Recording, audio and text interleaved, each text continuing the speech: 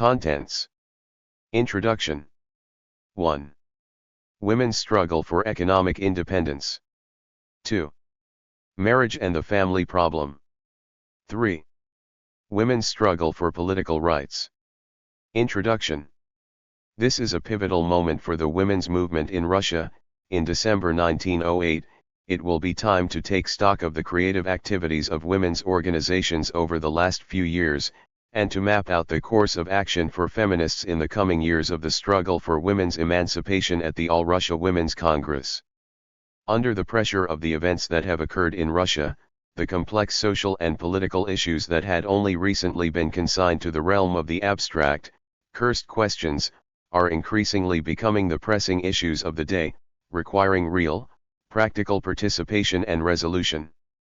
These issues include the so-called female question. Every day, more and more women here eagerly seek an answer to such disturbing questions as, where do we go from here? What is to be done? How can we ensure that the fruits of the protracted, persistent, lethally difficult struggle for new types of political structures for our country will also be guaranteed to Russia's female population? Together with the suffrage section of the Russian Women's Mutual Philanthropic Society, the Alliance for Women's Equality has decided to give a comprehensive answer to these questions that plague women by convening the first All-Russia Women's Congress. The agenda of the upcoming Women's Congress is quite broad. The first section is to carry out an evaluation of women's activities in various arenas of Russian life. The second section shall concern itself with the economic position of women, gain an understanding of working conditions in trade and industry and in domestic service, touch on women's occupational safety, and so on. A special subsection is being created to deal with matters related to family, marriage, and prostitution. The tasks of the third section shall include the contemporary civil and political position of women and the means of women's struggle for equal rights in these areas. Lastly, a fourth section will be dedicated to issues of women's education.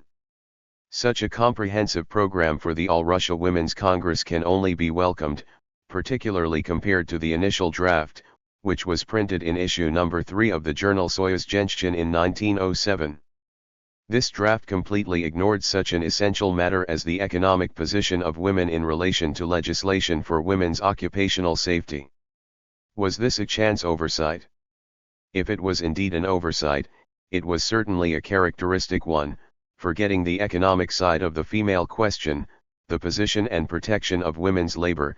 This is the sort of accident that would have immediately established the contours of the upcoming Congress and made it impossible and pointless for women from those social strata for whom the female question is most tightly and inextricably bound up with contemporary workers' issues to participate in it. This oversight has now been corrected. The second section is entirely dedicated to the issue of women's labor and women's economic position.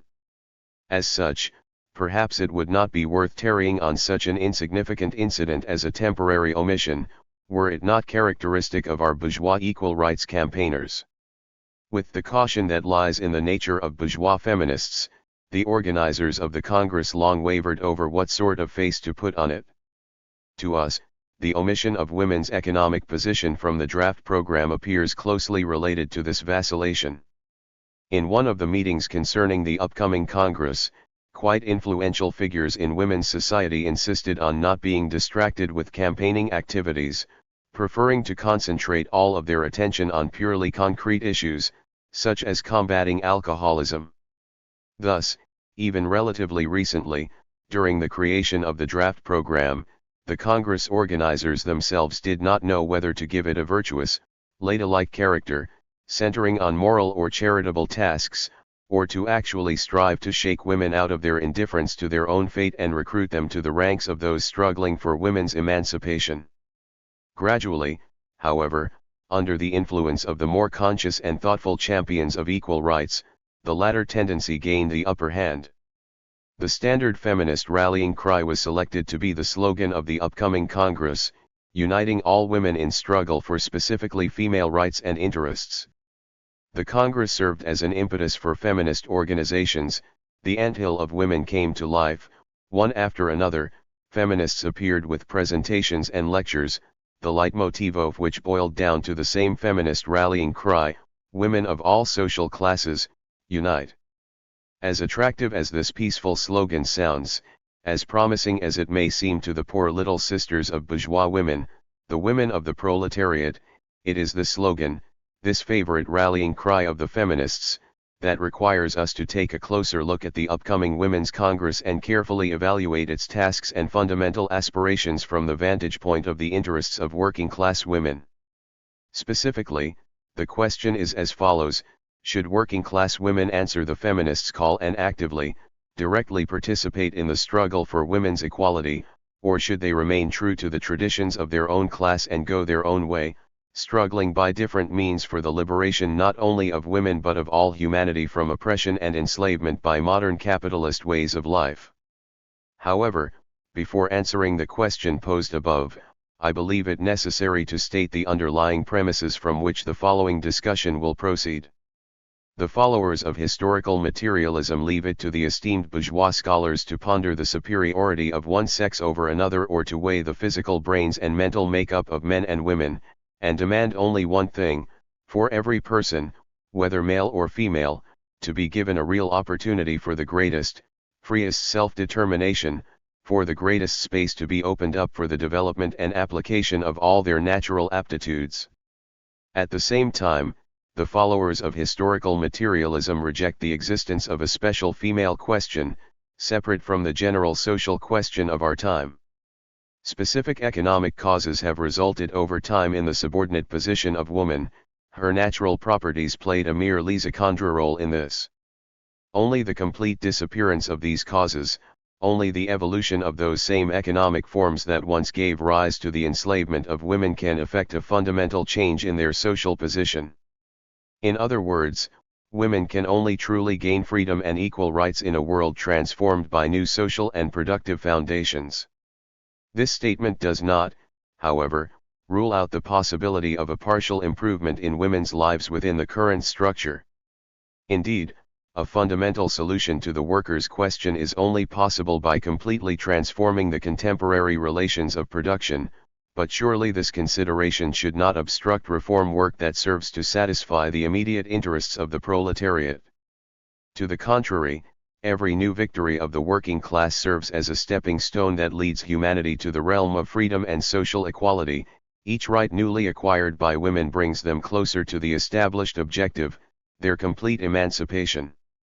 One more caveat, in dealing with the issue of women's emancipation, as when discussing any socio-political issue, we must stand firmly on the basis of the real conditions of life, everything falling within the realm of moral desires or other ideological constructions we gladly leave completely at the disposal of bourgeois liberalism. To us, women's emancipation is not a dream or even a principle, but a concrete reality that is becoming fact every day.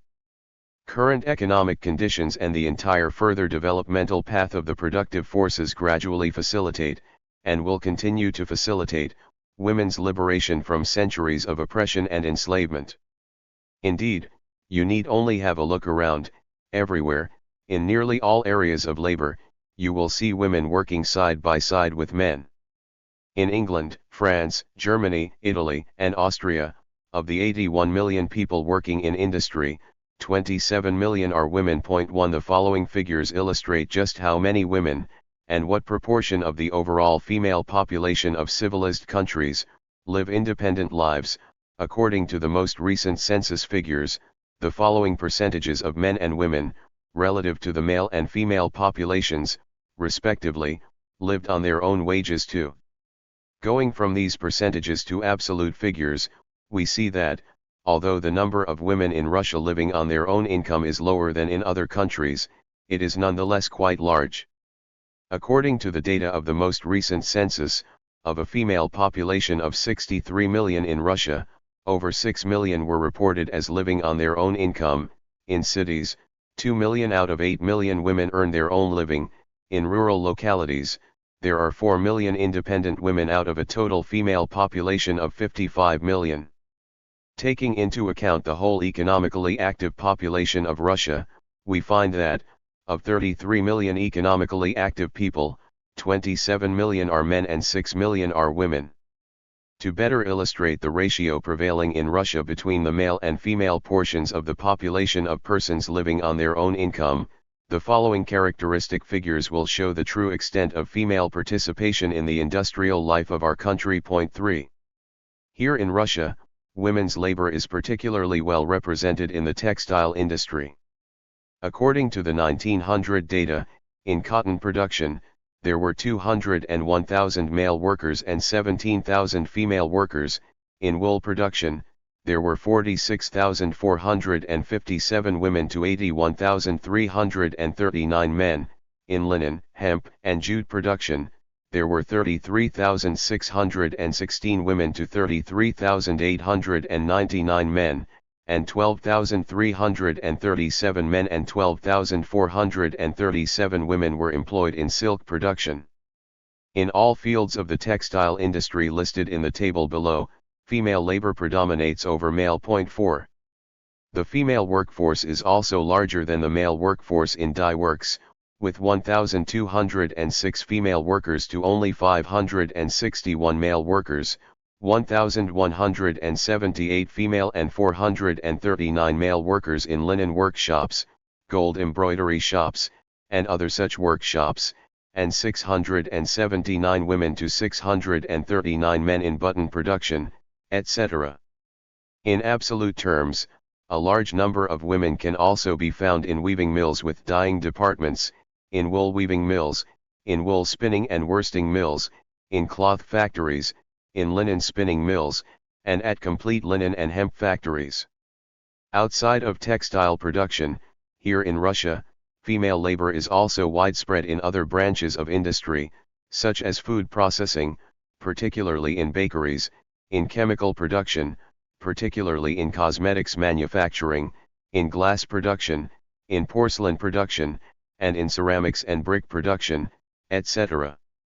Only in the metal processing industry is female labor employed to a small extent. The above data should suffice to demonstrate how widespread female labor is in Russian industry. However, we should not lose sight of the fact that Russia has only relatively recently begun to follow the path of large-scale capitalist production, and that, as the extent of capitalist industrial organization increases, it will continue to draw in and employ more and more female workers. Nonetheless, even in present-day Russia, in the larger cities, where large-scale capitalist enterprise is concentrated, female labor, particularly proletarian female labor, is quite solidly represented. Let us take St. Petersburg as an example. There, according to the 1900 census, for every 100 men living on their own labor, there were 40 women. 5. A closer look at the ratio of male to female labor in the capital reveals the following picture. The above table shows that women are primarily to be found amongst the proletarian occupations. For 269,000 male workers, there are 74,000 female workers, and there are 40,000 male and 30,000 female independent workers. Who exactly are these independent female workers? They are, of course, the most severely exploited amongst the small craft workers, dressmakers, knitters, and florists, who, as independent workers, work at home for capitalist intermediaries, and, as a result of their atomization and separation from one another, are subjected to the harshest enslavement by capital. There are significantly fewer women in the intellectual professions, and the rubric proprietors counts 13,000 women compared to 31,000 men. The following figures show the ratios in the area of female labor between the various social groups of the populations of other countries and the position of proletarian men and women amongst wage earners. In Austria, as can be seen from this table, the number of female workers exceeds that of male workers. There are 4.5 million male workers compared to 5 million female workers. In Germany, there are more than 50% as many female workers as male workers. The same can be seen in France and England, and only in the US is this ratio somewhat less favorable to women. The fact of women's constantly progressing emancipation in the area of work is placed in even clearer relief when the relative quantity of women wage earners is shown over a certain period of time. The share of female labor is relentlessly increasing, at a speed greater than that of men in many fields. The figures below demonstrate the rapid quantitative growth of the female workforce in various countries. Point 7. As can be seen, the quantity of women wage earners increased relative to the total number of persons of the same sex faster than the population of male wage earners. This process is particularly noticeable in the US and Austria. Point 8. Here in Russia, too, the number of employed women, once again, primarily women of the working class, is increasing without interruption. Thus, in 1885, 600,000 female workers constituted 30% of total number of Russians employed in industry. In 1899, 1.5 million female workers already constituted 44% of this population. Point 9. Of course, the share of women's participation in the productive activities of the country is increasing together with female labor. Even now, women produce approximately 1/3 of the total volume of commodities brought to market in the world. The aforementioned fact of the uninterrupted growth in female labor is cause for concern to many bourgeois economists, causing them to see women as dangerous competitors for men on the labor market and to view the expansion of women's labor with hostility. Is there any substance to this view? Are women truly always men's pernicious competitors? The number of working women is increasing without interruption, but the constant development of the productive forces also requires an ever greater number of workers. Only in certain moments of technical breakthroughs is there either a decrease in the demand for new workers or the replacement of one category of workers by another. Women replace men to be displaced, in turn, by children and adolescents. However, every step on the path of technological progress results in increased production speeds over defined periods, and this new volume of industrial activity is inextricably linked with new demand for workers of all categories. Thus, notwithstanding temporary delays and occasionally quite dramatic fluctuations, the number of workers employed in industry ultimately grows together with the growth of the world's productive forces. The growth in the number of both categories of workers, men and women, is absolute, whilst the growth in female labor only relatively exceeds that of male labor. In point of fact, a glance at the last of the above tables suffices to show that, when comparing the absolute numbers of male and female workers, the growth of the former is by no means at the expense of the latter. Thus, we see that, in Germany, the number of men employed in industry increased by over 2 million over 13 years, whilst the number of women only increased by 1 million.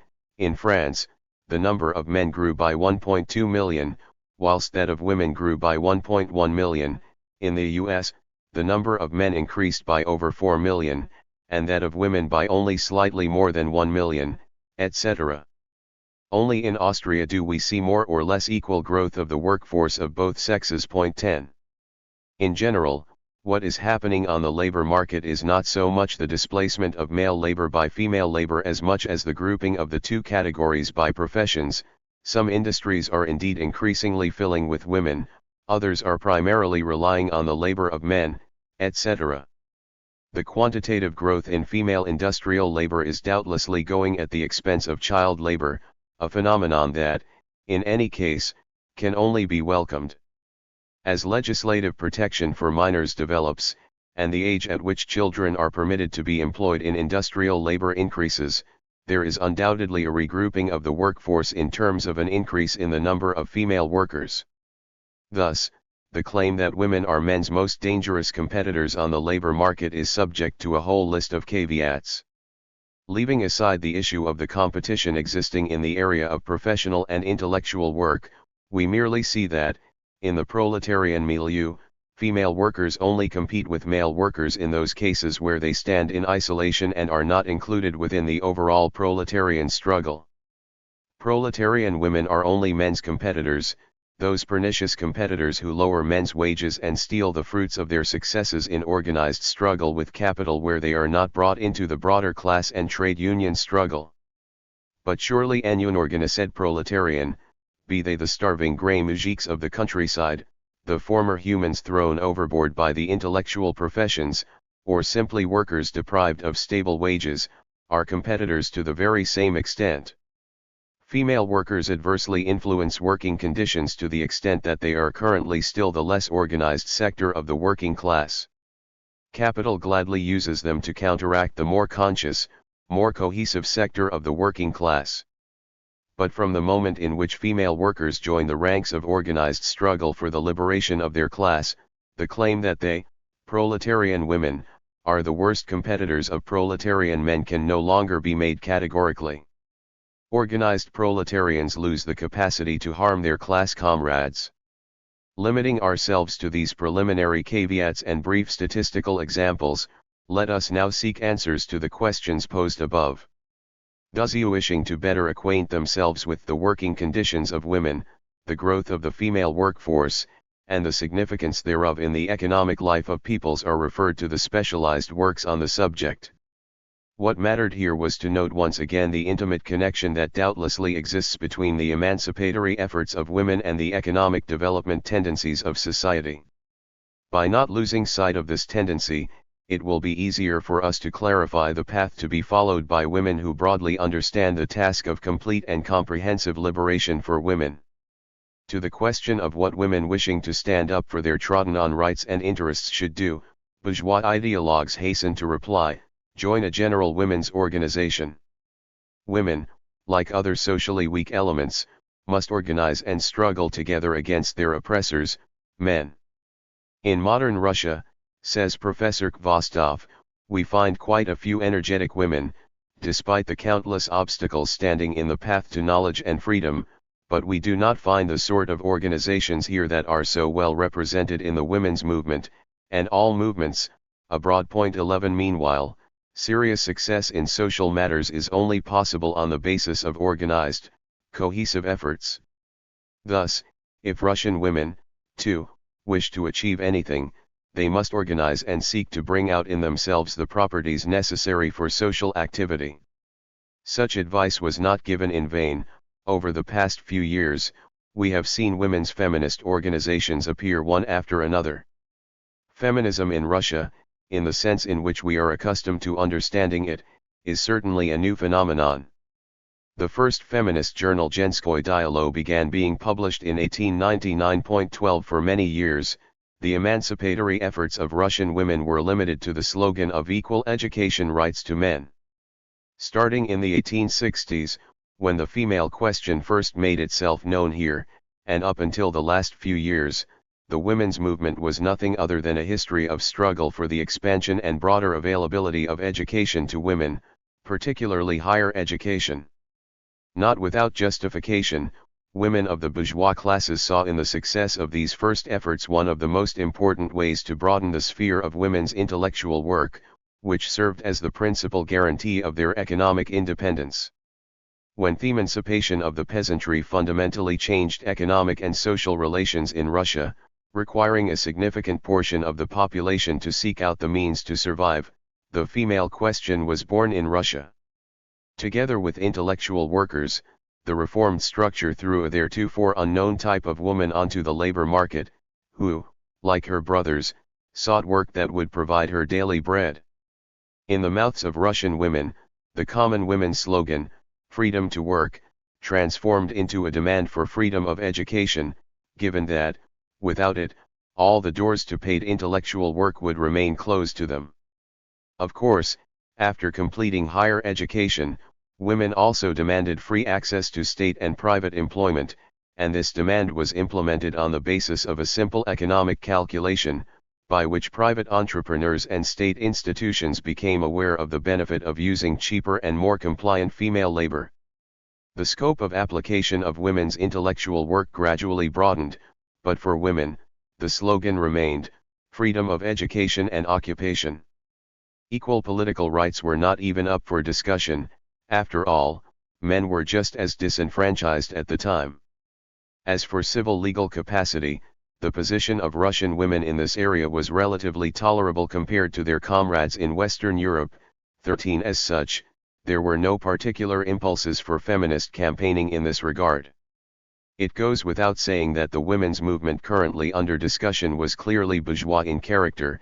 It encompassed a relatively narrow group of women, predominantly of the nobility, with an admixture of elements of the other orders that were then arising.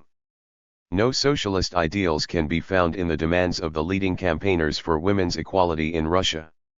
To be sure, Russian industry recruited thousands and thousands of new proletarian women each year, but there was apparently such a gulf between emancipated female intellectuals and female workers with coal-used hands that there was simply no question of any points of convergence between them. The women of the two opposed social camps only came into contact in the field of philanthropy. From the very beginnings of the women's movement in Russia, philanthropy has been at the center, as indeed it has everywhere else where women's organizations have not yet achieved self-definition. 14 All women's organizations that existed in Russia until the last few years were primarily philanthropic in character. Women organized and formed societies not in order to win reforms in the area of women's equality, but to carry out private acts of charity. From the most active groups, the Societies for the Provision of Means for Women's Higher Education, to the first Women's Club, founded by the Women's Mutual Philanthropic Society, all such organizations pursued philanthropic ends, as can be seen from their very names. In noting this, we do not wish to accuse Russian women of indifference to social and political matters. Can any other country boast such a number of truly majestic and engaging female exemplars of nameless heroines, giving of their strength, youth, indeed their whole life to the struggle for the ideals of social justice and political liberation for their country? What in history can be compared with the appeal of the inner beauty of the repentant noble women of the 1870s, who, together with their courtly clothing, threw away all of the privileges of blue blood to join with the people and pay them even part of the debts owed them by their class? And later, when repression inevitably turned every protest into a fierce battle with the old authorities, how many heroines arose from the midst of Russian women to astound the world with their selflessness, their mental strength, their immeasurable devotion to the people. The repentant noblewoman, that delicate, spiritually beautiful face of womanhood, was followed by the majestic fearlessness of the women of the other orders, who were followed by an uninterrupted, endless procession of martyred working-class women, who fought for the liberation of their class. The ranks of female martyrs in the struggle for the ideals of social justice are constantly filled with new sacrifices, and future historians of our time can only bow down before these shining examples of female fighters and martyrs. But they are not the subject at hand. We are speaking here exclusively of women struggling for so-called women's emancipation. In this specific field, the tasks and efforts of our first feminists were quite narrow and limited. Charity and education, that was the sphere of activity of women's organizations until the last few years. Even the first Women's Congress, which was proposed in 1905, intended to limit its tasks to matters of philanthropy and education. 15. The picture dramatically changes following those memorable days in January. The revolutionary current affecting all strata of the population carried off even the feminists, whose demands had previously been modest. Women's circles raised their heads, came to life with new enthusiasm. Courageous speeches and radical demands could be heard.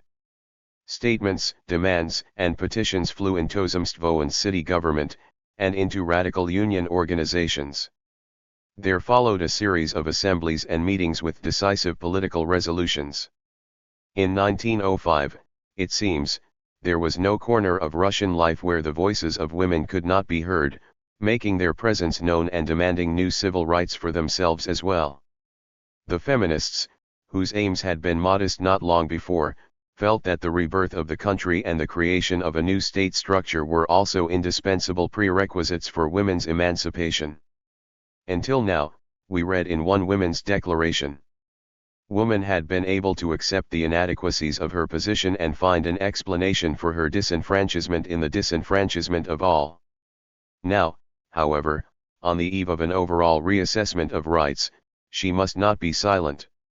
She has the right to stand together with everyone and demand the recognition of her equality, particularly given that life itself has already demonstrated her capacity for labor.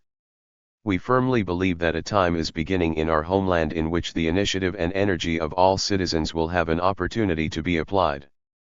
It is time to put an end to the abnormal legal position of woman, which restricts her even in the sphere of property rights. Though she is subject to all duties and pays all taxes, she has no voice in their allocation and distribution, and is deprived of an opportunity to provide that benefit to her homeland of which she feels capable. 15. The women's movement is abandoning its previously humble direction and taking a new social path. This, of course, did not occur without friction. Amongst the new elements rushing to join the ranks of women's organizations, two tendencies have become clearly identifiable. Some, more left-leaning elements, insisted on the need to precisely define their general political credo, and brought the struggle for political equality for women to the fore. The right-wing elements, on the other hand, held fast to old traditions and did not wish to bring politics into their narrow feminist efforts. In April 1905, the Alliance for Women's Equality was formed by the more left-leaning elements, the first women's organization in Russia to adopt a specific political platform. Meanwhile, the right wing carried on coalescing around the Women's Mutual Philanthropic Society and the Zhensky Vystnik, implementing the idea of a politically neutral feminism.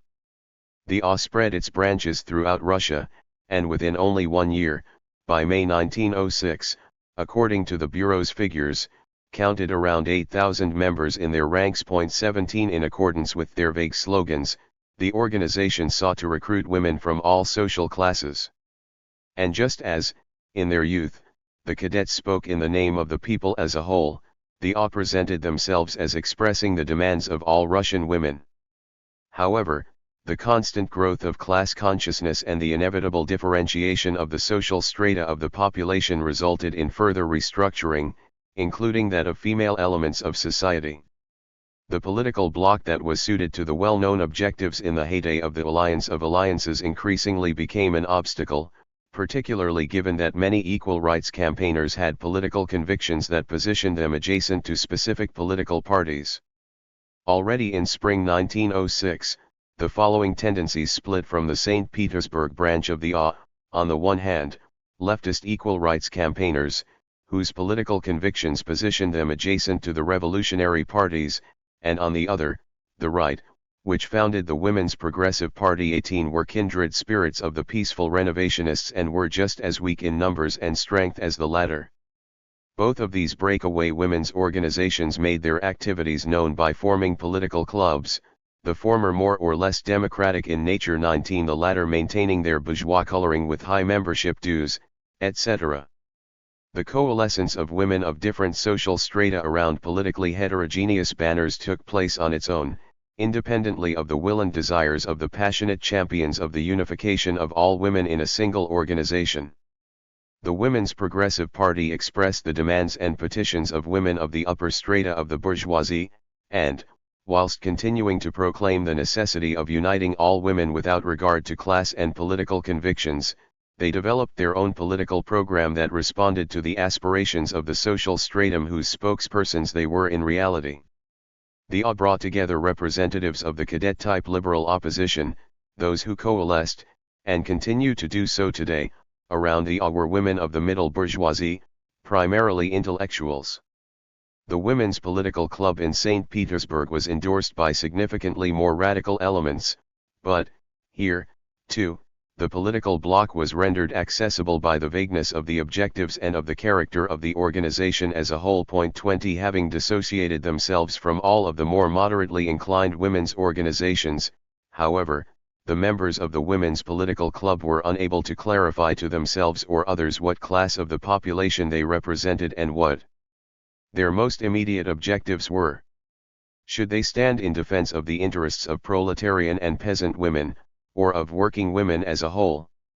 Should they pursue specific feminist goals or operate on the broader political terrain? The short-lived activity of the WPC was characterized by their vacillation between these fundamental objectives. When the question arose in the club of whether to submit to the First State Duma a petition calling for the extension of the franchise to women, a petition primarily bearing the signatures of urban working-class women, there was serious confusion amongst the club's members. The club were utterly able to clarify to themselves what political party was actually closer to them ideologically, and ultimately sent the petition to the Trudoviks. At a time when women still spoke of the need for a women's bloc, reality demonstrated the illusory nature of such a plan in the most obvious and irreversible way. Just like the men, the female elements in society quickly and inexorably divided up and differentiated. The coalescence of women in feminist organizations of varying degrees of political radicalism occurred on its own, quite independently of the will of the advocates of women's unity, as a result of the inexorable growth in the class consciousness of Russian society as a whole. The era of the women's political bloc came to an end not long after that of the men's liberal bloc. Nonetheless, feminists and equal rights campaigners of all stripes continue to shout that all women need to unite closely and that an all-women's party, pursuing specifically female objectives, is possible. How should we be, what should we do, when men are only willing to move closer together to give us space at their side under a concentrated onslaught from us, argue the equal rights campaigners who defend the need for the formation of an all-women's organization. However, it would only make sense to pose the question in this way if not of the existing political parties had included demands for women's full emancipation in its program. Arming themselves against the indifference, or even hostility, of men to the issue of women's equality, feminists only take into account representatives of bourgeois liberalism of all stripes, ignoring the existence of a numerically strong political party that goes further on the issue of women's equality than even the most vehement equal rights campaigners. Ever since the Communist Manifesto appeared in 1848, social democracy has always stood in defense of women's interests. The Communist Manifesto was the first to note the intimate connection existing between the problem of the proletariat as a whole and the female question. It tracked the way in which capitalism increasingly brings women into production and makes them participants in the great struggle of the proletariat against oppression and exploitation. Social democratic parties were the first to include in their programs the demand for women's rights to be equal to those of men, orally and in print. Social democracy has always called for an end to all restrictions to which women are subject, and only under social democratic pressure have other parties and governments been forced to carry out reforms in the interest of the female population. 21 In Russia, too, this party not only defends women's interests in theory, but puts the principle of women's equality into practice everywhere and at all times. What, then, prevents our equal rights campaigners seeking the protection of this powerful and experienced party? Though right-wing feminists are scared off by the extremism of social democracy, the who call for a constituent assembly, the political position of the Social Democrats, ought to be quite pleased with it. But, therein lies the rub. For all their political radicalism, our equal rights campaigners never depart from the yearnings of their own bourgeois class. Political freedom is now a conditio sine qua non of the growth and power of the Russian bourgeoisie. Without it, all of their economic prosperity is built on sand. Capital requires certain standards and safeguards in order to grow and prosper. These standards can only be provided if representatives of the bourgeoisie participate in the running of the country. The conquest of equal political rights, which are as valuable to men as to women, is now on the agenda. For women, the demand for political equality is a necessity dictated by life itself. Women no longer see the slogan free choice of occupation as a catch-all. Only women's direct participation in the political life of the country promises to bring about an improvement in their economic well-being. Hence the passionate desire of women of the middle bourgeoisie at last to be granted access to the ballot box, hence their hostility to the contemporary bureaucratic structure. However, our feminists' demands for political equality go no further, as is the case with their sisters abroad. The broad horizons opened up by the teachings of social democracy remain alien and incomprehensible to them.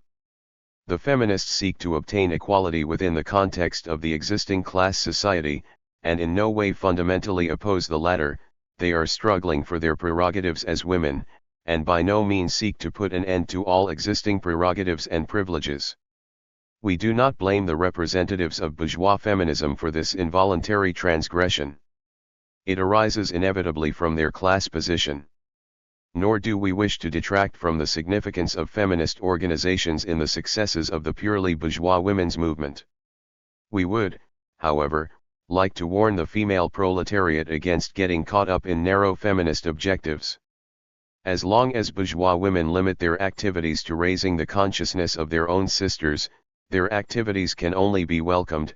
However, the moment they begin calling proletarian women to their ranks, social democrats cannot, indeed must not, be silent. We cannot be indifferent to the pointless waste of the strength of the proletariat. In this case, we must pose the question directly: what do proletarian women have to gain from uniting with their bourgeois sisters, and what do working class women stand to gain by relying on the organization of their own class? Above all, we ask, can there be a women's movement in a society based on class antagonism? It is clear to any unbiased observer that the women participating in the movement for their liberation are not a homogeneous mass. Point 22. The world of women, like that of men, is divided into two camps. One has objectives, efforts, and interests positioning it adjacent to the bourgeois classes, the other is closely linked to the proletariat, whose liberatory efforts also include a solution to all aspects of the female question. The objectives, interests, and means of struggle of the two categories of women in the struggle are different, although they are both guided by the shared slogan of women's liberation. Each of the groups in the struggle unconsciously aligns itself with the interests of its own class, which, en masse, gives their efforts and tasks a specific class character. An individual woman may stand above her class interests and neglect them for the sake of another class, but not a cohesive women's organization that reflects all of the real needs and interests of the social group that created it. However radical the demands of the feminists might appear, we must not lose sight of the fact that, by virtue of their class position, they cannot fight for the fundamental reconstruction of the economic and social structure of the society, without which women's liberation cannot be complete. Although the most immediate tasks of women of all classes may coincide in individual cases, the ultimate goals of the two camps, which define the direction they take, and even their tactics, differ drastically. For the feminists, the objective of winning rights equal to men's, within the confines of our present capitalist world, is an entirely concrete end in itself. 23. For proletarian women, equality now is merely the means for further struggle against the economic enslavement of the working class. For the feminists, the immediate adversary is men in general, who unjustly hoard for themselves all rights and privileges, leaving women with only chains and obligations. Every feminist victory marks a concession by men of their exclusive prerogatives to the benefit of the fair sex. Proletarian women relate to their position in a totally different way. Men in their eyes are by no means adversaries and oppressors. Above all, they are comrades sharing in the same joyless lot, loyal allies in the struggle for a better future. The very same social relations enslave women and their male comrades, the same odious chains of capitalism shackle their will and deprive them of the joys and beauties of life. To be sure, some particular aspects of the present system weigh doubly on women. Likewise, the conditions of wage labor convert women from men's friends into their pernicious competitors. But the working class know who is to blame for these adverse conditions. Working class women, no less than their brothers in misfortune, hate the insatiable monster with the gilded maw that falls upon men, women, and children with equal greed so as to siphon off their juices and live high on the hog, growing at the expense of millions of human lives. Thousands of threads durably link working class women to their male comrades, whilst the efforts of bourgeois women appear alien and incomprehensible to them. They do not warm the suffering proletarian soul. They do not promise women the bright future upon which all of exploited humanity looks with hope and expectation. At the same time as feminists, speaking of the need for a women's bloc, reach out to their little sisters, proletarian women, these churlish creatures look upon their remote and alien fellow women with distrust, coalescing more tightly around the purely proletarian organizations near and dear to them that they understand. Political rights, access to the ballot box and the deputy seat, those are the real objectives of the bourgeois women's movement. But can political equality grant the women of the working class liberation from the abyss of evil and suffering that persecutes and oppresses them as women and as human beings whilst the exploitative capitalist structure remains intact? The most conscious proletarian women know that neither political nor legal equality can solve the female question as a whole. As long as women are forced to sell their labor power and live in capitalist bondage, as long as the present exploitative manner of producing new value remains alive, they will not be free, independent human beings, wives who choose husbands based only on their heart's desires, mothers who look upon their children's future without fear. The ultimate goal of proletarian women is the abolition of the old world of class antagonism and the construction of a new, better world in which the means of exploitation of human beings by human beings will no longer exist. Of course, this ultimate goal does not mean that proletarian women cannot struggle for emancipation even within the current bourgeois way of life, but the realization of such demands always runs into obstacles erected by the capitalist structure itself. Women can only become truly free and equal in a world of socialized labor, harmony, and justice. The feminists neither desire this, nor can they understand it. In their view, the achievement of formal equality, guaranteed by the letter of the law, would suit them perfectly even within the old world of oppression, enslavement, groaning, and tears. And, to a certain degree, this is true, although equal rights to men for most proletarian women would merely mean equal disenfranchisement. For the select few, the bourgeois women, it would indeed open the door to new, never-before-seen rights and privileges, heretofore available only to men of the bourgeois class. However, every such victory, every new prerogative acquired by bourgeois women would merely give them a new tool by which to exploit their little sisters, and further deepen the abyss that separates the women of the two opposing social camps. Their interests would conflict more drastically, more acutely, their respective efforts would counteract each other. Where, then, is this shared female question, this unity of tasks and efforts about which the feminists have so much to say?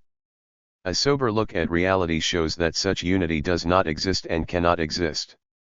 In vain, feminists seek to convince themselves that the female question is by no means a partisan political issue and that it can be solved only with the participation of all parties and all women. As the German radical feminist Minna Kauer says, the logic of the facts refutes the self-aggrandizement that is so comforting to the feminists. It would be pointless to prove to all bourgeois women that the victory of the cause of women depends on the victory of the proletariat as a whole, but, to those of them who can forsake the narrow tasks of the politics of the moment and can take a broader view of women's shared fate, we strongly advise them not to recruit their proletarian sisters, whose minds are alien to them, into their ranks. Rid yourselves of the lush veneer of idealistic phraseology with which you, the women of the bourgeois classes, so like to drape yourselves, and, armed with the sober lessons of history, defend your own class rights and interests, allowing proletarian women to go another way and struggle by different means for women's rights and happiness. Life itself will show whose path is the shortest and whose methods the most reliable. Chapter 1. Women's Struggle for Economic Independence. The female question, like the modern labor question, is a creature of large-scale production, revolutionized by the application of the mechanical power of steam and electricity. It is neither a political nor a moral question, but rather an economic question. Clara Zetkin. The female question is ultimately a question of bread. It is deeply rooted in economics. In order to decide to demand equality with men, above all, women had to become economically independent. Why is it that women began their journey of liberation specifically in the 19th century? Why is it that the female question only became a constant concern when female labor became ubiquitous? Surely, there were remarkable women before? Surely, they felt the horror of their oppression just as acutely. Surely, these women of the past, were no less worthy of freedom and equality. Let us recall the days of antiquity, the notable Hetairai. Women who taught the ancient philosophers, advisors of the great men of Greece. Let us recall the images of the women at the beginning of the Middle Ages, full of delicate, spiritual beauty, the titanic characters of the Renaissance. Women were placed on a pedestal. Dithyrambs were sung to them, they were hated, feared, and nonetheless, it never would have seriously occurred to anyone to demand that they be granted equal rights with men. Though individual great thinkers, foreshadowing the course of human history, occasionally came out in defense of the fair sex, their voices remained shouts in the desert. The conditions and forms of production have enslaved women over the entire length of human history, and gradually relegated to the degree of oppression and dependency in which the majority of them find themselves even today. It took a colossal upheaval of the entire socio-economic structure of society to return to women the significance and independence that they had lost. That which was beyond the power of the most ingenious thinkers has now been achieved by the soulless, but all-powerful conditions of production. The same forces that once consigned woman to millennia of slavery, are, in the latest phase of their development, leading her back to the road of freedom and independence. The female question, i.e., the conflict between the current disenfranchised position of women and their awakening consciousness of their personhood and their equality with men, could only arise as the result of a collision between the encrusted forms of social life and the relations of production that have grown beyond them. As long as women did not directly participate in commodity production, as long as their labor was largely limited to the acquisition of goods for domestic needs, a female question was completely inconceivable. In remote villages not yet caught up in the all-powerful commodity cycle, there is no female question even now. In order for it to arise, specific objective conditions are indispensable. Women must be economically independent, whilst their socio-political disenfranchisement remains unchanged. Only when women began producing commodities for the domestic or world market could their work become subject to social valuation, and a substantial change in their social position became necessary. Leaving aside the entire long, highly instructive history of the legal and social position of women in relation to the development and evolution of economic forms, we will merely cast a glance at the Middle Ages to catch the first glimpses of women's struggle for economic independence. In the small-scale craft work of the Middle Ages, we encounter not only the first proletarians to throw off feudal bondage and bring their free labor power to the labor market, but also the first free women trading their labor en masse. The pauperization of the villages, the impoverishment of the peasantry, the endless wars, the horrifying mortality of the most mobile element of the population, men, who were subject to the thousands of dangers, diseases, and other hazards that abounded in the Middle Ages, made possible the rapid growth in the number of solitary women, lacking economic security, who were thrown onto the general labor market. 1. Driven by hunger, loneliness, and the need to feed their blood relations, women in the second half of the Middle Ages knocked on the workshop door as insistently as they now knock on the doors of the factory offices, taking their place alongside apprentices, journeymen, and even master craftsmen. Women not only entered the most diverse branches of production, but even took over entire workshops. Textile production had been considered a female speciality since ancient times, and, although weaving in the 12th century was a predominantly male field, spinning and carding wool, and winding it onto coils, remained in the hands of women. In the late Middle Ages, we find an enormous contingent of female carders, spinners, winders, and spoolers in some cities who were under special observation by the members of the municipality. In the same time period, there was a special workshop of female winders in Cologne, who were required by the workshop charter to remain apprenticed for 6 years, whilst the female masters were not permitted to have more than 3 workers. The weaving trade itself did not exclude female workers everywhere. Thus, for example, in Munich, a weaver's workshop even recruited women in an effort to put a stop to competition by unorganized female labor.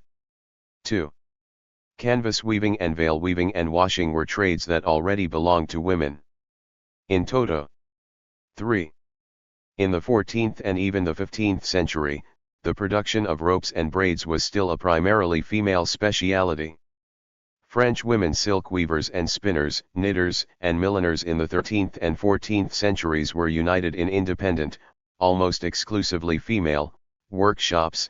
In 13th century Cologne, there were a number of women's guilds, seamstresses, spinners, embroiderers, and wool and gold spinners. In the tailoring trade, to be sure, women were constantly displaced by men, and lengthy disputes arose between tailors and seamstresses.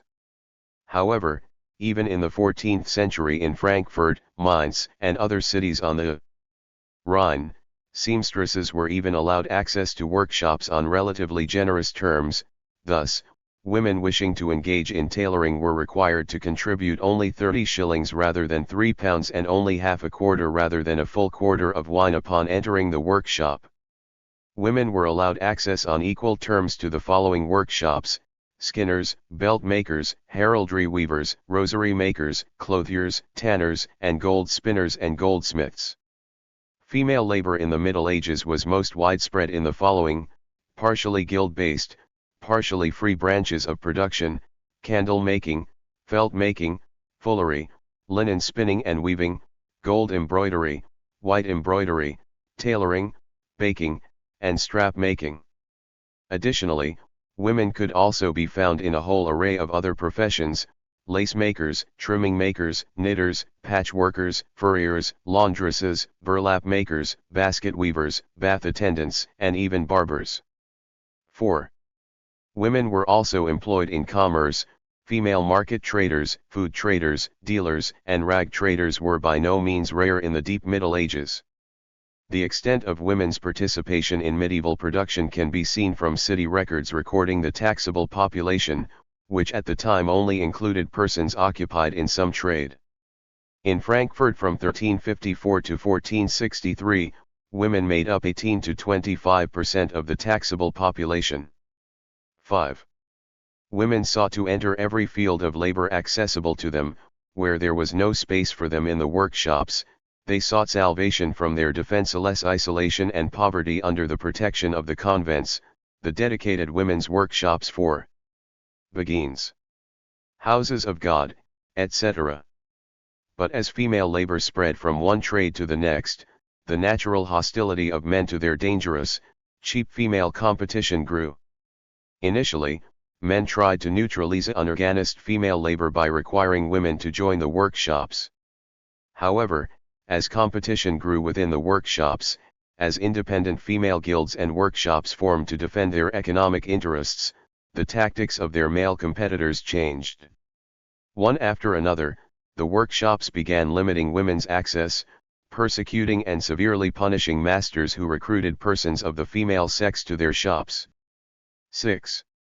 Masters tenaciously clung to the privileges of the workshops and, in order to deny access to the trades to vagabonds seeking salvation from the horrors of arbitrary feudal rule, issued more and more restrictive regulations. The apprenticeship periods became longer, the expenses of acquiring the title of journeyman were increased, any hope of becoming an independent master was definitively dashed. Female labor was eradicated in the most shameless manner. However, as strict and inventive as the workshop statutes were, the restrictive tactics of men would have been useless in the struggle against cheap female labor had a powerful ally not come to their aid: the productive forces. On the cusp of new eras, new types of production that evades the restrictive regulations of the workshops are found more and more. The countless idle hands of starving proletarians sought employment outside of the workshops. There appeared the method of distributing work to be done at home via intermediaries or masters. Women grabbed onto this form of work, which was particularly accessible to them, with the covetousness born of hunger. The new form of production evicted women from the masters' shops and, by all appearances, returned them forever to home and hearth. But this homecoming was nothing short of ruinous for women. After all, women had already reached the threshold of economic independence. It seemed that one more push was all they needed in order to be recognized as fully fledged workers. And yet, at that very moment, the blind forces of economics unilaterally decided their fate. The most horrible, most outrageous form of exploitation of wage labor took root side by side with regulated, dignified workshop-based production. Examples of such an exploitative system of production exist even today in the form of the sweating system. Home-based labor drained women of all of their life force, dumping double work, professional and strictly domestic, on their weak shoulders. Over the entire artisanal production period, we see women in their own dark, smoky huts, their hands silently and invisibly supplying the world market with luxuries and basic necessities. Only on the condition that they hunched their backs over their weaving, spinning, embroidery, leather gouging, etc. Could women's work endure competition with the hated workshops, the monopolists, the darlings of fate, the aristocrats of labor? This is why proletarian women in France so insisted on the abolition of workshop restrictions and greeted their abolition with such joy in 1791, considering it the first step on the way to their economic liberation. However, in order for such an upheaval in social and legal relations to take place, the productive forces once again had to intervene. The exclusivity of the trades and workshops drove women into the home, the Grey Lord Steam called her back to the road of open labor. Machines played an enormous role in women's assertion of their economic independence. Anyone wishing to write the history of proletarian women's labor in the 19th century, says Lily Braun, would have to write the history of machines at the same time. It was the machine that, like a master sorcerer, called endless droves of pallid women away from the quiet domestic hearth with its monotonous rattling noise and its fiery breath and bound them to be its servants. 7.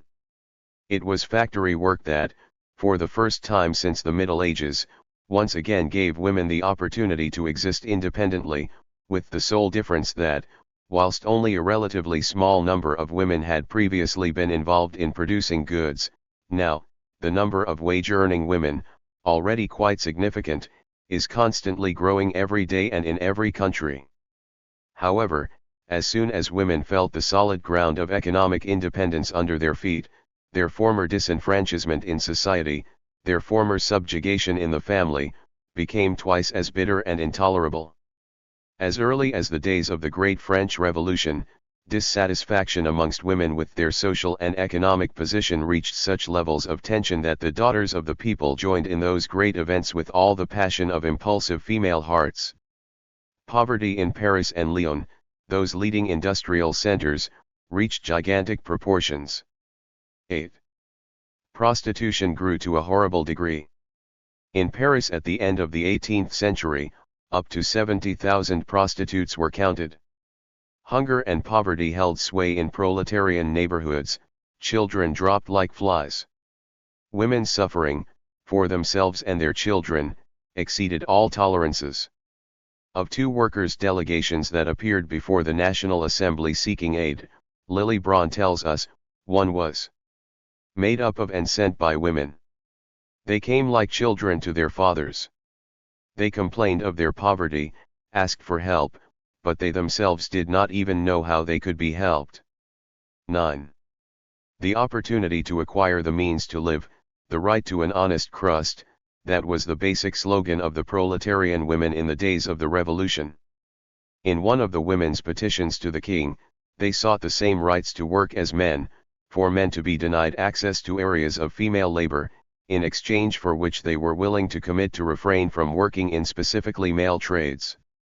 We want work not to usurp men's authority, but in order somehow to make a living. Women's wish was fulfilled to a greater extent than they could have expected. But it was not the king who answered their entreaties. It was that force that, albeit soulless, was mightier than any king. Capitalism, which tirelessly carried on with the work of destroying and creating at the same time, incorporating women into one area of production after another like a force of nature. By subjecting and enslaving women to its will, capitalism steadily put them on the road to their economic independence. It was not the feminists with their proud rallying cry to make way for women, but proletarian women who cleared this thorny path for women with their own bosoms. Proletarian women fought for the freedom to work at a time when working at all was considered a disgrace by bourgeois women. Bourgeois women comfortably sheltered in the domestic shell, prospering from the labor of their husbands, fathers, or lovers, at the same time as proletarian women in the merciless struggle for their daily bread were making the feminist battle cry, right to work, a practical reality. ******. For women of the bourgeois classes, the female question arose significantly later than proletarian women's entry into the path of labor, approximately in the mid-19th century. When, under the influence of the monstrous successes of capitalism, the wave of insecurity reached the middle classes of the population, when the economic upheaval in progress rendered precarious and unreliable the economic welfare of the petit and middle bourgeoisie, bourgeois women found themselves confronted by a terrible dilemma: either descend into poverty or win the right to work. The daughters and wives of the middle and petite bourgeoisie began knocking at the doors of the universities, artists' ateliers, editorial offices, etc., flooding every branch of the liberal professions. Their aspiration to learning, to the higher spiritual values, was not a need that suddenly erupted amongst bourgeois women, it was once again just the question of a crust. From the first steps they took on the path of labor, the women of the bourgeoisie found their efforts met with the harshest opposition by men. There followed a hard and silent struggle between male professionals defending their warm spot and female newcomers to the winning of bread. It is this struggle that gave rise to feminism, bourgeois women's involuntary urge to come together, lean on one another, and join forces to resist a common enemy, men. But the feminists who entered the workforce, proudly proclaiming themselves the vanguard of the women's movement, forget in vain that, in the conquest of economic independence, as in all other areas, they merely follow in the footsteps of their little sisters and benefit from the labor of their call-used hands. In point of fact, it is impossible to claim seriously that the feminists made way for women to enter the workforce, when, in every country, the bourgeois women's movement has come into being at a time when proletarian women were already flooding the factories and workshops in their hundreds of thousands, taking over one branch of industry after another. It is only the recognition of the value of working-class women's labor on the world market that made it possible for bourgeois women to occupy that independent position in society that is the pride of the feminists. We need only look to England, a country at the forefront of the bourgeois women's movement. What do we see there? At the end of the 18th century, there were 142 paper spinneries, employing 35,000 children and 31,000 women alongside 26,000 men. At the same time, not a peep could yet be heard of a struggle of bourgeois women for the freedom to work. On the cusp of the 19th century, only the solitary voice of Mary Wollstonecraft demanded that the standards of women's and girls' education be raised and women be allowed to share in the benefits of culture in order to prepare them to be better mothers. In 1841, English industry already employed approximately 500,000 female workers. They participated most actively in the class struggle, and fought in the ranks of the Chartist movement. Already in 1842, the trade unions counted many female weavers in Lancashire amongst their members, and a fair number of women participated in Owen's Grand National Consolidated Trades Union. 10. The proletarian women of England are experiencing all the adversity of the class struggle, and occupying a prominent place amongst the wage-earning population at a time when their bourgeois sisters are only taking their first timid steps on the path to economic emancipation. Above all, access to the worst-paid professions, teachers and civil servants in the postal and telegraph services, was open to the women of the bourgeoisie. The demand for cheap intellectual labor on the part of the state, municipal institutions, and industrial and commercial enterprises, which had expanded due to the increased tempo of life, played a significant role in attracting bourgeois women to independent labor. In 1858, the International Telegraph Agency hired women for the first time. In 1846, the first institution of higher education, the Women's Teaching Seminary, opened its doors to women. The English census of 1881 does not mention a single occupation belonging to women outside the category of domestic service. The 1881 census, on the other hand, already lists 331 different women's occupations. 11. Slowly, positions as teachers, bookkeepers, civil servants, stenographers, etc. gradually opened up to women. Women's economic independence gave rise to a natural dissatisfaction with their political disenfranchisement and social subordination. Only in the 1860s did the bourgeois women's movement take any serious measures, that is, at a time when the proletarian women's movement, closely linked to the class struggle of the proletariat, could already look back on an entire history. In France, the famous Nouvelle Femme of the Third Estate, who had begun to walk the path of liberation in the ADS, merely repeated the slogans of the Daughters of the People, who had defended their right to work and bread in the face of the most terrible convent. Opening the doors of the intellectual professions and the universities, those were the basic demands of French bourgeois women. In other words, they stood in defense of the slogan of freedom to work at a time when the women of the working class had already come to curse this freedom and reminded society in the bloody events in Lyon that the free exploitation of male and female labor does have its limits. 12. In Germany, the bourgeois women's movement, pursuing the same goals as in other countries, access to the intellectual professions, came into being in the 60s. Meanwhile, the rise of large-scale industry in Germany had long since created vast cadres of wage-earning proletarian women, and these women, particularly the weavers, had already managed to taste the full sweetness of the right to work in the contemporary exploitative structure. In the United States, the bourgeois women's movement has achieved particularly fast victories. However, we must not lose sight of the sui generis conditions of economic life in the U.S. There is no other country where women have participated in production to the same extent as in the U.S. The colonist farmers, the early legislators of social and legal standards in the U.S., required the labor power of their wives and daughters, their welfare depended on the labor of their families. Women were workers not only in the home, but in the fields, the pastures, and the forest. They suffered all of the vagaries of the struggle with strange and wild nature. They defended their families' property from plunder by the natives with rifles in their hands. The fact that American women were not only consumers and distributors of goods acquired by men, but independent producers of them, granted them an entirely special position. In societal consciousness, they were seen as social units equal in value to men. As such, they felt their political disenfranchisement all the more acutely. They felt the injustice of being ignored as citizens by state institutions that much more. In the U.S., the influence of the proletariat on women's access to the various fields of labor was observed less than anywhere else. Nonetheless, the women's movement never would have reached such intensity if, at the time it arose, it did not rely on the enormous and rapidly growing contingent of working-class women.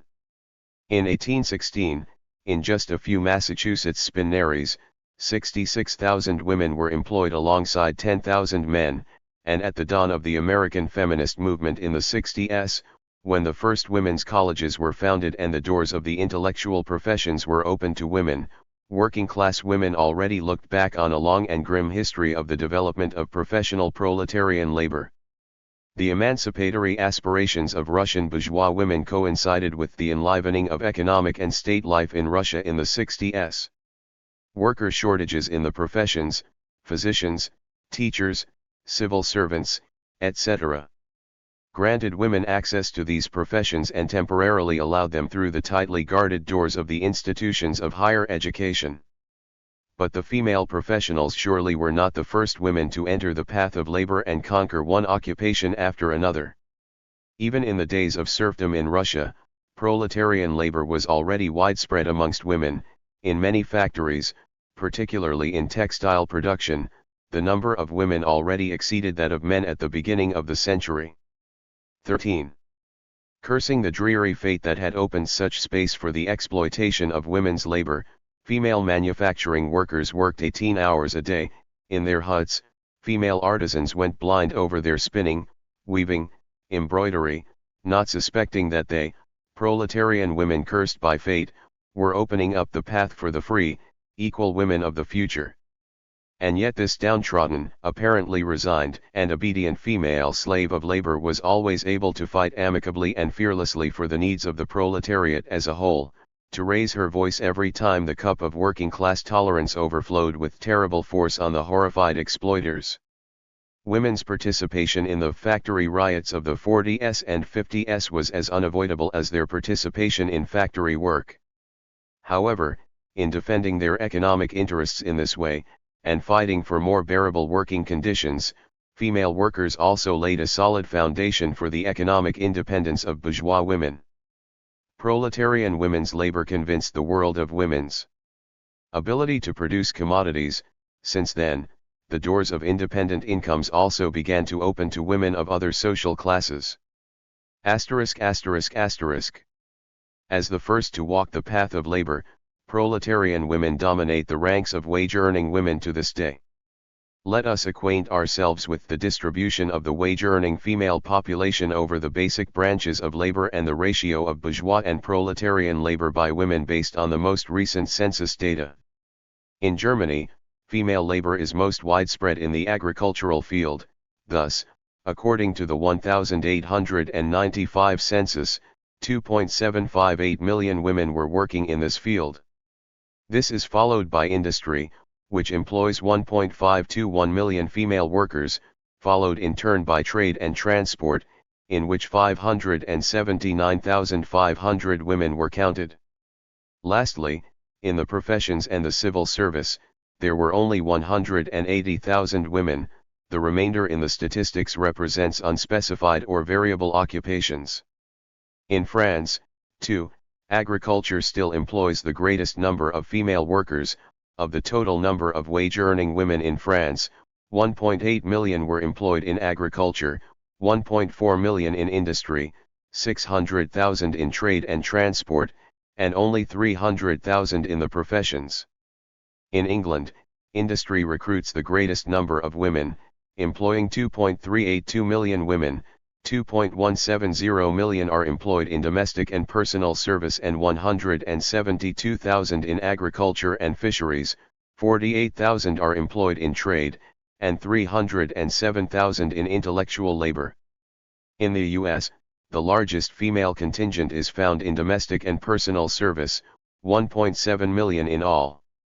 Approximately 1 million are employed in industry, 680,000 in agriculture, 228,000 in trade and transport, and 312,000 in the liberal professions and other intellectual professions.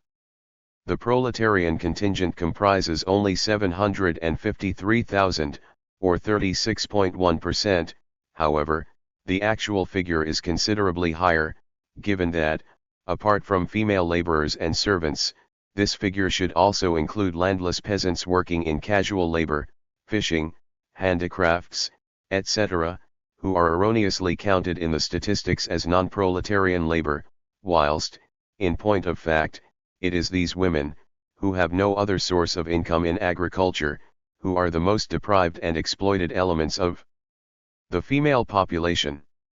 In industry, the proletarian element is somewhat larger, of 982,000 women, it accounts for 389,000, or 39.6%. However, even this figure does not entirely correspond to reality. Really, a significant number of proletarian women making a living from one sort of industrial labor or another should have been counted here rather than under other occupations. With regard to the rubric covering other occupations or sources of income, here, we see a repetition of the error discussed above. Of 2.186 million women, only 1.622 are attributed in the statistics to the category of proletarian labor, whilst the elastic category of other occupations includes, alongside 564,000 purportedly independent, non-wage workers, many women working for capitalists in their own homes. As such, in point of fact, their work constitutes a mere variant of proletarian labor.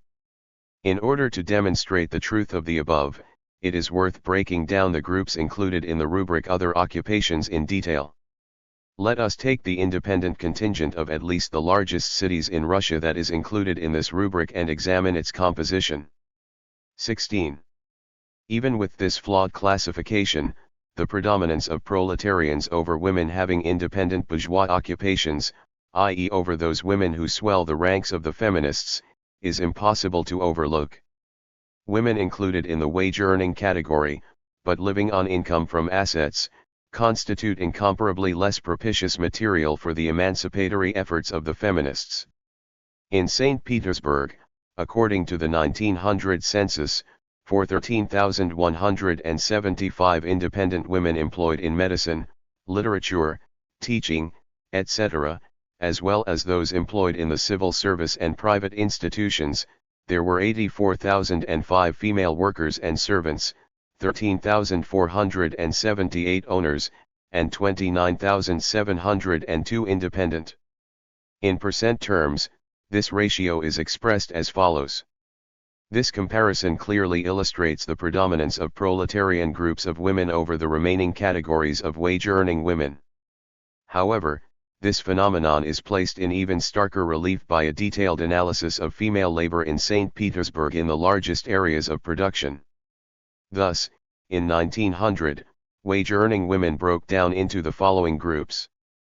As can be seen from the figures above, the number of independent women owners is only relatively high in those fields of labor where small-scale production still predominates, example trade and hospitality.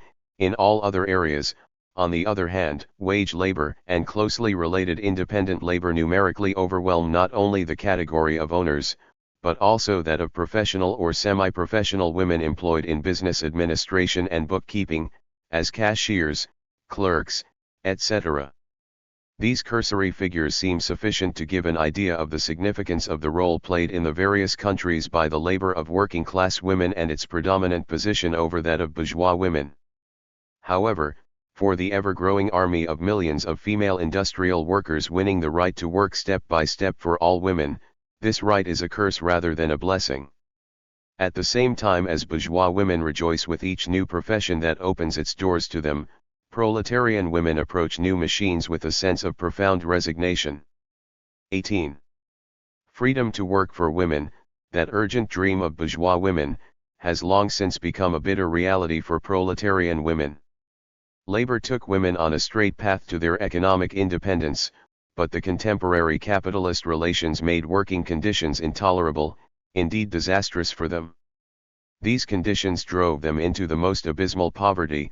They acquainted women with all the horrors of capitalist exploitation and forced them to plumb the depths of the cup of the suffering caused by conditions of production that are harmful both to health and life. And proletarian women cursed this freedom to work that is so fiercely defended by their bourgeois sisters. Need we repeat the well-known fact that working conditions for women are in all regards even less satisfactory than those of men? It has long since been indisputably shown by statistics that, in all fields of production, female workers are paid significantly less than men. Thus, in England, according to Griffin, the average weekly wage for men is equal to 24 shillings, 7 pence, whilst female workers are paid only half this amount, 12s, 8d. In the main industries of England that employ a large number of women, we find the following relationship between compensation for male and female workers. In the US, where the general status of female workers is relatively more satisfactory than in Europe, we also see considerable wage inequality. In New York, for example, the wages in the cotton industry are as follows. This distribution illustrates that the largest number of women are concentrated in the worst paid fields. $7 a week is the highest standard of compensation for female labor, which is very rarely exceeded. The highest wage for men in Massachusetts is $25.41 and $8.57 for women. The lowest is $7.09 for the former and $4.62 for the latter. 21. In France, the average wage for men, according to Pelletier's figures, is equal to 4.85 francs a day. The average wage for women, on the other hand, is only half that amount, i.e., 2.45 francs. Female bookbinders in Paris barely make 1.75 to 2 francs for a 12 to 14-hour working day, whilst male bookbinders are paid up to 7 to 8 francs a day. In 1900, female bookbinders went on strike, demanding an increase in their rates to at least 3 francs a day. In French linen spinneries, male weavers are paid up to 3.50 francs a day, whilst female weavers are paid up to 2.55 francs. In the hemp weaving field, the average wage for male weavers is 2.50 francs, and 1.50 francs for women. In cloth production, male weavers can make up to 6 francs a day, whilst female weavers can make no more than 5 francs, with an average wage equal to 1.85 francs at the same time as the average wage of male weavers is 2.60 francs. The difference is even more striking in the case of male and female sculptors in hemp production. The maximum wage is 5 francs for the former and 2.40 francs for the latter. In paper spinning, male spinners are paid from 4 to 5 francs a day, female spinners are paid from 1.50 to 2.75 francs. In paper weaving, male weavers are paid from 2 to 4.25 francs a day, whilst female weavers are paid from 1.50 to 3.75 francs. In wool weaving, the average wage is 4 francs for men and 3.05 francs for women. In paper making, men are paid on average 2.35 to 4.45 francs, whilst women are paid from 1.45 to 2.35 francs. At one of the biggest Parisian sugar refineries, female workers are paid a mere 20 centimes an hour to carry heavy boxes of sugar from one end of the facility to the other, a job men could not be hired to do even for 50 centimes an hour. On average, male workers at Parisian sugar refineries are paid 4.50 francs a day, whilst women are paid between 2 and 2.25 francs. There are a whole raft of occupations in France in which women make 50 centimes a day, a wage that would be unheard of for male workers. 22. In Belgium, the minimum wage for men starts at 1.50 francs a day, at the same time as the minimum daily wage for women is 1 franc or even less. For men, the maximum wage is 7 francs or more, for women, it is 4 francs. Moreover, Gertzenstein reports. 23. Of 450,000 male workers surveyed on the subject, this maximum of 7 francs or more was paid to 400, i.e., 0.8%, but only 300, i.e., 0.41%, of 72,300 female workers were paid 4 francs or more. In other words, the proportion of women receiving this maximum wage is not even half the proportion of men. For the same number of male workers, the most common wage was 3 to 3.50 francs, and 100,000 workers were paid this amount, or 22.22%. For women, the most common wage was 1 to 1.50 francs, paid to 22,398 female workers, or 31%. Thus, amongst women, the lower range of the wage scale predominates, whilst the middle range predominates amongst men. A similar relationship can be seen in agriculture, where male workers are paid an average of 1.98 francs a day, whilst female workers are paid 1.22 francs. A halfway acceptable standard of living in Belgium requires wages in excess of 3.50 francs, however, given that, for 31% of female workers, wages fluctuate between 1 and 1.50 francs, it is easy to imagine in what difficult circumstances the majority of working women in Belgium are living. In Germany, the average daily wage for a male worker is equal to 67.5 kopecks in our money. The average wage for a woman, on the other hand, is barely 45 kopecks, and adolescent girls are paid even less, 36 kopecks on average. At the maximum rate of pay, men in Germany can earn 1.35 rubles, women, on the other hand, make only 79 kopecks. In Berlin, the average daily wage is 1.08 rubles for male workers and 65 kopecks for female workers. However, there are entire areas in which women are in a position to earn 22 kopecks for adults and a mere 13 kopecks for adolescents. 24.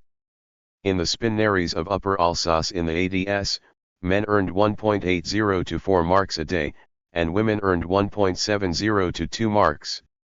In the German weaving industry, whilst male workers' wages are up to 3.30 marks a day, women earn 2.40 marks at best. In Mannheim, 56% of men earned 15 to 25 marks a day, 71% of women earned only 8 to 10 marks, 1.5% of men could rely on a wage of 35 marks, and only 0.08% of women attained their maximum wage of 30 to 36 marks. 25. Female loaders working in Danzig loading ships are paid 3 marks. Male laborers in Berlin, Frankfurt, and several other German cities are paid from 2.25 to 3 marks a day, whilst female laborers are paid only 1.10 to 1.80 marks. In Darmstadt, print shop workers are paid 18 to 20 marks a week. Women doing the same work for the same number of hours are paid only 6 to 12 marks. Lithographers earn up to 40 marks a week. Women employed in lithography are paid a maximum of 11 marks for the same work. In trimming factories, men are paid 15 to 25 marks and women 4 to 12 marks. 26. In Finland, women in paper spinning and weaving factories are paid from 35 pennies to 2 marka a day, men are paid 1.80 to 2.30 marka in Tampere. In Turku, wages are somewhat higher. Female wages fluctuate between 1 and 2.50 marka, whilst male wages fluctuate between 2.50 and 3.50 marka. In Tampere linen spinneries, male workers are paid 1.60 to 2.80 marka a day, and female workers are paid from 1.15 to 1.50 marka a day. In wool spinneries, men earn up to 2 marka a day and women from 80 pennies to 1 marka. In the stationery industry, the following wages are found: 3 marka a day for men and 1.80 marka for women. 27. In Helsinki breweries, male workers earn 3 to 5 marka a day, and female workers from 2.25 to 3 marka. Pay for women's work in Finland is 50% or even 100% less than men's, and, in some cases, women's relative wages are even lower. Thus, female bookbinders in Helsinki are paid only 1/3 as much as men. Lastly, in Russia, according to Dementiev's figures, the monthly wage of a male worker in the central governorates was equal to 13.53 rubles, and the average wage for women, on the other hand, was 10.35 rubles. In the paper weaving industry, the male wage was 13.27 rubles a month, and that of women 11 rubles. In the spinning/weaving and wool spinning departments of cloth factories, men were paid an average of 15.32 rubles a month, whilst women were paid 6.17 rubles. In cotton printing factories, the average wage was 15.38 rubles for male workers and 6.07 rubles for female workers. In beer and mead breweries, the average monthly wage amounts to 12 rubles for men and 6 rubles for women, and in leather and glove production, women's average earnings were 6.64 rubles, whilst men's were 13.61 rubles. 28. In Vilna district in 1885, the average monthly wage for male workers was calculated to be 20.92 rubles, whilst that of female workers was 9.20 rubles. In Congress Poland, the textile industry paid men an average of 20 kopecks a day at the same time as women 15 kopecks a day. In the industrial areas of central Russia, whilst men in the textile industry were paid 15 kopecks a day, women were not even paid 9 kopecks. In Kharkov district, the average daily wage in 50 factories was equal to 12 kopecks for men and 7 kopecks for women. 29. In Russia, women are usually paid roughly half of men's wages. There are factories in which women's labor is better paid, example tobacco factories, where women are usually paid around 2/3 of men's wage. However, there are also areas of labor in which women's wages are barely 1/3 of men's. Women's wages are particularly low in agricultural labor, where women do not always make 2/5 of the male wage. It goes without saying that the inequality in men's and women's wages is not due to the physical nature of women, nor due to their work being qualitatively worse. Rather, it is due to a series of socio-economic factors that influence the valuation of the labor power of the female sex. Chief amongst these factors is doubtless the fact that, for many years, commodities produced by women did not enter the commodity cycle. This resulted in the false conclusion, which still burdens women, that persons of the female sex had lower productive capabilities. 30. Alongside this fundamental factor, there is also another contributing factor. It is presumed that women are covering only part of their needs with their wages, with the larger part being covered by the head of the household, the husband. Thus, this minimum need that puts a floor on men's wages may, according to a widespread belief, be lowered even further for women. And, although an enormous part of the female working population lives entirely independently without support from fathers or husbands, it is always presumed for some reason that women are only working for money. Women's low wage levels are also due in part to women being less demanding, and, ultimately, the fact that some women do indeed cover only part of their needs with their own labor. The wage inequality between men and women is also explained in part by the fact that women's labor is predominantly used in the worse-paying occupations and in departments of companies where less qualified labor is required. Thus, for example, London cigar factories pay men 35s a week and men 12 to 18s, because the former produce the higher quality cigars, costing 4 to 5s for 1,000, whilst the latter only produce the cheap sorts, for which they are only paid 1 to 3s for 1,000 equals 12 pence equals approximate 50 kopecks. According to Sidney Webb, in 9/10 of industrial labor, there is no competition between men and women, because each of them are working on different processes, with the worse paid occupations falling to women. 31. Lily Braun notes a whole series of fields where wages for equivalent work for men and women differ only slightly or not at all. In the cotton, wool, and silk industries in England, the average wage for men and women is almost equal. The weekly wage for men fluctuates from district to district between 19s/7d and 21s/11d, whilst women's wage is between 19s and 21s/4d. Male and female weavers in New Jersey receive the same pay. However, a careful examination of the means by which the valuation of men's and women's labor is brought to the same level reveals that this equalization, in most cases, benefits not the workers but the entrepreneurs. In point of fact, men's wages have an undoubted tendency to fall to the level of women's, where women's wages become equal to men's. This is due in most cases to a decrease in the valuation of men's labor to that of women in the relevant field. Only by organizing can the proletariat of both sexes counteract this sad tendency, which is why working-class women's slogan of equal pay for equal work, meaning higher wage levels for women, is always vigorously supported by working men. Male workers have as much of an interest as female workers in increasing the valuation of women's labor above its current starvation level. The low valuation of women's labor forces working-class organizations to seek out different means of struggle against this evil. Working women in England proposed setting up special wage tariffs for women, but such an approach would only worsen their position by confirming the lower valuation for women's labor, and would not only fail to eliminate, but would actually worsen, competition with men's labor. Some mixed unions have come up with a different approach. They decided that men should carry out the harder work, and women should carry out the easier, and thus worst paid work.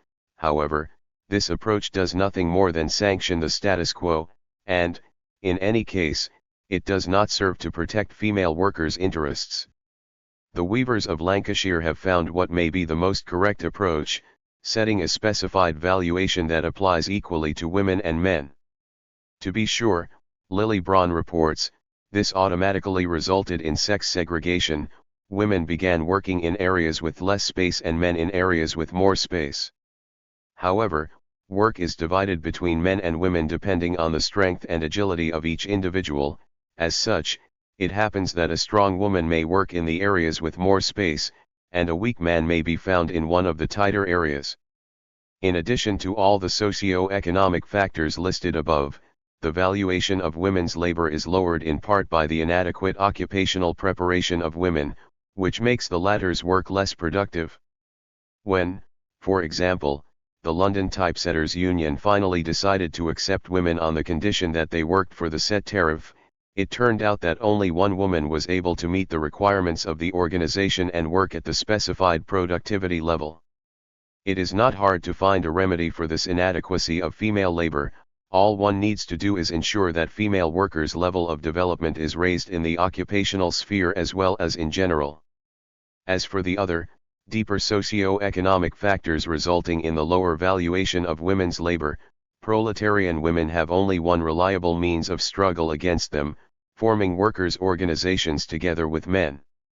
Obtaining a wage increase for women with the aid of a robust, cohesive union is made that much easier by the fact that, as noted above, such an increase benefits not only women, but their male comrades in the same occupation, as well. The hostility with which working-class men at one time viewed female labor, not accepting female workers into unions in hopes of reducing the supply of female labor, has long since given way to a conscious recognition of the shared interests of male and female workers. 32. The same shared interests also exist within the working class in relation to the length of the working day. In this respect, too, women work in worse conditions than men.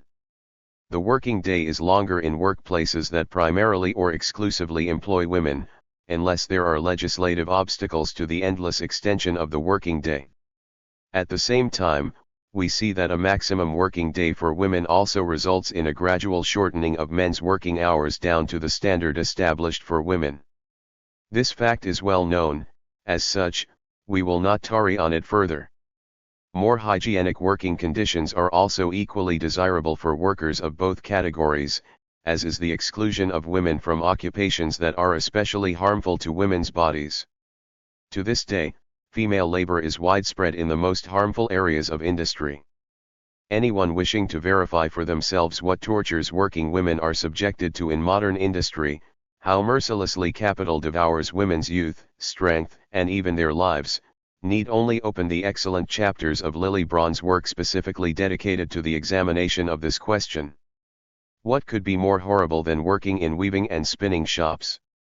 And yet female labor predominates in that very industry.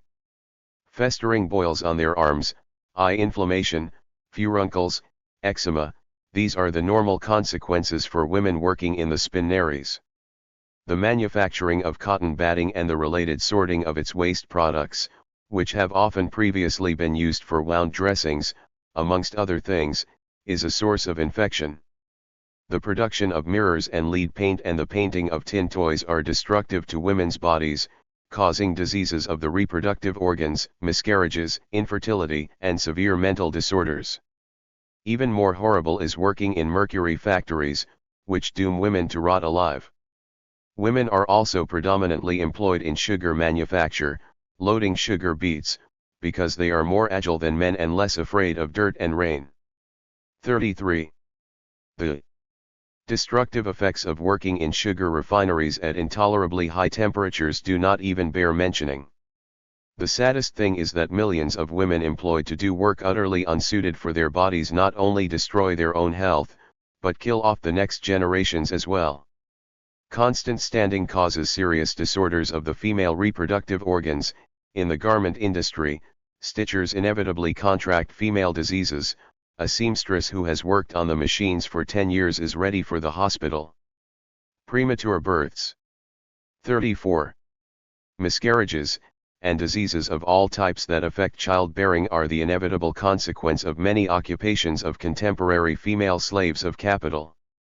Women spend 11 to 12 hours a day carrying extremely heavy objects, pushing and dragging trays or wheelbarrows filled to the brim, carrying densely packed boxes from place to place, and are exhausted by the excessive weights, unsuited for the female body, at the same time as thousands of strong, healthy men search in vain for applications for their idle hands. These abnormal conditions are, of course, the fault of the exploitative capitalist conditions of our day. Working-class women are not suffering because the doors of one or another category of labor are closed to them, but because the doors leading to noxious sources of income are open far too widely and hospitably. But how are women to struggle against this ever-growing evil? How can they defend their interests? How can they make their working conditions less harmful? Can they count on their bourgeois sisters? Is it possible that they will be reliable fellow travelers in the struggle for more tolerable working conditions and a better material position? Let us see how reality itself answers this question. We struggle to find even a single case in the history of proletarian women's struggle for their material well-being in which the panfeminist movement's effect was beneficial to working-class women. Whatever gains proletarian women have made in terms of improving their economic position are due, above all, to the combined efforts of the working class as a whole and to themselves in particular. The history of working class women's struggle for better working conditions and a more bearable life is the history of the liberation struggle of the proletariat. What forces factory owners to increase the rates of pay, shorten working hours, and introduce more tolerable working conditions if not their fear of a looming explosion of the discontent of the proletariat as a whole? What causes governments to impose legislative limits on the exploitation of labor by capital if not the fear of workers' riots? Factory laws are one of the most radical means of defense of the interests of the proletariat, but is the feminist movement even indirectly to thank for the enactment of even a single protective law? Indeed, under what conditions do we see attempts at legislative regulation of women's labor? We need only cast a cursory glance at the history of the appearance and development of factory legislation in the various countries to see how little sympathy these laws found in feminist circles, and how clearly their appearance is due exclusively to the growing power of the labor movement. Every time a wave of working-class discontent threatened to reach heights dangerous to the ruling classes, they sought refuge in the shadow of factory laws. In the first stages of its development, to be sure, state occupational safety regulations brought only children and women under their care, but even this lopsided protection is a win for the working class as a whole. When the sanitary and hygienic conditions in women's workshops improve, when child labor is reduced, when they are banned from working at night, all of this benefits the whole proletariat. 35. And workers understand this perfectly well. This is why they are always passionate advocates of legislative protection for female and child labor. To be sure, there was a time when the class consciousness of the workers was still poorly developed, and when both male and female proletarians looked on legislative intervention into their contractual relations with hostility, but that stage of class development has long since passed. Now, every working-class woman happily welcomes any legislation having the objective of protecting her interests as a worker. Unlike the feminists, she sees nothing humiliating to her female dignity in the fact that many sections of the law provide special protection only to children and persons of the female sex. She is willing to welcome any law that restricts the appetites of the entrepreneurs. Statutory protection for female labor is all the more important and necessary given that, under modern conditions, it is only possible to involve women in the trade union and political movement if a specified limit is placed on the exploitation of female labor. As is known, the workers who organize the best are those who have the most leisure time and the highest pay. Women, on the other hand, belong precisely to the category of the worst-placed workers. They have lower wages and less leisure time. We must not forget that most female workers are not only workers, but also homemakers and mothers. Even the most brilliant agitation and propaganda directed at female workers will be incapable of organizing the broad masses of women if women exist on an inferior social and economic level. This is a vicious circle. Women's position cannot be improved if they do not themselves decisively participate in the labor movement, but they are only able to participate if the conditions of their existence improve. The way out of this situation is for the organized working class to win factory laws that ease the wage labor of women above all. The female weavers of Lancashire, Lily Braun reports, were just as exploited and unable to organize before the enactment of the protective law as the majority of female workers are today. Only after the law made it impossible for them to agree to bad working conditions did they begin to join trade unions and associations. 36. This is why the matter of legislative protection for female labor is of crucial importance for the entire working class. Legislative protection for female labor has its origins in the powerful Chartist movement. Abject terror at the growing strength of the labor movement led in England in 1842 to the passing of a bill introduced by Lord Ashley that prohibited women and children under the age of 10 from working underground. This was the first step towards limiting the exploitation of female labor. The second step was the law of June 8, 1847, which established a maximum working day of 10 hours for all women working in textile manufacturing.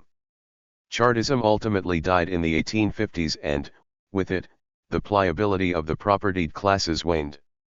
Factory legislation was only revived in the 90s, when, with a series of major strikes, workers once again began to remind capitalists that their patience had limits.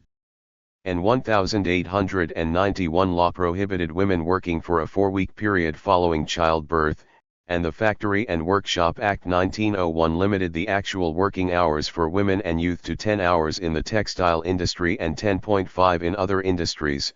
Work on Saturdays was required to be ended at 11 a.m. or 1 p.m. depending on the starting time, in the textile industry, with the result that the actual working day on Saturdays was 5 to 5.5 hours. In other industries, Saturday work could last until 2 to 4 p.m., an actual working day of 7.5 hours. In general, the total weekly working hours for women was not to exceed 55.5 hours in the textile industry and 60 hours in other industries. The 1901 Act defined the nighttime as the period from 9 p.m. to 6 a.m., during which women were not permitted to work. Of course, all of these laws were enacted in England under the direct pressure of the workers, as can be seen from the history of the labor movement itself. We will see in the following how English feminists related to these laws, and whether they contributed even the slightest effort to realizing working-class women's demands in these areas. The independent action of the French proletariat during the 1848 revolution brought about the March Laws, which, however tenuous they were, did establish a 10-hour working day for workers of both sexes in Paris and an 11-hour day in the provinces. 37. This law, which was inflicted by the Paris banlieue, in the words of the bourgeoisie at the time, unleashed a veritable storm of indignation. On September 9, the maximum working day was extended to 12 hours, with an entire series of exceptions. At that time, in fact, working-class women in France bade a permanent farewell to any protection of their labor, and were once again delivered to the uncontrolled exploitation of the entrepreneurs. Only in 1874, after extensive debate, did the National Assembly enact a law banning nighttime work for miners and underground work for women. When the French socialists had established themselves more firmly in the Chamber of Deputies, the regulation of women's and child labor was returned to the agenda. On November 2, 1892, a law was enacted that brought under its protection both children and women employed in factories, mines, and workshops. Pursuant to this law, girls aged 18 to 21, as well as women having attained the age of majority, were not permitted to work more than 11 hours a day. For adolescents, on the other hand, the working day was set at 60 hours a week. Night work for women was significantly curtailed, albeit not entirely banned. These modest protective provisions were nullified by numerous exceptions enacted in subsequent years. The dissatisfaction of the workers grew, and the socialist deputies cried out for more effective factory laws. The struggle between the Chamber of Deputies and the Senate continued until 1900. Ultimately, the lower house was able to pass protective legislation, which took effect in 1904. Currently, the working day for women is set at 10 hours, night work is banned. In general, shift work is banned. 38. In the same year, 1900, a short ordinance was enacted that required traders to provide female shop assistants with chairs, and, although bosses, who have chairs, still prohibit shop assistants using them, this rule nonetheless may be counted as one of the victories in principle of proletarian women. In Germany, the origin of legislation protecting female workers coincides with the growing influence of the Social Democratic caucus in the Reichstag.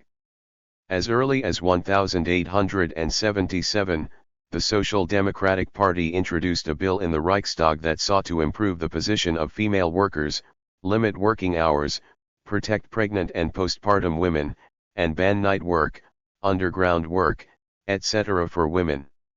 To be sure, this proposal was voted down by the majority of the Reichstag. However, a series of laws in 1891, 1897, and 1900 later almost completely implemented the basic provisions of the SPD bill. Currently, the working day for women in Germany is set at 11 hours, with a 1-hour lunch break. Work on the eve of Sundays and bank holidays may not exceed 10 hours. Night work, between 8:30 p.m. and 5:30 a.m., is banned. Sunday is a day off, although this provision is significantly weakened by a large number of exceptions. Overtime is only permitted with a number of exceptions. Women are absolutely banned from working underground. Moreover, the law provides for 4 weeks of leave after childbirth and compulsory health, accident, disability, and old age pension insurance. The postpartum period is included in the category of illness, and entitles women to receive 6 weeks of free health care whilst continuing to receive 50 to 70% of their wages, as is the case with other illnesses. A bill debated in the Reichstag that sought to protect waitresses was also initiated by the SPD. They led the first movement of waitresses, and required a special investigation of their situation to be undertaken. It was also under social democratic pressure that the first attempt at state regulation of at-home industrial labor was made following a large strike of male and female workers in the garment industry in 1896 that forced society to look at an abyss of poverty and exploitation that had previously passed without notice. Even Bismarck, that inveterate enemy of social democracy, says Lily Braun, was forced to acknowledge that the social reforms would never have happened without the SPD. 39.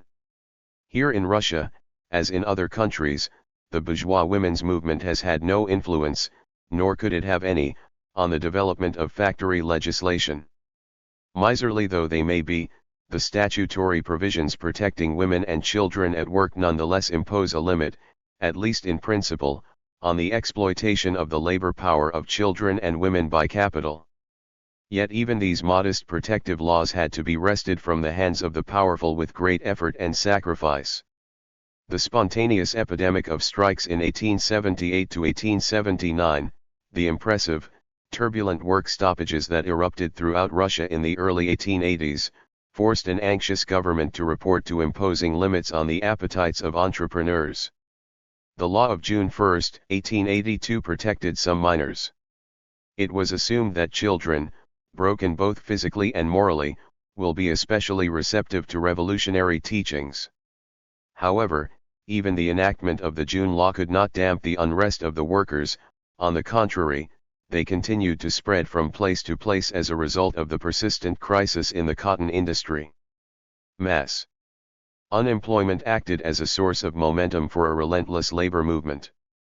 Fearing an imminent collapse and under the influence of the problems caused by the protracted economic crisis, the factory operators of St. Petersburg themselves turned to the mayor of St. Petersburg to ask for a ban on night work for women and minors in the textile industry. In their view, a measure of this sort would be the only effective means of reducing production, which has of late reached such significant dimensions that all the markets are saturated with product. 40. The unceasing wave of strikes provided the most compelling cause for this request of the factory operators. The ubiquitous working-class agitation in 1885, the famous riot at the Nikolskaya factory in Orakhovo-Zhivievo, which was accompanied by the demolition of factory buildings, forced the government to take additional steps. Factory legislation entered its second stage, and female workers were taken under its protection. On June 3, 1885, a law was enacted banning night work for women and adolescents at cotton, linen, and wool factories. According to the candid statement of the City Council, this law came into being because the government was concerned with finding means for eliminating strikes and disorder at the factories in the future. A second important law was enacted that regulated employer-worker relations. This law was a direct result of the worker agitation in Orakhovo-Zhivievo. One of the chief causes of the famous riot, in which 8,000 male and female workers participated, was the particular system of fines, which amounted to up to 300,000 rubles a year, or 40% of the workers' wages. The new law intervened in the contractual relationships between entrepreneurs and workers, imposing a series of restrictions. Accounting books were introduced, the truck system was banned, A minimum frequency of wage payment was established, the amounts of the fines had to be approved by factory inspectors, wage deductions for debts were banned, etc. At the same time, the powers of the factory inspectorate were significantly expanded, and a special supreme inspection agency was created, the site inspectorate. Nonetheless, enough loopholes were left for capital to ensure that factory operators' power over workers was maintained. Thus, factory operators are allowed to sack workers from the factory for the most trivial reasons and to unilaterally terminate employment contracts for impertinence or bad behavior on the part of the worker, whilst workers were required to seek judicial intervention to terminate contracts, and in factory operators, behavior had to border on the criminal in order to justify termination. 41. The relative quiescence of the labor movement that began at the end of the industrial crisis offered an opportunity to weaken the provisions of the laws of 1882 to 1886 starting in the 1890s, as industry revived. The 1890 law permitted 6 hours of night work for children aged 12 to 15 in one of the most harmful industries, the glass industry, 6 hours of daytime work without a break or 8 hours in workplaces operating a two-shift system. As for women's and adolescents' night work, the 1890 law added a truly substantial qualification that practically constituted a repeal of the 1885 ban.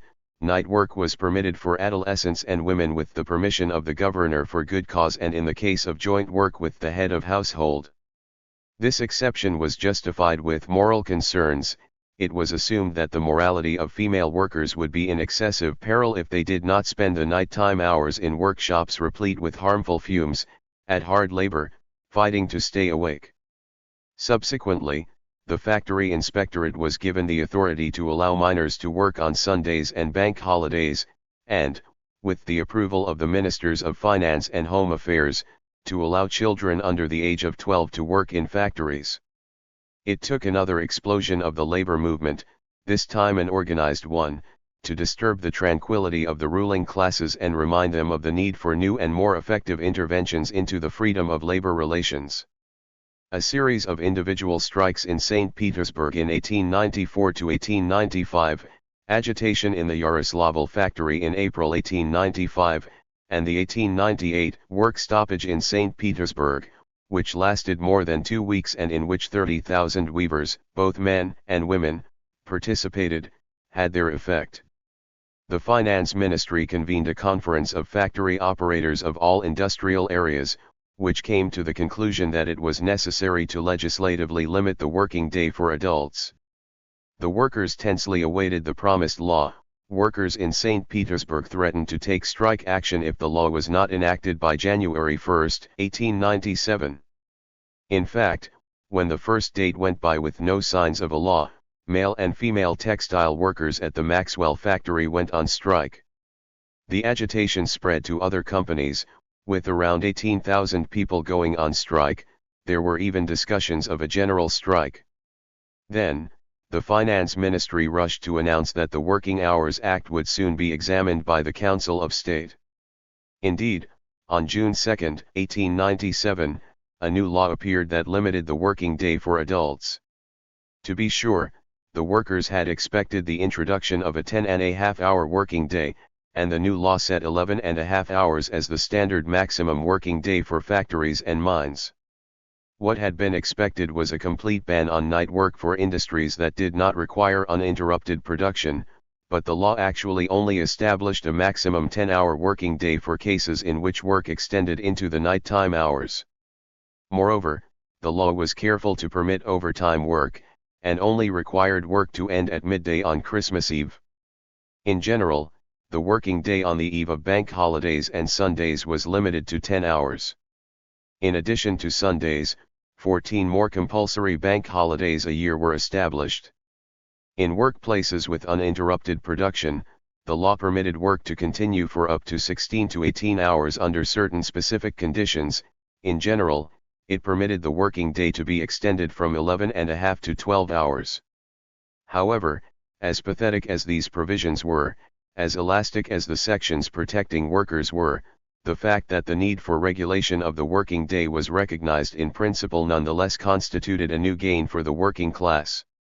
All it took, however, was for worker agitation to calm down temporarily in order for the government to oblige factory operators with any number of explanations, addenda, and exceptions that ultimately rendered inoperative even these weak attempts at legislative protection for workers. Given that a 12-hour working day was permitted in workplaces with uninterrupted production, the government issued a long list of such workplaces, which had nothing in common with the name. Pursuant to the 1897 law, overtime was permitted up to 120 hours a year. Now, the unlimited exploitation of overtime work was permitted administratively. The circular also eliminated the compulsory 4 days off a month. Under the new 1903 rules, the factory inspectorate, which had previously been under the authority of the Department for Trade and Manufacturing at the Finance Ministry, was transferred to the Industrial Department, and was, in practice, subordinate to the governors. 42. Having shown that workers' discontent threatened to cause new agitation, the 1902–1903 strike movement in southern Russia once again served as an impulse for the enactment of rules on injury compensation for workers on July 1, 1903. It goes without saying that the law making employers liable for workplace accidents was pervaded with class spirit. In response to agitation by industrialists, the law reduced the proposed amount of compensation, limited the scope of application of the rules, and made it completely possible for factory operators to force workers to agree to accept any pittance as compensation in order to avoid bureaucratic red tape. Nor did the June 11, 1903 worker representative law make any real contribution. As a result, industrial labor in Russia, both for women and for men, was carried out in the most unfavorable conditions. Outrageous abuses abounded, and were not mitigated even by formal statutory provisions. In a number of factories that employed a large number of female workers, nighttime work was not abolished.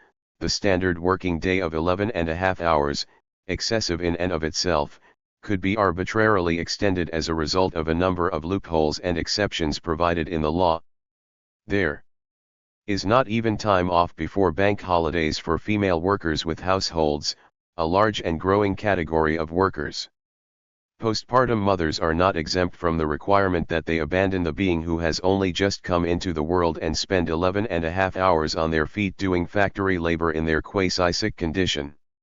Is there any other civilized country in which women labor in such unfavorable conditions, in which the state itself treats the fate of mothers, their citizens, with such myopic brutality, and so recklessly facilitates mass infant death?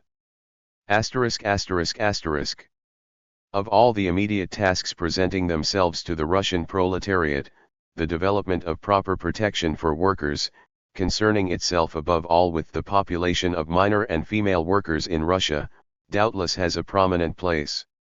Surely, we need not reiterate that this task can only be carried out and made a reality by the proletariat itself, as a whole. Only in the ranks of their own class party, relying on their own specific class program, can women workers attain better working conditions and a more bearable existence. Not one of the most radical bourgeois women's organizations, not a single one of the existing bourgeois parties, is capable of fully responding to the petitions and demands of a class whose economic interests are diametrically opposed to the other, non-proletarian strata of the population. Leaving aside those parties that are to the right of the cadets, and, accordingly, do not even purport to collaborate and ally themselves with the working class, let us see what the Party of People's Freedom promises female workers in the section of their program dedicated to labor issues.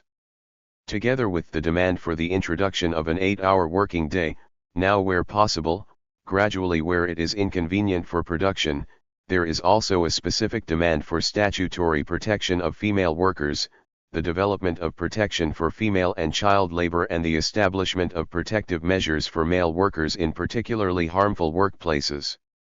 No further detail on the principles on which this protective legislation is to be based can be found here. Are there to be specific sections of the law protecting mothers? Will nighttime work be prohibited? Will the statutory protection extend to all categories of female labor? On these matters, the program of the Party of People's Freedom is utterly silent. Despite the fact that the representatives of this party are occasionally willing to express their sympathy even with socialism, any further specification of the party's demands in labor matters would put the cadets in a truly critical position and force them to put their cards on the table on a matter where it would be more advantageous for them to put out general position statements with no specifics. This caution of the esteemed cadets on the subject of protecting the workplace interests of the proletariat should reveal to the working class the true nature of the Friends of People's Freedom and make proletarian women treat the promises disseminated by the party in the run-up to elections with circumspection. Nor does the Party of Popular Socialists promise working class women much more. To be sure, here, we do find the general proletarian demand for an 8-hour working day, a minimum wage established by agreement between workers' organizations and local authorities, participation of workers in the management of industrial establishments, and, lastly, workplace protection in accordance with demands for scientific hygiene, to be placed under the oversight of an inspectorate elected by the workers. That's it? Not once did the Socialist Party mention the need to abolish nighttime work for adults, mandatory maternity leave, pre-holiday leave for women workers with households, or care for the fate of working-class infants and children on the part of the state or the local authorities. Of course, all we have is a draft program, but surely it should at least specify the basic governing principles, leaving only the details to be worked out. To say nothing about specific protection for female and child laborers is to fail to address the most urgent needs of the working class and to ignore their most immediate petitions. Even if the program of the Popular Socialists suited proletarian women in Russia on the whole, this single omission of a matter so essential for female workers would suffice to show them whether the Popular Socialist Party is really capable of standing up for the special needs and interests of the working class as a whole, and the interests of women workers in particular. Does the Party of Socialist Revolutionaries, close kin to the Popular Socialists, promise much more to working women? Here, together with demands covering adult workers in general for an 8-hour day, mandatory insurance, minimum wages, etc., we find a specific demand in the program, a ban on female and child labor in specific branches of industries and specific periods. This is already somewhat more specific. Nonetheless, this program also fails to specify the standards by which the development of these protective statutory provisions is to be guided. Based on the SR program, female workers may conclude that this party is, in principle, sympathetic to the idea of protecting the workplace interests of women. But is there any actual, comprehensive accord between the demands of this party and their own? Do the standards of both sides coincide? Working women will search in vain for an answer here. However, this phenomenon is entirely natural. Thoughtful concern for the fate of the younger generation of their own class, the working conditions of their wives, sisters, and mothers, can only come from the organization that focuses itself on the numerous needs of the economic class from which it originates. In all countries, this organization is the workers' own party. Not a single party in the world extends its protection to women to the same extent as the social democratic parties. Working women are, above all, members of the working class, and the more satisfactory the position, the greater the well-being of every member of the worldwide proletarian family, the greater the ultimate benefit for the entire working class. One need only have a look at the program of the Workers' Party of any country to find demands for broad social measures specifically protecting female labor along with those protecting workers as a whole. The greatest care is taken in drafting these measures, both at the annual congresses of the parties in each country and at the international socialist congresses. At the Third International Socialist Congress in Zurich, resolutions were adopted on the matter of protecting the workplace interests of women, the introduction of real, comprehensive protection for female workers employed both in small and large-scale industry, in commercial establishments, at home, with employer liability for unlawful acts and expanded powers for large, independent factory inspectorates. The establishment of a maximum 8-hour working day for adults, with the total number of hours worked per week not to exceed 44. Guaranteed pre-holiday leave for female workers. A ban on giving female workers orders to fill at home after finishing work at the shop. 2 weeks of leave leading up to childbirth and 6 weeks of leave after childbirth, with full wages, to be paid by the state during this period. The removal of women from a number of harmful workplaces during pregnancy. The enactment of specific statutes protecting the interests of female agricultural workers and servants. Equal wages for male and female workers. These resolutions were subsequently worked out in further detail in accordance with the needs of the proletariat in the respective countries. In Germany, the matter of special protection for female labor was the subject of discussions at the Hanover Congress in 1899, where the following demands were adopted. A complete ban on nighttime work for women. A ban on the use of female labor for work particularly harmful for the female body. A statutory 8-hour limit on the working day for women.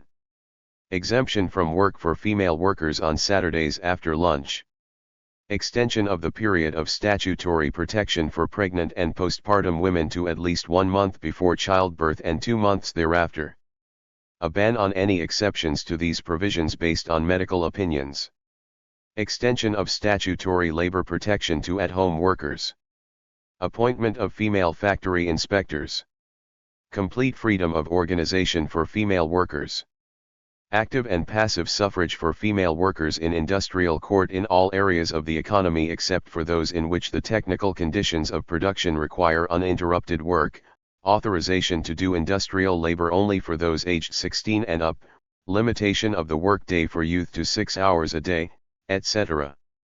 All of these resolutions protect women's labor as a member of the working class who sells her labor power to capital, independent of sex. However, there are additional demands for the protection of female workers specifically as women. A ban on female labor in industries harmful to the female body, leave for women for 4 weeks before childbirth and 6 weeks thereafter with continued payment of wages in the usual amount over the entire period, establishment of creches for infants and minor children in all factories and other enterprises in which women work, breaks for breastfeeding women at least once every 3 hours, to last no less than 1/2 hour. Of course, these demands do not reflect all of the diverse and urgent needs and petitions of women workers. However, when the female proletariat swells the ranks of workers' organizations, when they lock arms tightly around the flag of all workers, then female workers will have the influence to expand and supplement the programmatic demands in the direction they desire. Only then will the program of the working class truly give full coverage and expression to the pressing needs of the female proletariat here as it does elsewhere. However, even in its current form, the programmatic demands of the working class on the matter of protecting the interests of the female proletariat are more complete and more comprehensive than the programs of all of the other political parties. However, even if it is the case that not a single one of the existing political parties in Russia offers women workers the same degree of protection as workers' organizations do, then perhaps women workers will find true allies in the struggle for their workplace interests amongst their bourgeois sisters. In this context, first of all, the following question arises: can the feminists a priori be sincere champions and committed allies in the protection of wage laborers? Who makes up the core of the feminist organizations? Women of the bourgeois classes, obviously. Only around that consolidated core that sets the tone for the efforts and objectives of a given organization are the less conscious, less politically mature, semi-proletarian elements found. Not only the practical implementation of any issue, but also the fundamental stance on that issue is developed by an organization depending on the predominance of one or other element of society within it. Statutory workplace protections have not had the same significance for women of the bourgeois classes as they have for proletarian women, hence bourgeois women's negative, or, at best, passive attitude towards statutory workplace protections and their slow, reluctant inclination in recent years towards social reformism, albeit not in all countries and not in all strata of the bourgeois women's movement. For many years, the feminists have attacked specific statutory standards for female labor with all the passion typical of the neophyte. Armed with the whole archaic arsenal of liberalism, they bolstered their conclusions with the long-buried theory of state non-intervention. Even as recently as the 1900 International Women's Congress in Paris, the feminists stood against special protections for female labor, and viewed laws regulating women's labor as an attack on the freedom and equality of the fair sex. The Congress found that these laws, under the pretext of protecting women, only harm their interests, obstructing their access to all areas of labor. Every attack on liberty, Frédéric Passy said at the Paris Congress, no matter how well-intentioned, is harmful, does something worse than the evil it seeks to remedy, by harming the most sacred thing there is in a human being, his liberty, his personality, his responsibility. They seek to place both men and women under guardianship. We say, enough guardianship, enough boundaries, enough barriers. The Congress decisively rose up against all laws limiting women's labor, and adopted the following resolution: whereas, in the current state of society, every protective law that exclusively concerns women inevitably transforms into a law oppressing them, the Congress demands full freedom of labor for women. And further, given the current position of women in society, the Congress demands the complete repeal of every law that, under the pretext of protecting women, merely restricts her freedom of labor. An analogous decision was taken by the London Congress, 1 year earlier, in 1899. At that time, Miss Hicks, a factory worker, protested against this resolution in a brief but powerful speech. On the other hand, there were no working-class women at all at the Paris Congress, and thus no one to protest. Miss Hicks said, "Much has been said here about how factory legislation has only harmed women, and how they are rising up against it. I am a worker myself, and I can tell you, ladies and gentlemen, that that is all untrue. We, working women, demonstrated our attitude towards the Factory Acts at the time of the enactment of the Factory Act of 1895, when all workers' associations and women's cooperative societies agitated at meetings in support of this law, and sent petitions to Parliament. Rather than concerning yourselves with saving fallen girls, you would do better to help them improve their economic position, then, they will stop falling on their own. And one of the main means of doing so is factory legislation." 44. The same principle of unlimited freedom of labor for women has more than once been put into practice by representatives of feminism. Thus, for example, the newspaper La Fronde in France, published by one of the prominent champions of the women's movement, introduced nighttime work in the printing shop, which employed only women, on general principle. Because nighttime work is banned for women in France, the authorities held the publisher to account in court several times, but, committed equal rights campaigner that she was, she persistently continued to demonstrate to the world that women were just as able to work at night as men, as if the capitalist system had not already made this sad fact painfully obvious even without her helpful lesson. In England, where the feminist movement is particularly strongly marked by bourgeois liberalism, the champions of women's equality are unable to free themselves of their hatred for statutory standards for women's labor even today.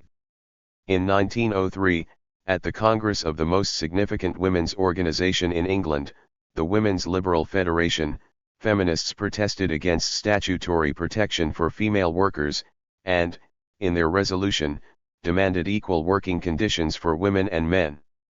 How great was the harm these passionate advocates of equal rights for women did with their one-sided, single-issue equal rights policy when, in 1895, they stood in opposition of a government bill that sought to expand the scope of statutory workplace protection.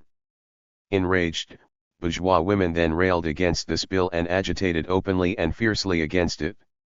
They even fought against such undoubtedly beneficial provisions such as the extension of leave for women in the last weeks of pregnancy and the postnatal period. Many will remember the struggle waged by the organized proletariat at that time against the bourgeois advocates of freedom of contract.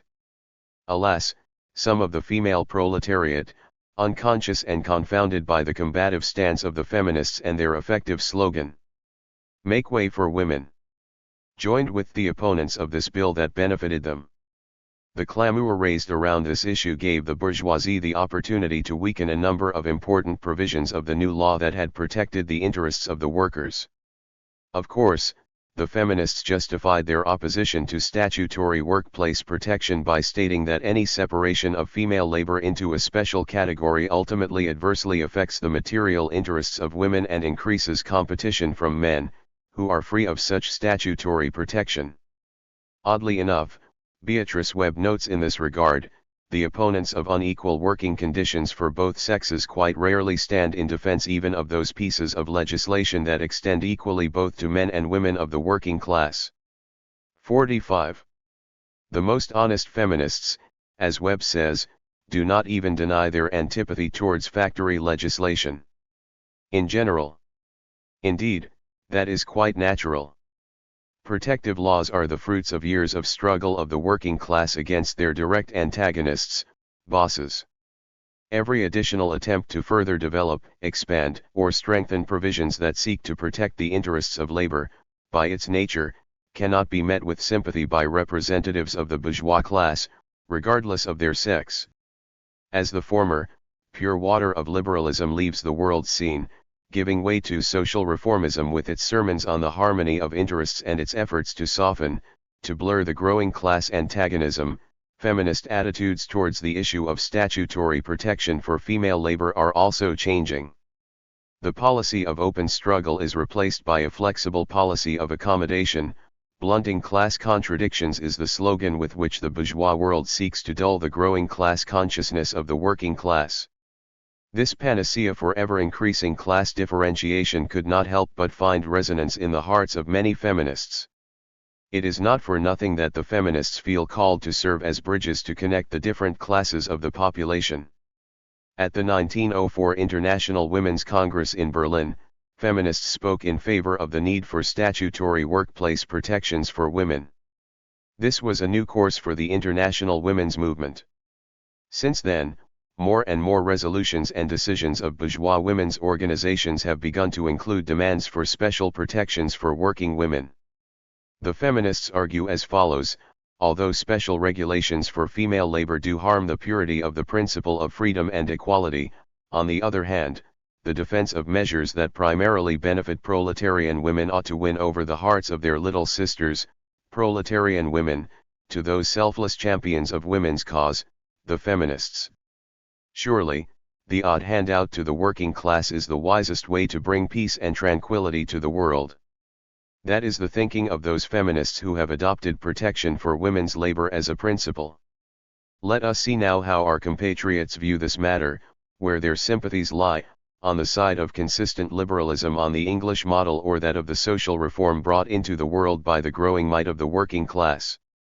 Before answering this question, let us remember the circumstances, the socio-political atmosphere, in which our first political feminist organizations came into the world. The first Congress of Delegates of the A, at which the platform and statutes of the Alliance were drawn up, took place at a time of feverish activity on the part of all thinking and oppositional elements in Russia. Bloody Sunday was still vividly remembered, the proletarian sea quietly boiled, there was the feeling that there was unrest below, that a storm was growing there, that the whole atmosphere was pervaded with revolutionary electricity. The congresses of all sorts of newly formed associations and parties of all stripes spoke in heightened tones, expressed brave demands and daring wishes. Constituent Assembly was the slogan of the day. Every organization saw it as their duty to bow and scrape before the proletariat. The A also echoed this general chorus. The A's platform states that the representatives of the Alliance for Women's Equality consider it absolutely necessary to carry out not only a series of general fundamental political reforms, not only to equalize the civil and political rights of women with those of men, but also to protect women's labor and provide them with mandatory insurance on equal terms with men. The statutes, for their part, state that one of the means of achieving the goals of the A is support for improving the position of working women and protection of women in the workplace. Thus, the A have, in principle, declared themselves advocates of workplace protections for women. Such a position naturally flowed from the political atmosphere that surrounded the AW, pushing it towards the greatest possible radicalism. If our alliance is to be an alliance of life and struggle, we read in the third bulletin of the AW following the October Congress, if it is to be an alliance of women and not ladies, it must find the means to substantially push the boundaries of its work and meet women workers where they are. A common argument amongst feminists on the path of social reformism. The need to support proletarian women and democratize their activities was acutely felt by the AW. The idea of democratization came up a few times in the work of the Congress, we also read in the third bulletin. Propositions of this type were raised on several occasions, but, for some reason, the issue did not attract much serious attention. The equal rights campaigners, who were not unsurprised to acknowledge this fact, immediately go on to find an explanation for it. The reason must lie in the nervous, tense mood caused by everything occurring beyond the walls of the conference room that did not make it possible to concentrate even on important matters. Beyond the walls of the conference room stood the proletarian masses, the very working class women we discussed at the Congress, the very working class women whose life the AW has made it an objective to improve and who, alas, were not only absent from the Congress, but almost entirely from the AW as well. Then, as now, nothing less than an abyss separated the women standing beyond the walls of the conference room of the Women's Congress from those who were conscientiously thinking up plans to benefit and win over the hearts of these annoying working class women standing beyond the walls, who made it so hard to concentrate. However, despite the obvious discord and alienation between the two female camps, the representatives of the AW continued to ponder the shared cause of all women. Class differences amongst women, they wrote in their bulletin on the occasion of the Congress, were by no means as irreconcilable as they were amongst men. The AW are happy to meet all women where they are, and believe that they, and no one else, have found the lost keys to women's happiness. With these keys, the AW hopes to unlock the doors of happiness for all women, without class distinctions. In this optimistic heightened mood, the inclusion of a demand for workplace protections for women was inevitable. It is more remarkable that this demand is expressed in overly indefinite terms. The bourgeois men's parties had specific reasons for their failure to be specific about their demands. Can the same be said of our radical equal rights campaigners, who were not afraid at the time to pronounce themselves in favor of a constituent assembly, and yet evince such caution in dealing with the matter of workplace protections for women? Does this not lead to a whole series of thoughts and raise the suspicion that this wording was not by accident? Incidentally, we note an even more characteristic fact, i.e., that not a single resolution or decision of the AW offers greater specification of the equal rights campaigners' demands in the area of workplace protections, thus leaving it unclear where the focus of our leftist feminists actually lies, on demanding broad statutory protection for the interests of female workers as representatives of the working class, or narrow protection of them exclusively as women and mothers. Nor have the members of the AW dispelled these doubts in practice, given that, over the entire existence of the AW, they have made no actual attempt to provide support for improving the position of working women and protection of women in the workplace, and have done nothing to facilitate their struggle for better working conditions. This matter of vital importance for working class women is constantly ignored by bourgeois feminists. Indeed, that is quite natural. On the one hand, the practical implementation of reforms in this area, no matter how beneficial they may be for proletarian women, would be of no benefit to most members of the AW. On the other, any further specification of the demands, and certainly any active struggle to implement them, would inevitably have given rise to incredible unrest under the surface of the harmonious alliance.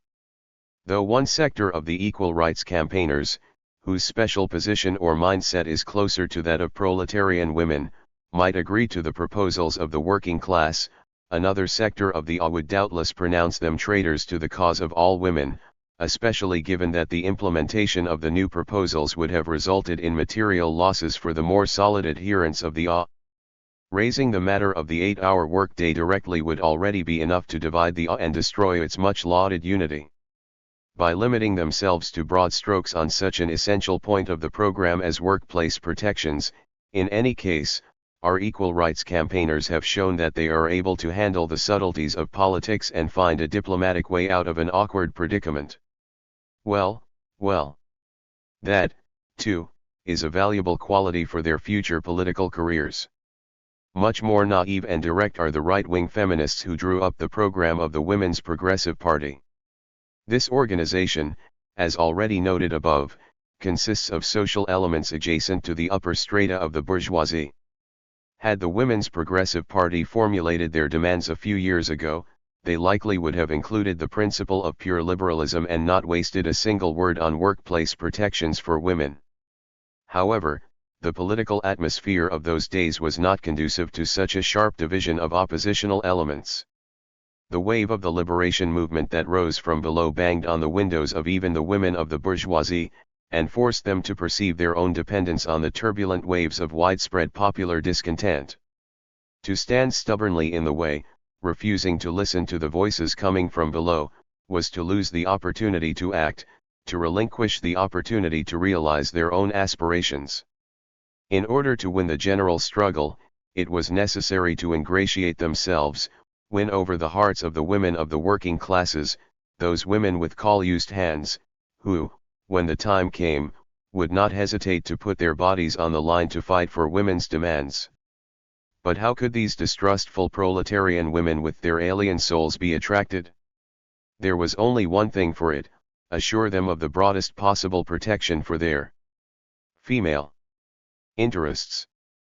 Of course, when the matter is posed this way, the social privileges of the core members of the Women's Progressive Party could easily suffer, especially if working-class women were to grab hold of the demands in the program and actually implement some of them.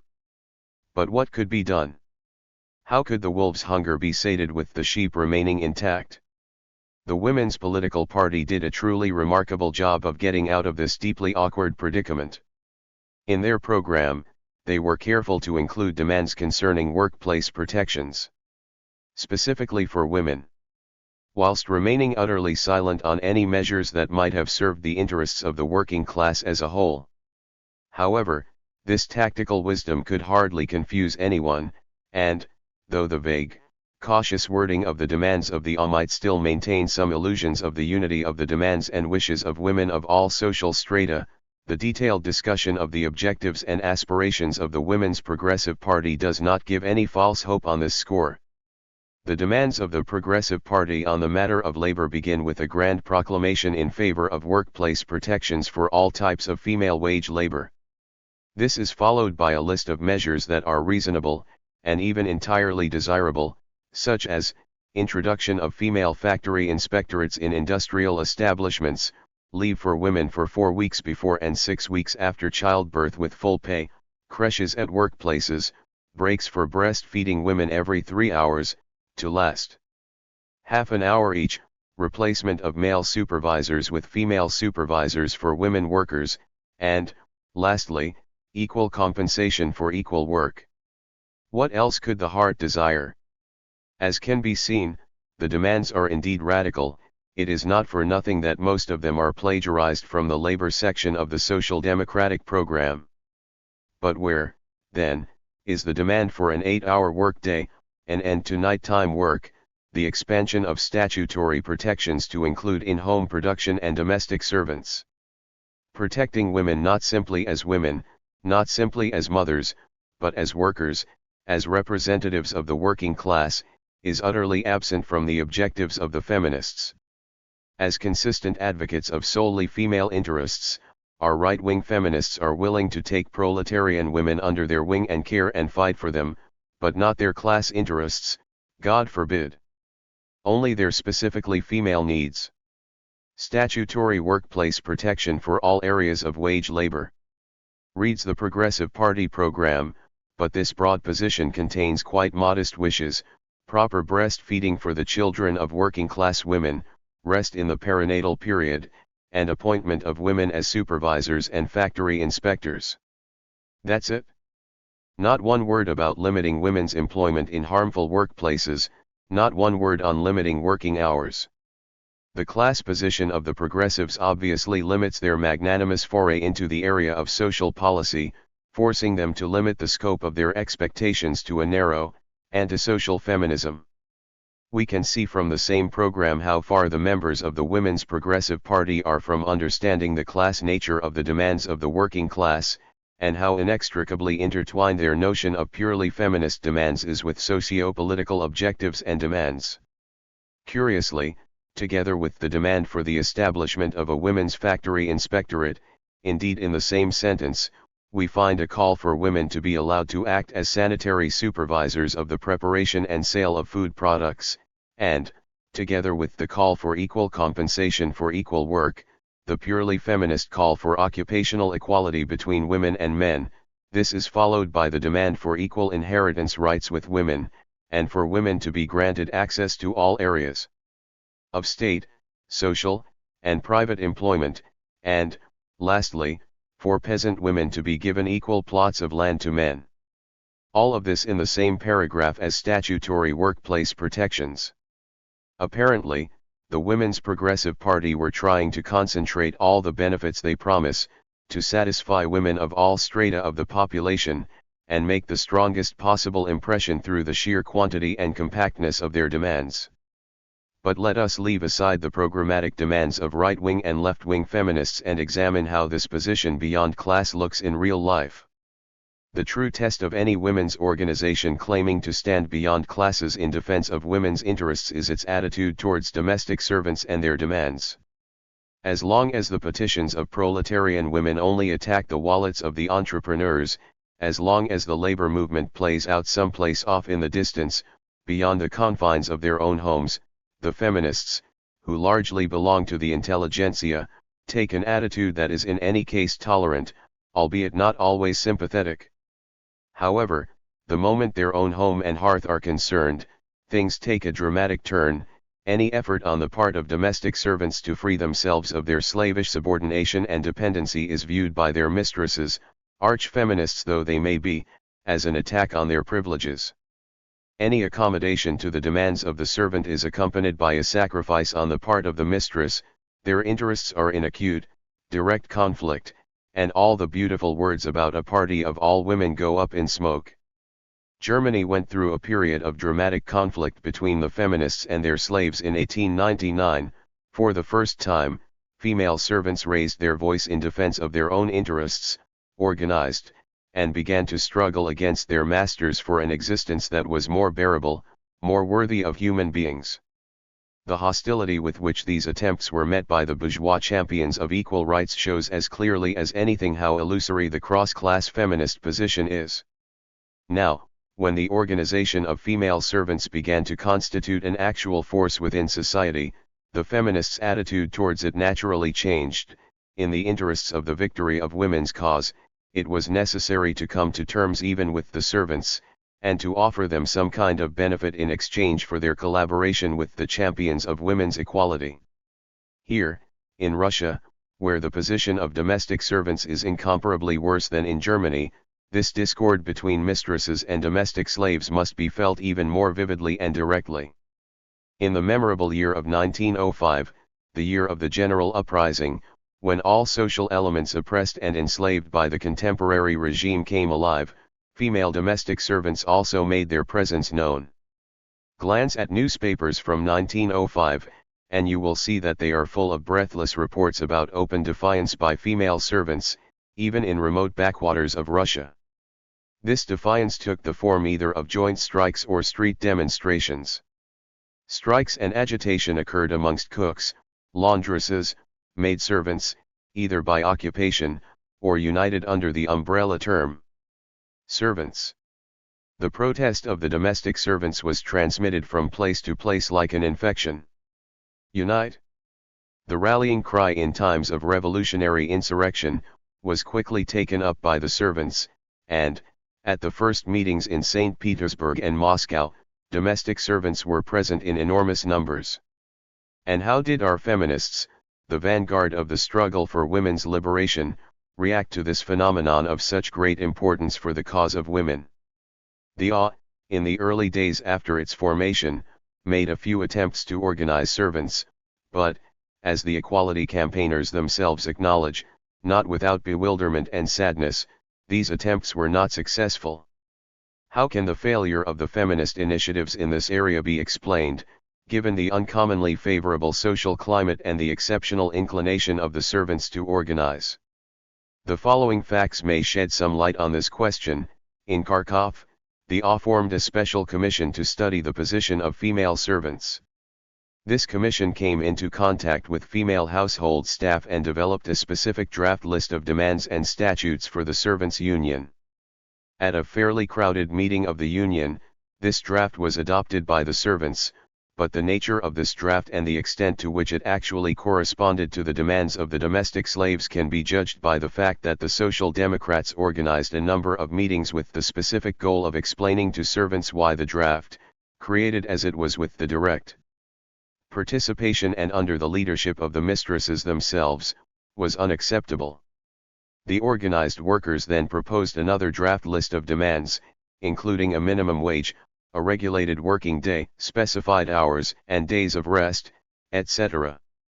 The majority of the servants subscribed to these demands and supported the draft statutes of the Social Democrats, as was reported with bewilderment and frank disappointment by the benevolent equality campaigners.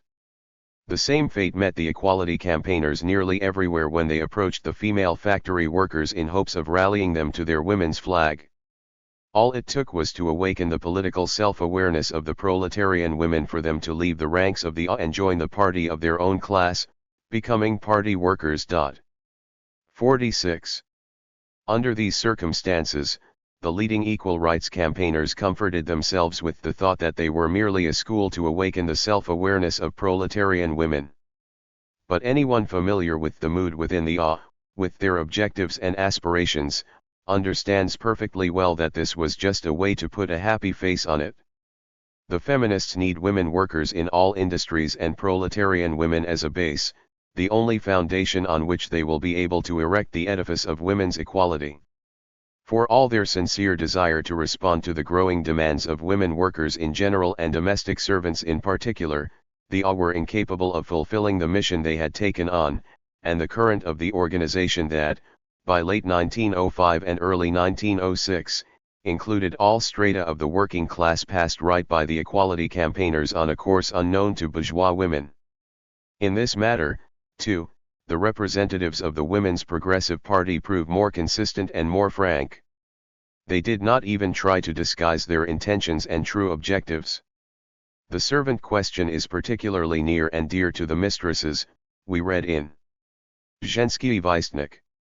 And, as such, great attention must be paid to it by intelligent women. They must coordinate their own convenience with that of the servants.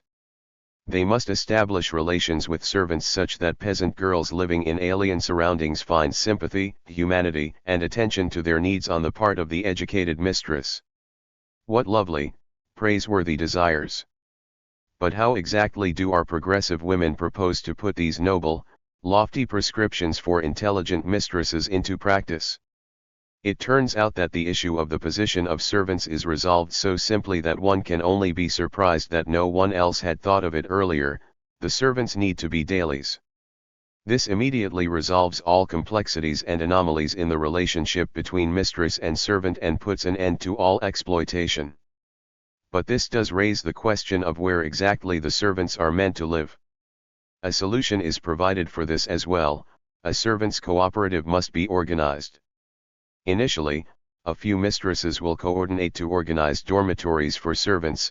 Thereafter, they will hire the servant on the condition that she is obliged to join the servants' cooperative, live in the dormitory, come to work for a few hours, and, the rest of the time, the Zhensky Vystnik magnanimously explains, she can spend however she wishes. We believe that such a cooperative could be quite successful, and would provide great convenience both for the mistresses and the servants. 47. Above all, we add of our own accord, for the mistresses.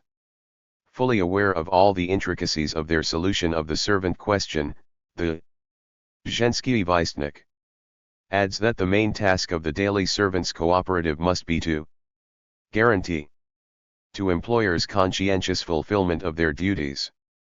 In setting themselves the task of improving the position of domestic slaves, the champions of women's equality unexpectedly veered off to protect their own interests, as employers. This is at least honest of them. After such an open declaration of whose interests they have at heart, there is no risk that even less conscious elements of the female proletariat will get caught up in the nets of the right-wing feminists. We do not examine all these real-life examples to cast aspersions on the feminists for deliberately seeking to catch trusting proletarian women in their nets. On the contrary, there is no doubt that the feminists are acting sincerely, and approaching proletarians in a naive belief in the shared nature of the tasks and aspirations of women of all classes of the population. Didn't the French bourgeoisie of the late 18th century comfort themselves with a similar illusion in imagining that they were expressing and serving the interests of all democratically minded strata of the population? But all of the equality campaigners' benevolent attempts to unite all women under a shared banner are inevitably doomed to fail. The feminists' demands cannot simultaneously meet the economic demands of those who sell their labor power and those who buy it in their efforts to derive from that transaction the greatest possible benefit for themselves. For the feminists most sensitive to social evils, there remains one, alas, utterly imperfect path, that of bandaging the open sore of modern humanity with the help of philanthropy. Most women's organizations in England have philanthropic objectives. Philanthropic activities are carried out broadly, methodically, and even according to plans. Despite this, however, the acute need that eats away at the nerves and the righteous conscience of the English people, grows, and grows. In 1905, hunger and unemployment in London led to a grand street demonstration of proletarian women. The impressive crowd of those exhausted, tormented by overwork, poverty, and hunger, and despairing at the impossibility of their situation exploded onto the main streets of London. In the arms of some, like small children, and held up by others were banners reading, "Unemployed. Demand the right to work. Women, demand the right to vote to rebuild society. Work for our husbands. Bread for our children." The women walked to the Prime Minister in search of work, work, work. In their petition to the minister, the proletarian women described in dramatic detail how they, the women of the working class, had long remained silent, but that the cup of patience had now overflowed, and they had to make their presence known. They lacked the strength to suffer unemployment and hunger any longer. The demonstration was the only way to make their needs known, to draw attention to themselves. After all, working-class women still do not have the opportunity to defend their own interests as representatives. The British government was informed that women workers would no longer be silent and accept poverty and hunger, dependency and humiliation. If their demands were not met, they would be able to make those who so unjustly oppress the people tremble. In the face of such an explosion of desperation and determination, all the benevolent initiatives of the feminists were powerless. What good are all these lodgings for working women, dormitories for shop assistants, dining halls for poor women, homes for young girls, when cases of death by hunger are reported in the newspapers as a normal occurrence, when the residents of London experience the same hunger pains as our forefathers, who had no other tool to work with than poorly hewn stone? But in those days, hunger was natural and inevitable. In those days, nature was all-powerful, and the productivity of human labor non-existent. But now, death by hunger in the middle of London, a city full of massive food supplies, this is the greatest indictment, the most powerful accusation that future humanity will throw at 20th century capitalism. In vain, bourgeois women seek by means of philanthropy to free themselves from niggling pangs of conscience at the sight of the poverty, desperation, and humiliation of their little sisters. What can even the most exemplary philanthropy do against the growing proletarianization of the masses, against the uninterrupted growth of the might of capital? The hands of even the most sensitive feminists buckle under the weight of the social evil engulfing the entire planet. The teaspoon of philanthropy will never empty the sea of suffering and poverty created by the capitalist exploitation of wage labor. Sincere champions of women's cause must stand in sad perplexity at the sight of the growing social disaster. They cannot fail to see how little proletarian women have been given thus far by the movement of all women, how powerless that movement is to change the working and living conditions of the working class for the better. How gray, gloomy, and cloudy the future of humanity must look to these women who fight for equal rights, who have not adopted the proletarian worldview, who are not nourished by an uplifting faith that a more perfect social structure is drawing nearer. How incomplete, partial, and watered down the notion of liberating women whilst maintaining the integrity of the entire contemporary capitalist world must appear to them. What despondency must pervade the ranks of the most profound and sensitive champions of women's cause.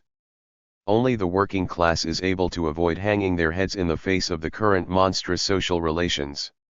With measured, iron steps, the working class steadily stride towards their goal, calling women workers into their ranks. Proletarian women walk bravely on the thorny path of labor. It wounds their feet, tortures their bodies, it is full of dangerous chasms and hungry predators watchfully tracking them. But only by entering this path can women reach the goal that beckons from far off, their complete liberation in the renewed world of labor. On her arduous journey to the bright future, the proletarian woman, who had until just recently been a humiliated, disenfranchised, beaten slave, will learn to cast away all of the servile virtues that have been imposed upon her. Step by step, she will become an independent worker, independent in personality, free in love. In shared struggle with the men of the proletariat, she fights to win the right to work for women. She, the little sister, persistently, steadily blazes the trail for the free, equal woman of the future.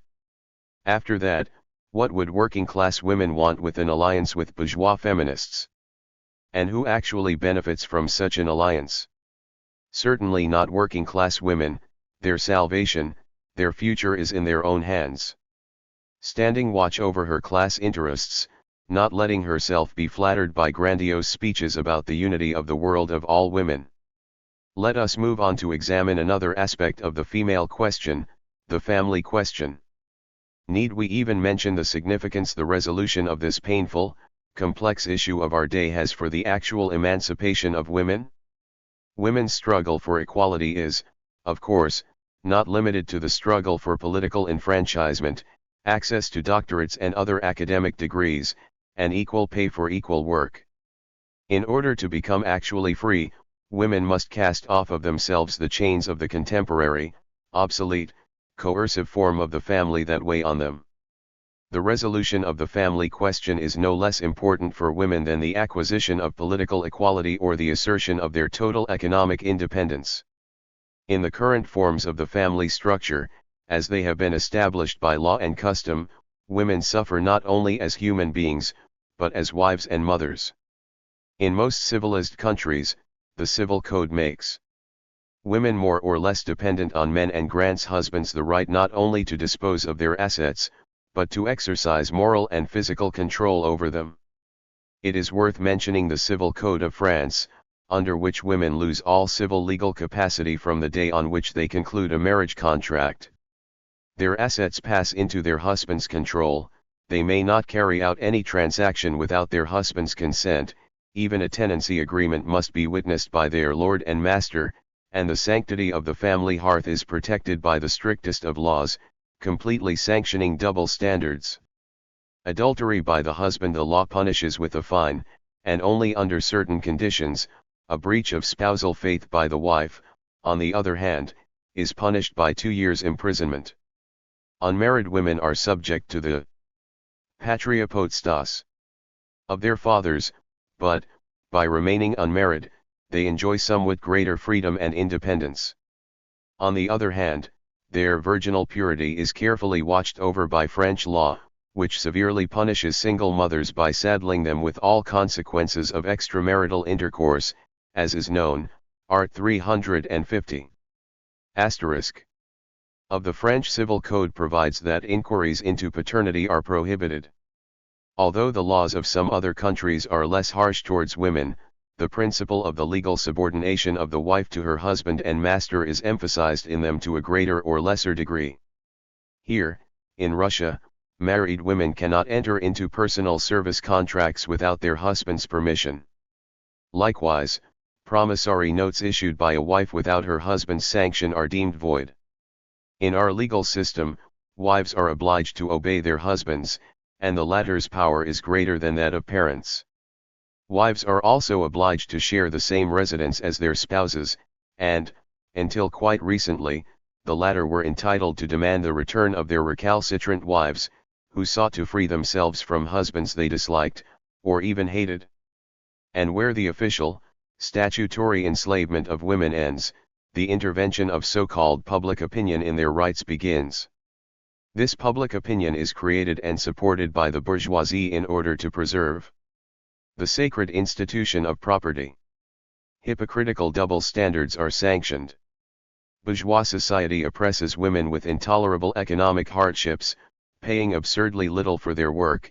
It deprives them of the citizens' right to raise their voices in defense of their trodden-on interests, obligingly offering them one choice, either marital bondage or the embrace of prostitution, which is publicly scorned and persecuted, but secretly promoted and supported.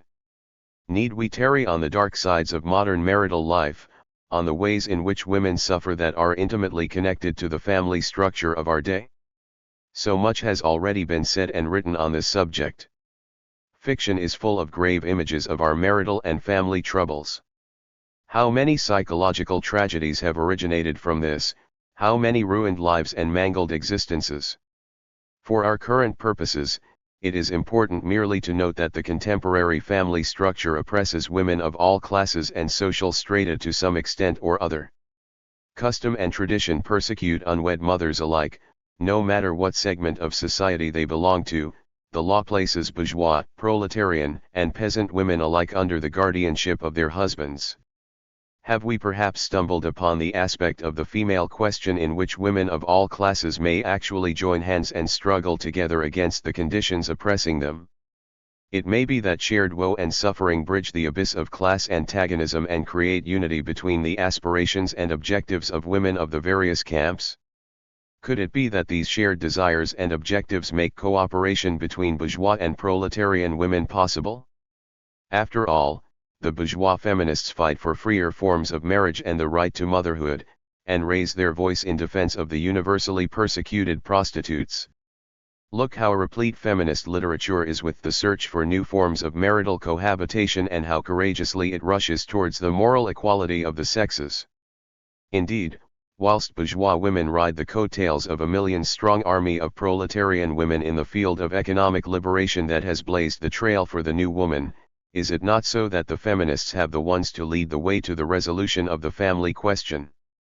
Here, in Russia, women of the middle bourgeoisie, that army of women wage earners who were suddenly thrown onto the labor market in the 1860s, have already practically resolved many convoluted aspects of the marital question for themselves by bravely striding past traditional church marriage and replacing the consolidated form of the family with an easily dissolved union that is more responsive to the needs of the mobile intelligentsia. However, the subjective solution of this question by individual women does not change the issue or overcome the overall dismal picture of family life.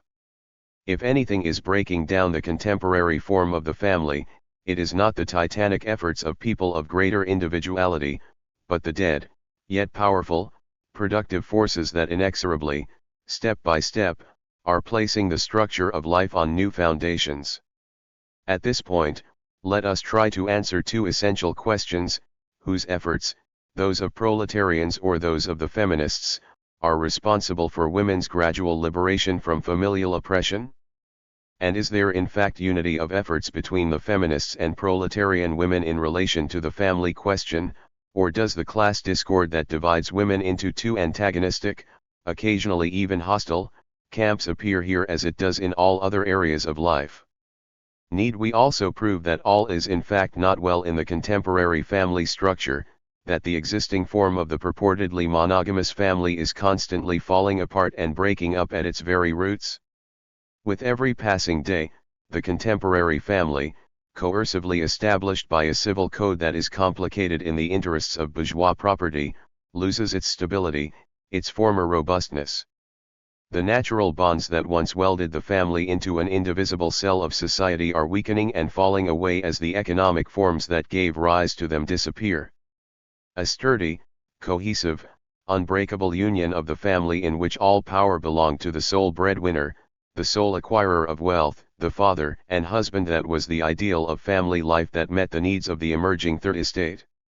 In those times, in which the Third Estate had only just embarked on its great mission, to accumulate tremendous wealth in the depths of the family, the indivisibility and stability of family structures were one of the prerequisites for the success of the bourgeoisie in their existential struggle with the other strata of the population.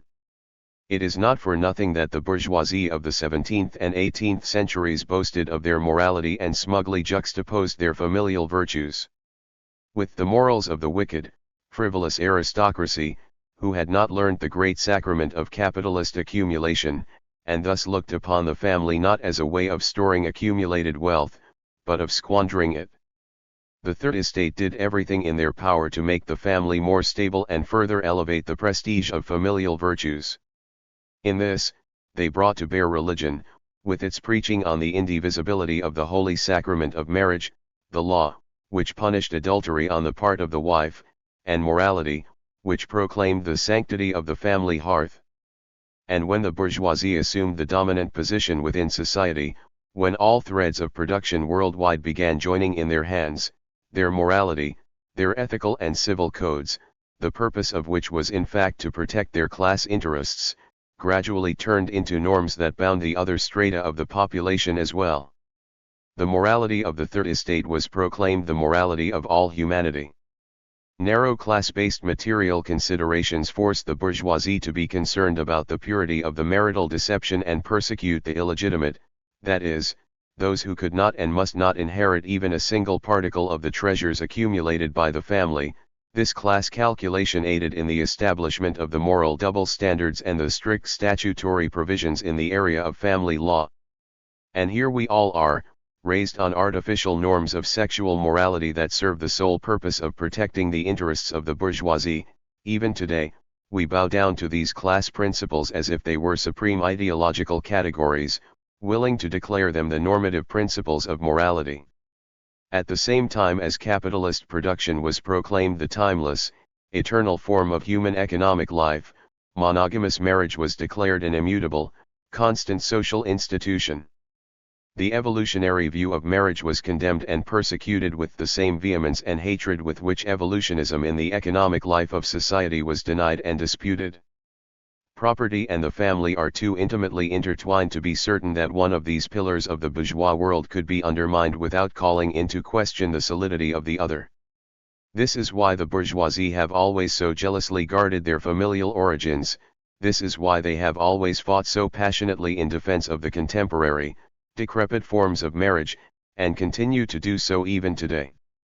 However, the economic evolution that humanity has experienced, the death of small-scale craft production, the rise of mechanized labor, the colossal growth of cities, the fever pitch of their productive and commercial life, this evolution could not but influence the forms of family cohabitation and was bound to shake the supposedly inviolate foundations of the bourgeois family.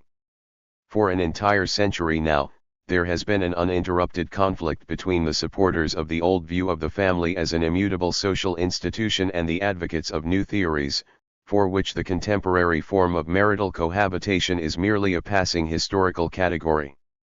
So many historical examples and ethnographic studies, so much lived reality testifies day by day to the instability of the contemporary family and its ongoing, constant decay. Ever more rarely do we hear voices asserting that the contemporary family is a constant, immutable institution, and the debate on family relations itself is already passing to a new plane. The question that now occupies the ideologues of the bourgeoisie is, with what reforms to preserve the closed bourgeois family as a whole, with what measures prevent its further decomposition. Nothing provokes greater disgust amongst the bourgeoisie than the claim advanced by the followers of scientific socialism that radical changes in the area of family life are inevitable as the economic foundations of society are restructured on a new, collectivistic, basis. Bourgeois ideologues then begin screaming with redoubled vehemence that the contemporary family can transfer intact into any reformed structure, and that changes in the relations of production by no means render inevitable a rupture in the forms of cohabitation of the sexes. But is this really so? For any form of social relations between people to be stable, the economic reasons that brought about this, and not another, form of social relations must be in place. In the days when subsistence farming predominated, the family was above all an economic unit that produced all of the goods required by a particular group of persons. 1. As the exchange-based economy developed and established itself, the members of the family could all, to a greater or lesser extent, meet their own needs without the aid of the family as an economic unit, nonetheless. Up until the 19th century, i.e., the dawn of large-scale capitalist production, the family maintained a whole number of minor economic functions, injecting a decisive and determinative economic aspect into the moral union of marriage. As long as the family was, to a greater or lesser extent, a producer of value, its social existence was guaranteed. Solid, living bonds held its members together with much greater strength than even the strictest legal codes and coercive norms of morality. However, as soon as large-scale capitalist production wrested from the family its customary economic obligations, the family lost its significance as a necessary economic unit, and was thus condemned to slow, but inevitable, decomposition. Indeed, where now are those economic bonds that once made the family so stable and vital? Let us first take the bourgeois family and examine which of those functions that it performed for centuries remain preserved in our time. The productive activities of the family, in the sense of producing a long list of basic necessities, have been reduced to a minimum. The domestic sphere of the economy has been narrowed to the point that it is no longer recognizable. Where would we find a bourgeois family these days that dedicates itself to making candles, butter, and beer, spinning and knitting, making preserves for the winter, baking bread, or sewing clothes for all members of the household?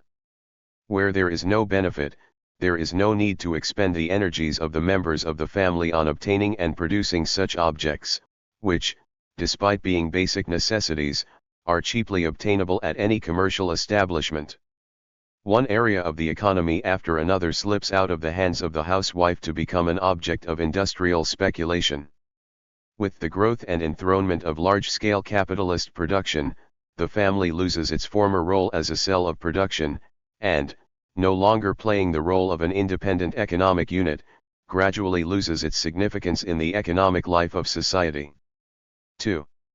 Is it, however, possible that other economic functions of the family continue to be preserved, even if the production and acquisition of necessities in the family sphere has ceased? Indeed, over the many centuries of its existence, the family has not only been an independent creator of value, but a reliable storehouse of it. Homes, housewares, family treasures, all of this has been protected and preserved as sacred by the family. The relatively immobile family of the recent past, tied as it was to property, land, and houses, was the most reliable apparatus for storing family wealth, and, under those circumstances, the fortress of family ties is intimately connected to the property interests of the clan. If the family breaks up, the family treasure, too, will be dispersed. Things are different now. Banks and other savings institutions are completely taking over the saving function of the family. They, and not moral sexual unions, take it upon themselves to preserve and protect the wealth that families have already accumulated. In addition, this wealth is ever more frequently expressed in the form of interest-bearing portable securities, whose preservation requires no particular care on the part of the household. As the mobility of life becomes ever greater, lines of communications develop ever further, thus facilitating frequent relocation of families from one place to another, and bulky assets become a burden.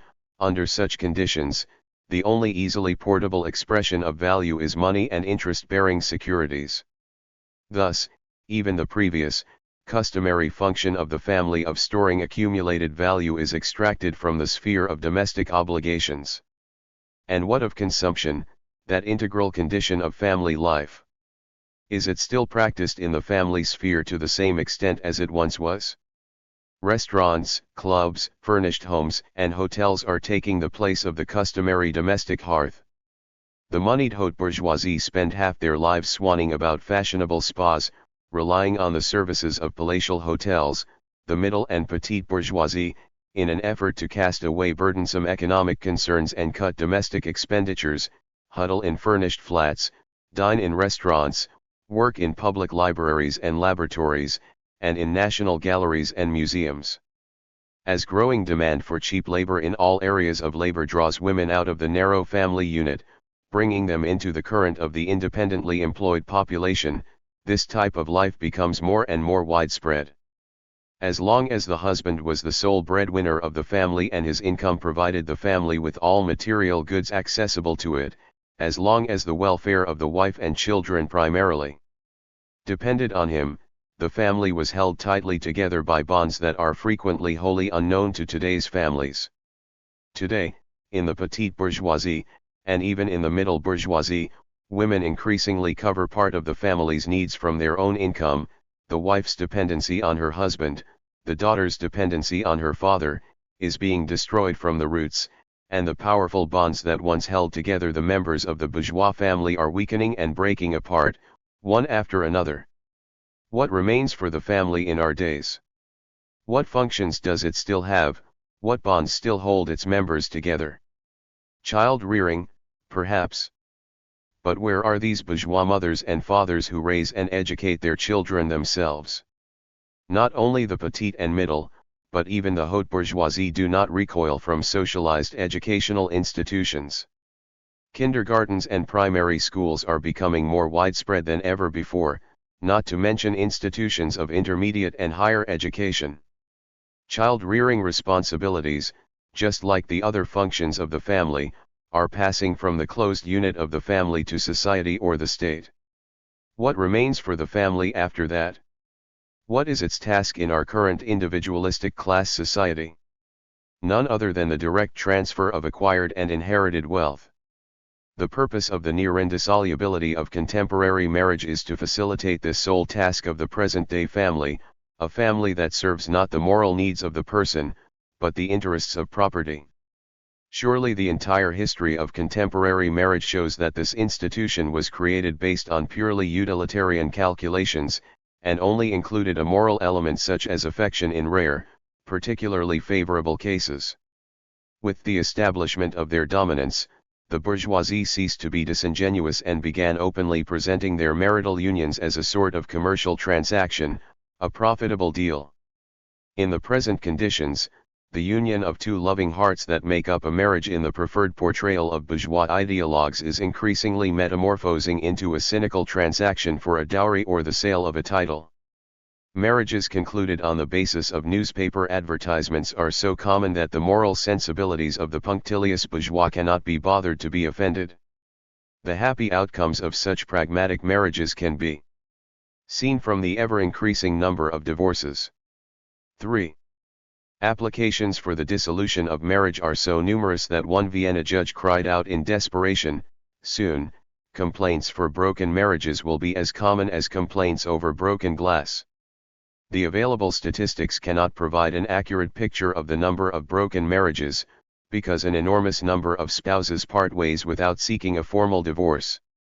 Nor should we forget that the laws of all states impose all manner of obstacles to the dissolution of marriages, thus forcibly preventing spouses from parting ways, and frequently preventing the dissolution of such beneficial unions as the marriage of millions to a title or land to capital. However, if the family in the bourgeois class is inexorably breaking apart, if the foundations that once kept it alive are dying out with every passing day, does this mean that the same inexorable process of family decay is also taking place in the other strata of society? We know that there was a time when the aristocratic family of feudalism went into frank decay and broke up in the most public and irrefutable way, but the third estate that was emerging at that time sanctified family traditions, rightly seeing the integrity of the family as the beginning of a trusty stronghold for their growing social power. Could it be that, even now, it is only the families of the middle and haute bourgeoisie that are falling apart, whilst the foundations of the family in the petite bourgeoisie, example in the peasantry, remain viable?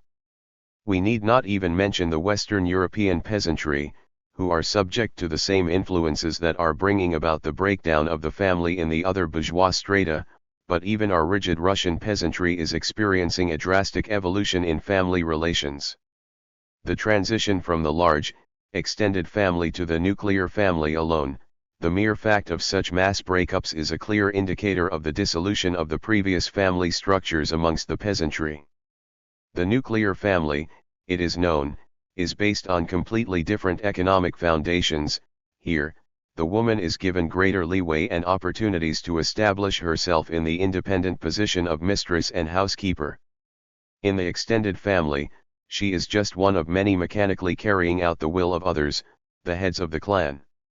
In the absence of a specified division of labor, she is left with no room for initiative and, no matter how hard she might work, has no opportunity for recognition of all the value she contributes to the household. Thus, her work is devalued, and she is kept in total dependency. In the nuclear family, women work no less, indeed, they sometimes work more, but they are in charge of a specific area of the household, they act as individual producers, and the labor of their hands is easily acknowledged and valued.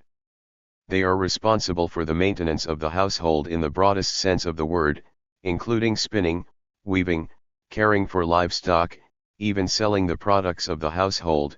Only at harvest time do they merely help out their husband with the field work. It is for this reason that the husband does not feel entitled to interfere in his wife's housekeeping. In Little Russia, we learn from Alexandra Yefimenko, where, as a result of particular local historical and domestic conditions, the extended family broke up significantly earlier than in Greater Russia, this division of labor, duties, and rights has occurred to a significant extent. The husband never intervenes in his wife's affairs, leaving them to her complete and unchecked discretion. Se babskoye hozyaistvo. That is women's business, as men in Little Russia say. But it is specifically in Little Russia that the domestic position of peasant women is significantly more bearable than in Greater Russia, where the foundations of the old extended family still hold sway. The relatively large degree of independence that women benefit from in small families naturally made them fierce defenders of this form of family relations, and has caused peasant women to use all means at their disposal to attain division, shunning neither defamation, nor pugnaciousness. Both in Greater Russia, Yefimenko states, and amongst the other Slavic peoples, women are considered the evil opponents of shared tribal life and the main cause of the decline of the old order. 4. Although this statement is not entirely true, it is in any case characteristic. The decline of clan life doubtless has deeper causes than the pugnaciousness and contentiousness of the womenfolk. After all, women quarreled in the past without it resulting in the ubiquitous division of extended families into small families. The durability of the foundations of the family is inversely proportional to the prevalence of the exchange-based economy in the village, this is well known. Where the peasantry have not yet been caught up in the worldwide current of commercial intercourse, where the original, closed subsistence economy holds sway, the ancient form of the patriarchal family is maintained in all its archaic integrity. In this case, the family remains a primarily economic unit, the producer of all goods needed for life, a unit of extreme importance, even indispensable, for all its members. In that case, the economic ties that bind the peasant family guarantee its stability and vitality. Here, divorce is not even spoken of. To be sure, marriage here is not a moral union, but it nonetheless rests entirely on the real foundation of the relations of production. Our extended peasant families in Russia, with all their inherited ugliness, in which women have no recourse against their enslavement, in which the master holds unlimited power over the entire household, have remained preserved to this day only because our peasantry retained forms of economic relations long since overcome and abandoned by other peoples until the end of the 19th century. However, the former encrusted norms of patriarchal life are losing their previous stability as the peasant economy is swept into the general current of worldwide commodity exchange.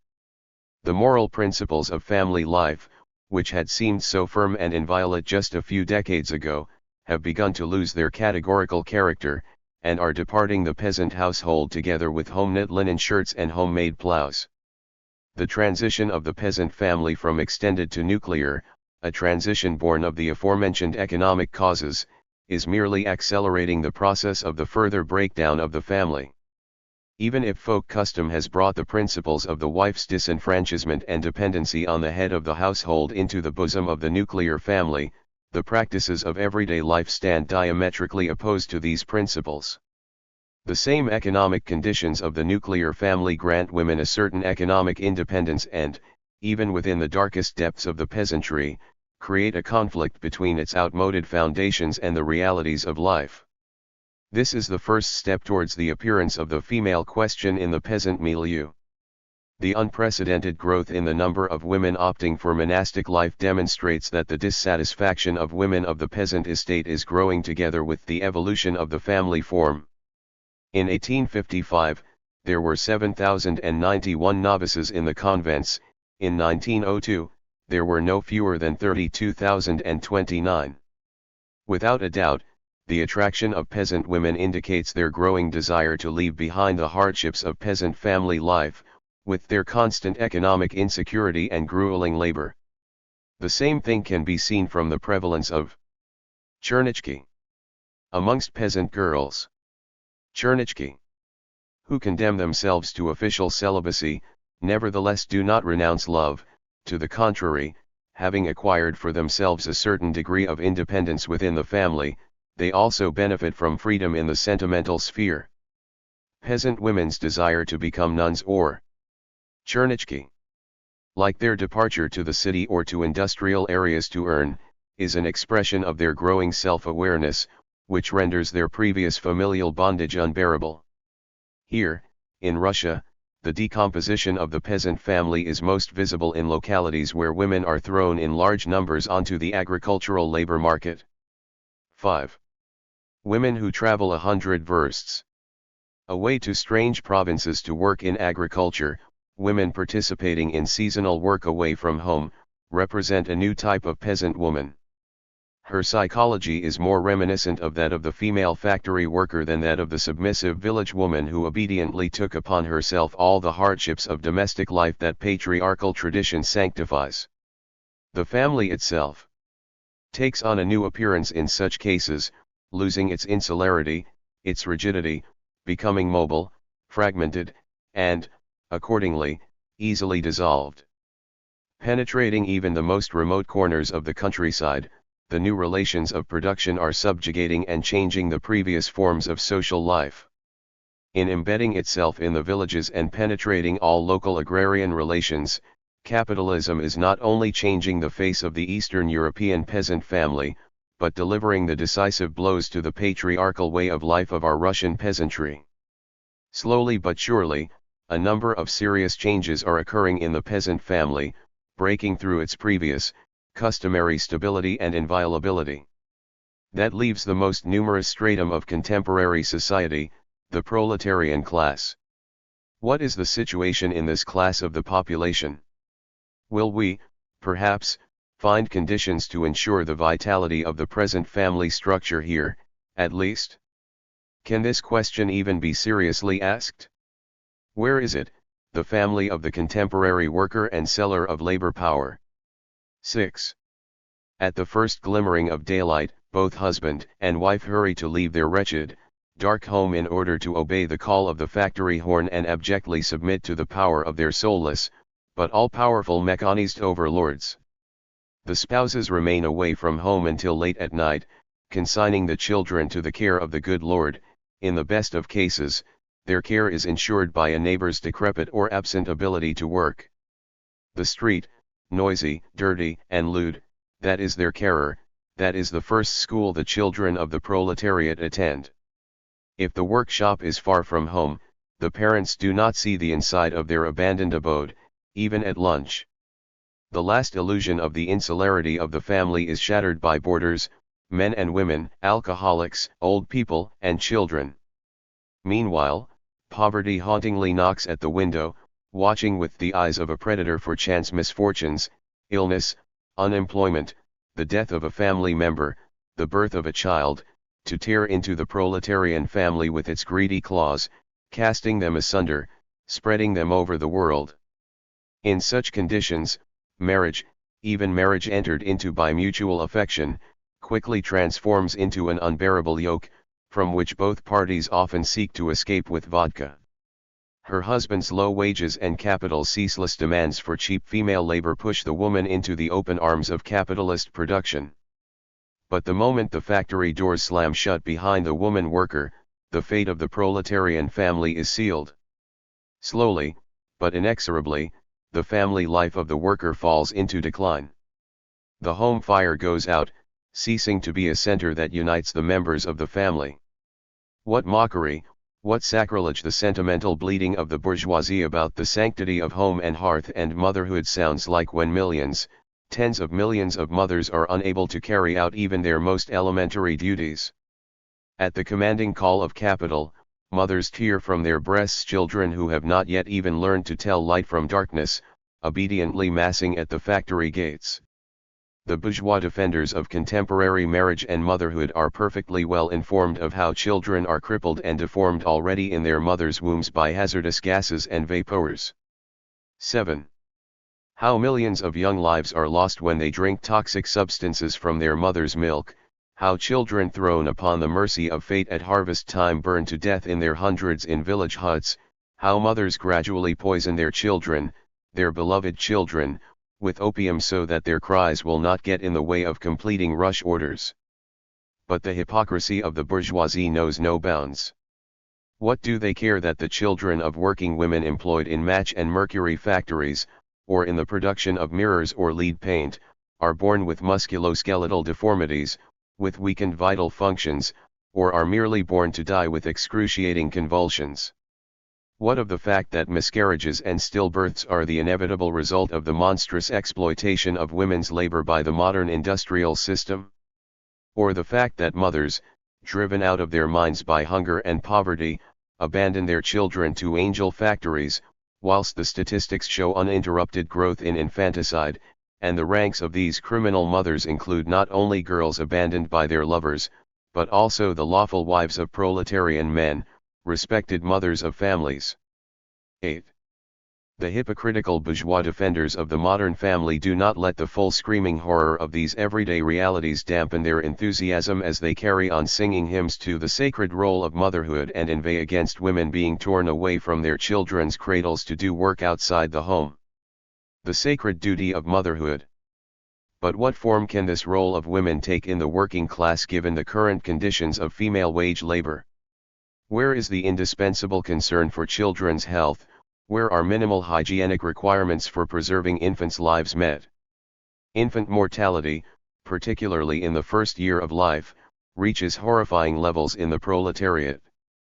At the same time as 8% of the infants of the bourgeois class die in the first year of life, Lily Braun remarks, roughly 30% of the children of the working class die at this age.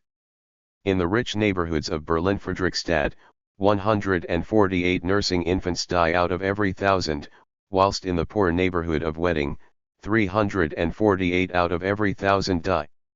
The mortality in the industrial centers demonstrates the close link between infant mortality and the growth in female labor. 9. The tobacco industry is one of the most harmful in this regard. The greatest number of stillbirths amongst industrial workers occur amongst women tobacco workers. Here, even if babies are born alive, they can look forward to slow poisoning by their mother's nicotine-laced milk.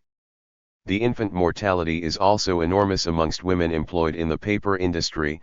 In Germany, it amounts to 48%. The same fate also awaits the children of women textile workers. In England, 22% of infants born to mothers working in fiber processing died in the first year of life. In Germany, the figure is 38%. And what awaits the children of proletarian families if they do manage to survive all the mortal dangers with which their path to and after birth has been so generously sown? Hunger, cold, poverty, angry shouting, beatings by tired hands. The wish, brought about by sheer desperation, if only you'd suffocated. This is followed by dismal years spent in apprenticeship or at the machine, and, in their leisure time, the street, fighting, swearing, pubs, and many, many beatings. This is what is meant in the present structure by an upbringing under mother's attentive eyes. No matter how much the tender mummies of the bourgeois milieu reject the collectivist structure of the future with its principle of socialized child rearing, no matter how much they curse socialists for their callousness and their barbaric desire to take from them the blood of their blood, it can be said that any form of child rearing different to the contemporary one will save millions of little lives. There will at least be no more unfortunate children tied to the bed by their mothers so that they can go to work. There will no longer be the martyrology, to which we are accustomed, of children dead of tragic accidents, falling under carriages or out of windows, or drowning in tubs of water. The lives of proletarian children are so brutal, so full of the most barbaric deprivation and unchildlike suffering that the loss of their parents and their families is not infrequently a blessing to them. Orphanages founded by philanthropists or the state, with all their glaring inadequacies, are quite often a salvation for the children of the proletariat. Let the affectionate bourgeois mothers who inveigh against socialists for their intention to tear children away from their mother's breast honestly acknowledge how many proletarian mothers, in the current bourgeois system, remain at their children's cradles. 10. We certainly must not close our eyes to the constant growth in labor by married women. Over a period of 12 years in Germany, the number of married women workers increased by 300,000. In 1882, of 1,000 working women, 173 were married. In 1895, the number was already 215. According to the most recent figures, of every 1,000 women working in Austria, 450 are married. In Germany, the figure is roughly 220, and roughly 200 in France. Indeed, this figure is significantly greater, because the statistics only count women as married when their marriage is sanctified by the law and the church. Meanwhile, free cohabitation, in which the woman, wife and mother, has all the customary familial obligations, is more and more common amongst working-class women. The material deprivation of the proletarian family forces married women to work in the factories, and, as long as the system of wage labor remains, as long as capital has an interest in bringing ever cheaper workers into production, there will be no reason to expect a decrease in the number of married proletarian women working in industry. According to testimonies collected by factory inspectors in Alsace-Lorraine, 82% of all married working women turned to industrial labor because they lacked any other means of support. In Aachen, the number of married women condemned to the factories by desperate need was even higher at 88%, in Schleswig, it was as high as 96%. 11. Our esteemed entrepreneurs, often the most bitter opponents of women's emancipation and independence when it comes to women of their own class, declare with cynical candor that married women are their most beloved exploitation objects. Of course they are. Working mothers will endure anything, agree even to the most outrageous working conditions, so long as they do not return home with empty hands and hear the soul-crushing cries of hungry children. Factory owners consider unmarried women workers too independent, too brave and daring, and much more susceptible to the propaganda of dangerous ideas than married women who bear the burden of supporting families. It comes as no surprise that entrepreneurs do everything they can to encourage married women to work for them. And under such circumstances, where, on the one hand, economic need forces women into wage labor, and, on the other, capitalist production awaits them with open arms, it should come as no surprise that the proletarian family is rapidly and inexorably moving towards complete collapse. Thus, no matter how much the bourgeoisie shout about the indestructibility and constancy of the foundations of the family, the contemporary, insular, property-orientated, narrowly individualist family, is doomed to death and dissolution. In front of the eyes of the whole world, the home fire is going out in all classes and strata of the population, and, of course, this dying flame cannot be fanned by artificial means. Marriage represents one side of the sexual life of bourgeois society, prostitution represents the other. Marriage is the obverse side of the coin and prostitution the reverse. If a man does not find satisfaction in marriage, he usually seeks satisfaction in prostitution. Both men who are unmarried by choice or necessity and men who are married, but disappointed, find it considerably easier to satisfy their sexual desires than women do. 12. Scorned by all, shunned by all, but quietly encouraged, prostitution, with its lush, toxic blossoms, muffles all that remains of familial virtue. As if covering society in putrid mud, its stinking breath poisons the pure joys of amorous relations between the sexes. In our time, prostitution has taken on colossal dimensions heretofore unknown to humanity, even in the times of its greatest spiritual decline.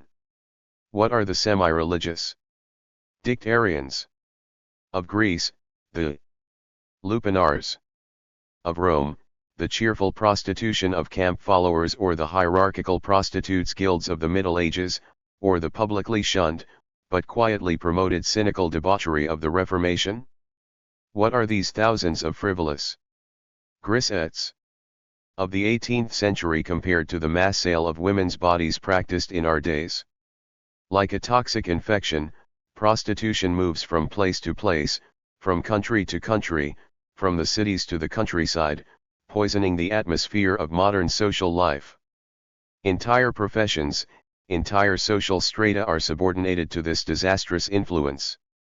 So much has been said and written about all the horrors of prostitution that there is no need to tarry here on the dark pictures illustrating this reverse side of the coin of the modern form of family and marriage. It suffices to note the number of women forced to engage in prostitution in order to understand the full enormity of this phenomenon, the full malignancy of its effects on modern family life. In 1900 to 1901 in the principal cities of Europe, the following approximate number of women were found to be engaged in the sale of their bodies in one form or another. No further comment is required. These figures speak quite clearly for themselves. Of course, the extent of officially registered, legal prostitution is considerably lower than that shown above. However, what matters for our purposes is not what is counted in official medical and police oversight reports, but the figures that show us the actual state of affairs. Clandestine prostitution, according to many serious researchers of the subject, always significantly exceeds open prostitution, by 5 to 10 times, and there are even figures that suggest that the difference is even greater. Thus, in 1900 in Paris, 5,183 prostitutes were officially registered, whilst one set of figures put the number of clandestine prostitutes over 100,000, or as much as 120,000 in another.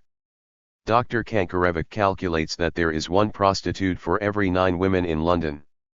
14. One for every 14 women in Paris, and one for every 20 women in Berlin and St. Petersburg. In Russia in the 90s, according to the Home Affairs Ministry, 45,000 prostitutes were registered, when, in point of fact, approximate calculations indicate that at least 30,000 women are engaged in prostitution in St. Petersburg alone. Not only clandestine prostitution but registered prostitution is growing relentlessly.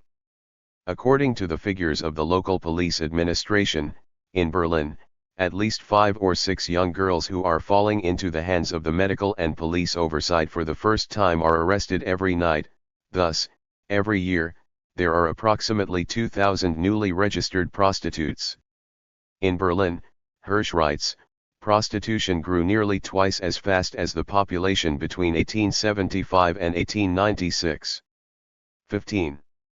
And together with the prostitution that is legally regulated and sanctioned, driven by hunger, loneliness, defenselessness, temporary, casual, or seasonal prostitution, as it is called in scholarship, lurks in hidden alleys. The development of casual or seasonal prostitution is promoted particularly by the existence of a number of branches of industry that only employ women workers in certain times of the year. A woman working a few months a year until total exhaustion for wages that barely suffice to cover the most basic necessities of life is thrown out onto the street for the rest of the year with no provisions at all. 16. As if it were not enough, Dr. Blaschko writes, for there to be thousands of working women in all major cities who are poorly paid and forced to seek a steady, more or less substantial secondary income. In prostitution, in some branches of industry, where seasonal work flourishes, we find prostitution in the form of a temporary, but nonetheless principal occupation, alternating with the worker's actual trade. 17. In published reports on the wages of women workers in finished linens and garment factories, the federated governments of Germany themselves find that it is common for female workers of limited means with a penchant for clothes, lacking family, to become prostitutes either voluntarily or of necessity when they are deprived of means of support during periods of unemployment. 18. Here, in Russia, there is a special type of so-called fair prostitution. Peasant women, women artisans who sew doll clothes, servants, and other women involved in honest labor year-round, who usually find a palpable gap in their annual budget, go to the fairs in order to overcome the deficit hanging over their heads by selling their bodies, if not their labor power. We find in the reports of many physicians, writes the woman Dr. Drenteln, that, during the Nizhny Novgorod fair, prostitution is pervasive amongst the women from the towns near Nizhny Novgorod. 19. The whole horror of modern prostitution can be seen from the fact that ever broader segments of the female population are forced to resort to it. The 6,000 official prostitutes in Paris, or the 5,000 in St. Petersburg, are nothing compared to the 100,000 or 30,000 or more women with honest employment who are forced to resort to the sale of their affections. The very thought is horrifying. It is not just lonely, unmarried women cast off by their lovers who turn to prostitution, as many prefer to believe, rather, it is not uncommonly the lawful wedded wives of workers, peasants, and artisans who are only able to support the subsistence of their loved ones by this means. In the past, Hirsch correctly notes, only women of the lumpenproletariat turn to this shameful trade. These days, thanks to the omnipotence of capital, even women wage earners are forced to put a price on their bodies.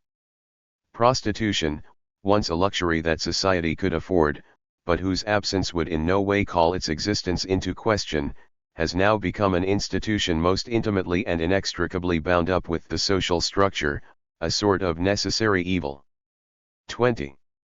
Examples of women supporting entire families, raising brothers and sisters, and feeding elderly parents by means of prostitution are by no means scarce.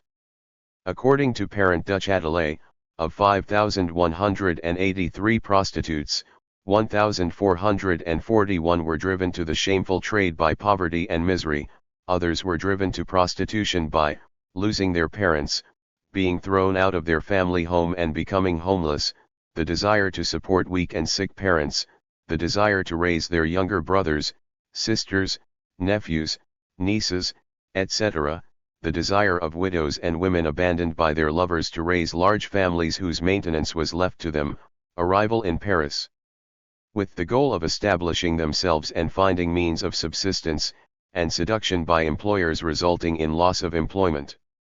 Thus, of 5,183 women, 3,354 took the bad path to secure bread, clothing, and shelter for themselves or their close relations. 21. According to Dr. Oboznenko's research, in St. Petersburg, of 2,934 women, 1,712 referred to need, poverty, and lack of income as the factors leading them to the bad path. Moreover, some dozens of women, in their words, turned to the shameful trade as a result of diseases that deprived them of their ability to work or, horrifyingly enough, in order to support their children. 22. These reports, once again, only concern official, regulated prostitution, but it is amongst the clandestine or occasional prostitutes that we find the greatest number of women forced to seek such ancillary income for the sake of their families and loved ones. The contemporary exploitative capitalist system forces mothers to turn to the bad path for the sake of their children and children to turn to the bad path for the sake of their mothers. Even tender age is not able to protect a child of the working class from the predatory demands of the overfed debauchery of the bourgeoisie. Girls as young as 5 or 6 are sold for defilement by bursting purses and die in their thousands, never having known the innocent joys of childhood.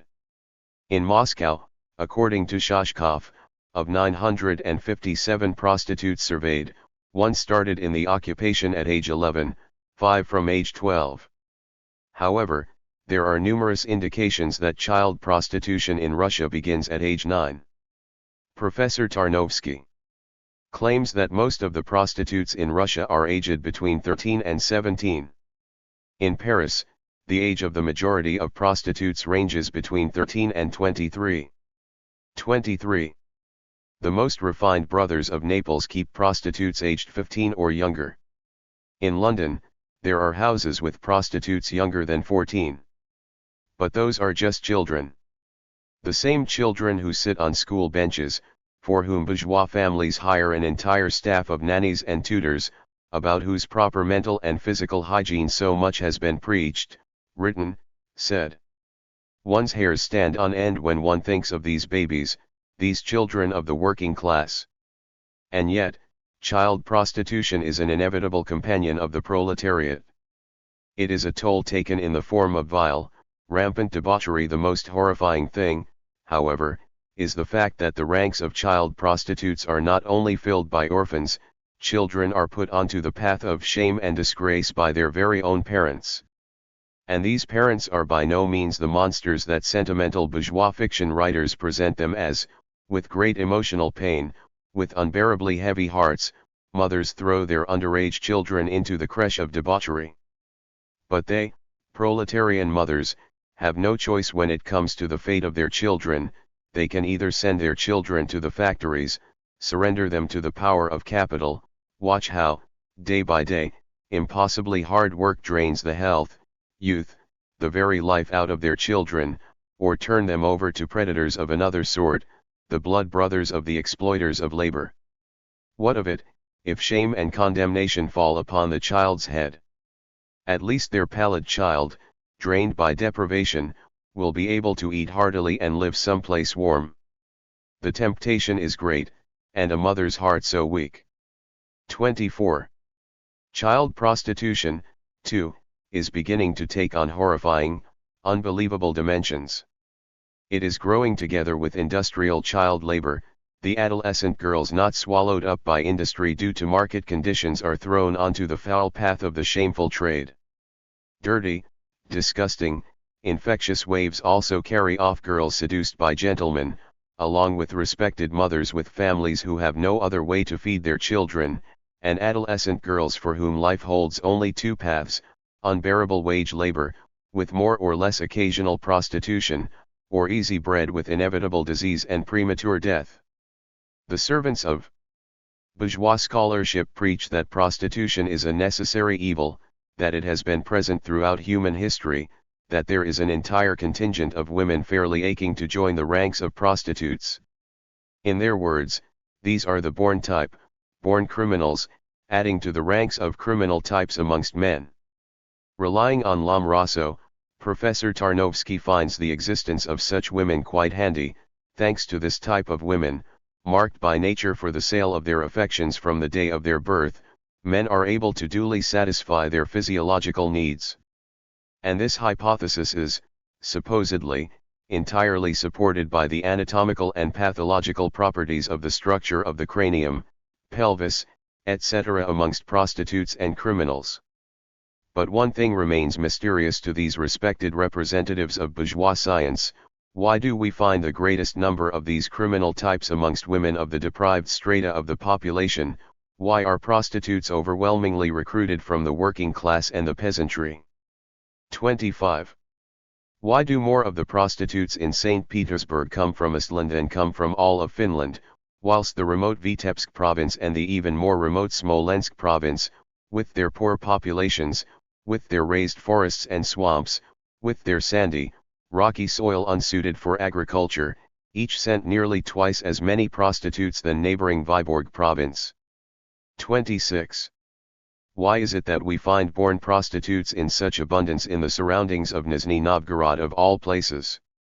Why, lastly, is it that such a high percentage of physically abnormal individuals, an extraordinarily high percentage compared to women from other social strata, is found amongst female servants? If truth were on Lombroso's side, women of all classes of society would be represented in prostitution in approximately the same proportion in which these classes are represented in the female population. However, as we will see, no such proportionality exists. This alone suffices to refute Lombroso's theory and prove the rightness of the view that external conditions of life predispose the proletariat to prostitution to a greater degree than the materially prosperous class. 27. Is it indeed possible to seriously dispute these passionate, false claims of the representatives of class scholarship?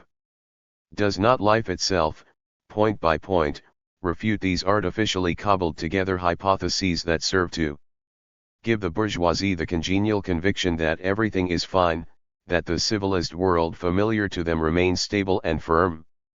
Thus it ever was, thus it will ever be. In order to finish off the matter of innate types of prostitutes, it suffices to take even a cursory glance at the contingent of women who have been recruited by debauchery. Where do all these hundreds of thousands of women who sell their own bodies come from? What stratum of the population provides the greatest number of them? The statistics, as Shashkov already wrote, show beyond a doubt that all public women, almost without exception, are of working class or poor peasant origins. We could bury the readers in dozens of such statistical tables that provide proof of this exceedingly instructive fact. 28. Female domestic servants, saleswomen in the shops, female craft workers, daughters of the worst paid workers, and, lastly, female factory workers. This is the female material from which contemporary life molds the holders of the yellow card. Material need is particularly intense amongst personal servants, female skilled workers, dressmakers, linen seamstresses, day laborers, laundresses, and factory workers. The pittance they receive in wages for the work they perform is incapable of covering even their most fundamental needs, short-term physical rest or even the slightest moral comfort. Out of need, they become the slaves of labor and bosses. Illness and temporary job loss leave them without a kopeck to their names, and then put them out on the streets. And often, these women, left without protection, buffeted by sorrow and need and unable to find other work, are left with no alternative but to take the bad path and there forever to lose their human aspect, and there always appears a man with his lecherous urges. 29. In Frankfurt am Main, 30% of registered prostitutes had previously been domestic servants, 22% had been waitresses, and 13% had been factory workers. The remaining 35% were divided amongst other occupations. 30. According to Russian statistics, 45.5% of registered prostitutes had previously been in service, 8.4% had been seamstresses and dressmakers, 3% factory workers, 2.4% laborers, and 6.4% had no specific occupation. 31. In St. Petersburg, according to Dr. Obasnenko's figures, of 5,189 prostitutes, 40.4% had been in service, 12.2% dressmakers, 11% craft workers, and only 6% had been factory workers. 32. In Italy in 1878, of 10,000 registered prostitutes, 2,574 had worked as maids. In general, the statistics show that the greatest number of prostitutes come from service, restaurant service, followed by craft workers. Factory workers, on the other hand, are in last place amongst officially registered prostitutes. Both foreign and Russian figures, Professor Illustratov says, coincide in indicating that the heavy tribute paid to regulated prostitution that is subject to statistical analysis by domestic servants is significantly greater than the sacrifice cast into the whirlpool of licensed debauchery by factory workers. Thus, according to the All Russia figures, Domestic service yields 5 times more regulated prostitutes than factory work relative to the numbers of these two occupations. 33. It should be added that, at the same time as the share of domestic servants in registered prostitution is constantly increasing, factory workers appear to provide ever less suitable material for recruitment to the cotters of living commodities. According to Dr. Blasco's figures, over a period of 44 years, the number of registered prostitutes coming from the ranks of industrial workers decreased from 71% to 43% in Berlin. To a certain extent, this phenomenon can be explained by the fact that, compared to the situation and conditions of factory work 50 years ago, the absolute level of material well-being of male and female workers has increased, and that, of course, this increase is not conducive to the diversion of the female element to the ranks of prostitutes.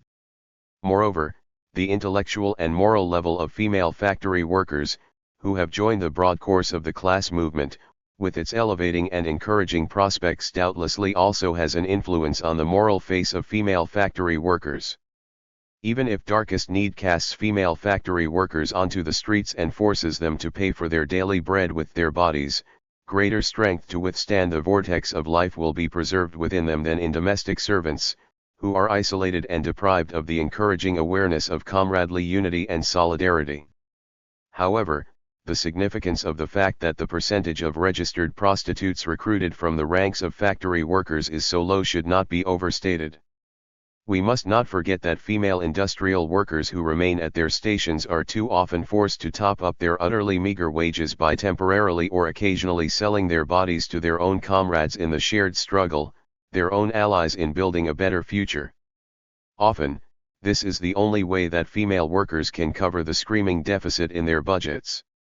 The entire difference between the position of female servants and that of female laborers is that, in the case of laborers, prostitution serves as an ancillary trade, whilst it becomes the prevailing occupation of servants.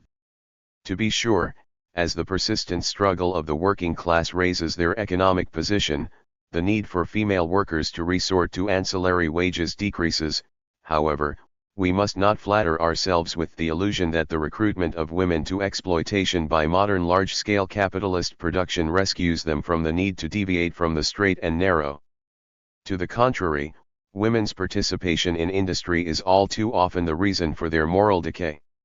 Let us linger on the purely economic causes that force female factory workers to sell their bodies.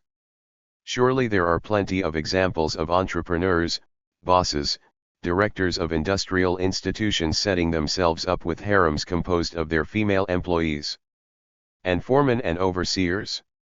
It is not exactly rare for girls or women to be persecuted, fined, or have their wages docked merely for refusing to be biddable and submit to the foreman's whims. Many factory operators, reports Mrs. Daubier in relation to France, have made a habit of not giving girls work without first robbing them of their innocence. The law and the administration take no notice. Such are the customs in the industrialist world. The occupations with the worst pay of all, which put women in the greatest dependency on the buyers of labor power, also yield the largest contingent of prostitutes.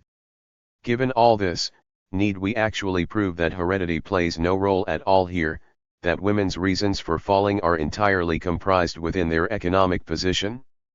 According to the findings of Dr. Obasnenko, of the number of prostitutes registered in the records of Kollontai Hospital in St. Petersburg, 70% had previously been enslaved in hard-wage labor, subject to the despotism of their bosses and in constant need.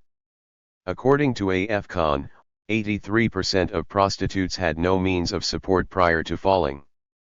Dr. Kaminga, who researches prostitution in France, a man wholly devoted to the interests of his class, finds that inadequate wages and poverty are the most common inciting factors for prostitution.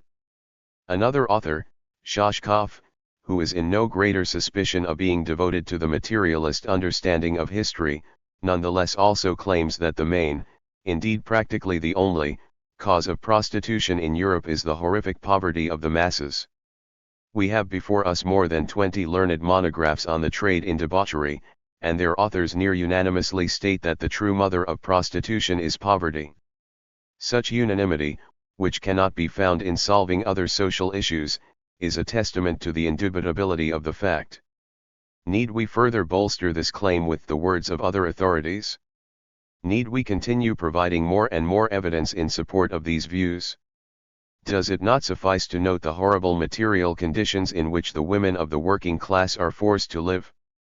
Without touching on the unhealthy and physically torturous working conditions of female workers or tarrying on the nature of their home life or their housing and living conditions.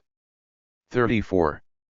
We note that the wage levels of female workers in themselves provide sufficient stimulus to push them into the open arms of debauchery and supply the market for living female bodies with a relentless influx of fresh forces. The number of prostitutes, as Babel correctly states, grows in proportion to the growth in the number of women employed in different branches of industry as workers receiving wages that are too high to die, but too low to live. Prostitution is promoted by the industrial crises that have become necessary in the bourgeois world and bring poverty and need to hundreds of thousands of families. 35. That industrial crises are always conducive to the growth of prostitution is an indisputable fact. In England in 1865, during the cotton crisis, the number of young prostitutes recruited from the army of unemployed workers increased more in 1 year than in the preceding 25 years combined. We see this same picture wherever we look. Women being drawn into the ranks of the sellers of labor power is the source of the colossal growth and development of the trade in female bodies. And the worse the professional work of women is paid, the earlier they are pulled into the harsh struggle for existence, the sooner and more unavoidable the bad path becomes for them. The labor of domestic slaves is particularly poorly paid, and it is that occupation that throws the greatest number of female bodies onto the prostitution market. 36. In our province, the monthly wage of servants ranges between 3 and 8 rubles, or 36 to 96 rubles a year. With this money, servants have to cover all their personal needs, not only dressing themselves, but not infrequently also buying their own hots, i.e., tea and sugar. From this money, they often have to help family members, and, if they have children, send money for their maintenance. The latter regularly exceeds their entire modest income. What can a person do in such circumstances? How could one not take advantage of an easier way of living? At the very least, it provides a safeguard against the constant deprivations, made particularly severe by their repetition. The slightest incident, a single false step, and she is counted amongst the rejects before she even realizes. After the servants come the small craft workers. It is difficult to say who is worse off, the linen seamstresses or the dressmakers. In Germany, the professional intermediaries have taken the exploitation of dressmakers to such a degree that even the cleverest worker is unable to make more than 8 or 9 marks, and less experienced dressmakers make even less, 4 or 5 marks. Moreover, the manufacture of clothing is one of those trades in which the work is overwhelmingly seasonal. In other words, the workers tend to be employed only some 4 or 5 months a year.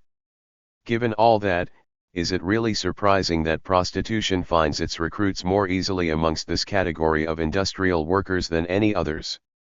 Do the bitter, hopeless need, the total dependency on the boss and the intermediary, the exhaustingly long workday, and the lack of moral and material support force female craft workers to seek a living in an occupation that she initially views with contempt and revulsion? Yet, in all countries, it is this branch of industry that employs a particularly large number of female workers. In France, according to Gonard, the earnings of female craft workers range from 1.60 to 4.10 francs a day. Meanwhile, the most basic needs can only be satisfied with earnings of 2.75 francs, and that is without any unexpected urgent expenditures, such as those due to disease, unemployment, seasonal lulls, or the like. Likewise, this amount does not include the support of elderly parents or brothers and sisters. 37. What can be said of our Russian craftswomen? It suffices to have a look at their living and working conditions to wonder along with Professor Herner where the women of the working class find the reserves of courage that allow them to withstand the temptations of life. Dark, dirty, crowded, grey flats with a sepulchral supply of air per person, with the incessant noise of rowing neighbors, crying children, screaming elderly people, the sickening tedium of sitting hunched over needlework, meager food that has often already gone off, restless nights on a hard, narrow bunk for two, that is a typical picture of the existence of craftswomen. In St. Petersburg, seamstresses working in workshops are paid 8 to 80 rubles a month for board, without flats. As such, this wage is distributed roughly as follows. Bodice makers, 15 to 20. Pattern makers, 25 to 50. Sleeve makers, 10 to 15. Skirt makers, 8 to 15. Skirt makers, 15 to 20. Trimmers, 25 to 50. The higher wages paid to pattern makers and skirt makers is explained by the fact that this line of work is the most skilled in the dressmaking trade, and only a very small number of craftswomen are capable of doing this work. Pattern makers, skirt makers, and trimmers are only needed in the largest shops. In small and medium-sized workshops, these matters are usually seen to by the mistress herself. Thus, most women working in the dressmaking trade make no more than 20 rubles. When we recall that this amount must cover expenses for accommodation and clothing, particularly warm clothing, without which life in St. Petersburg is inconceivable, that the board provided is frequently inadequate or unsatisfactory, thus requiring this line item to be topped up from one's own pocket, is it really surprising that craftswomen fall so often? No better, indeed, perhaps even worse, is the situation of seamstresses. Pattern makers in workshops are paid 12 to 20 rubles to cover all living expenses, only the particularly skilled ones are able to earn up to 25 to 30 rubles a month. Female sweepers are paid 10 to 18 rubles a month plus room and board, or 70 kopecks a day. Seamstresses working not in workshops, but at home, for ready-to-wear linen and dress shops are particularly poorly paid. For a dozen women's blouses with every conceivable contrivance, fold, and insert, the shop pays between 80 kopecks and 4 rubles, meanwhile, a dozen such blouses require at least 6 to 7 days' work. For a dozen pairs of trousers, requiring the same 6 days' work, the shops pay 1.80 to 3 rubles, for a dozen skirts or silk blouses, requiring at least 12 days' work, they pay around 6 rubles. The wages of bodice makers working for board without room is 8 rubles a month, only the more skilled bodice makers are able to earn 15 to 17 rubles. Even pattern makers in corset and band shops make no more than 25 rubles a month. In ladies' milliners' shops, the most skilled workers are able to make 30 rubles a month, ordinary workers only get 10 rubles. The number of especially skilled women trimmers able to make around 60 rubles a month is quite small, but these workers, who are particularly burdensome to the shops, are more often than not thrown out of the workshop during the dead season. Florists working in their own flats are paid 8 to 15 rubles a month. Cigarette girls working at home have to cover all expenses on 10 to 20 rubles. Stocking makers make 8 to 15 rubles, most of them are paid 12 rubles, with only particularly skilled stocking makers being able to increase their wages to 30 rubles. The wages of glovers even in large shops do not exceed 8 to 10 rubles a month with board. A particularly skilled glover, working at home, can produce up to 10 pairs a day and earn 1 ruble a day. However, there are not many of them, and, as such, the actual wage of glovers is significantly lower. 38. Cord makers earn 4 to 18 rubles, with which they must pay for room and board. The living conditions of women making 4 rubles a month in St. Petersburg are easily imaginable. Laundresses working in laundries are paid 12 to 18 rubles without board and 6 rubles with board. If they work on a daily basis, their usual monthly wage is as much as 6 rubles. As striking as the insecurity of craftswomen is, the working conditions of female factory workers here in Russia are not much better. In Western Europe and the US, female factory workers not only receive higher wages, but also have the advantage of steadier pay. No such thing can be said of the situation here, particularly in the past few years of severe, protracted industrial crisis with its mass sackings and constant decreases in production in one or another field. In the St. Petersburg textile industry, in which female workers are particularly abundant, they are paid 0.55 to 1.20 rubles a day.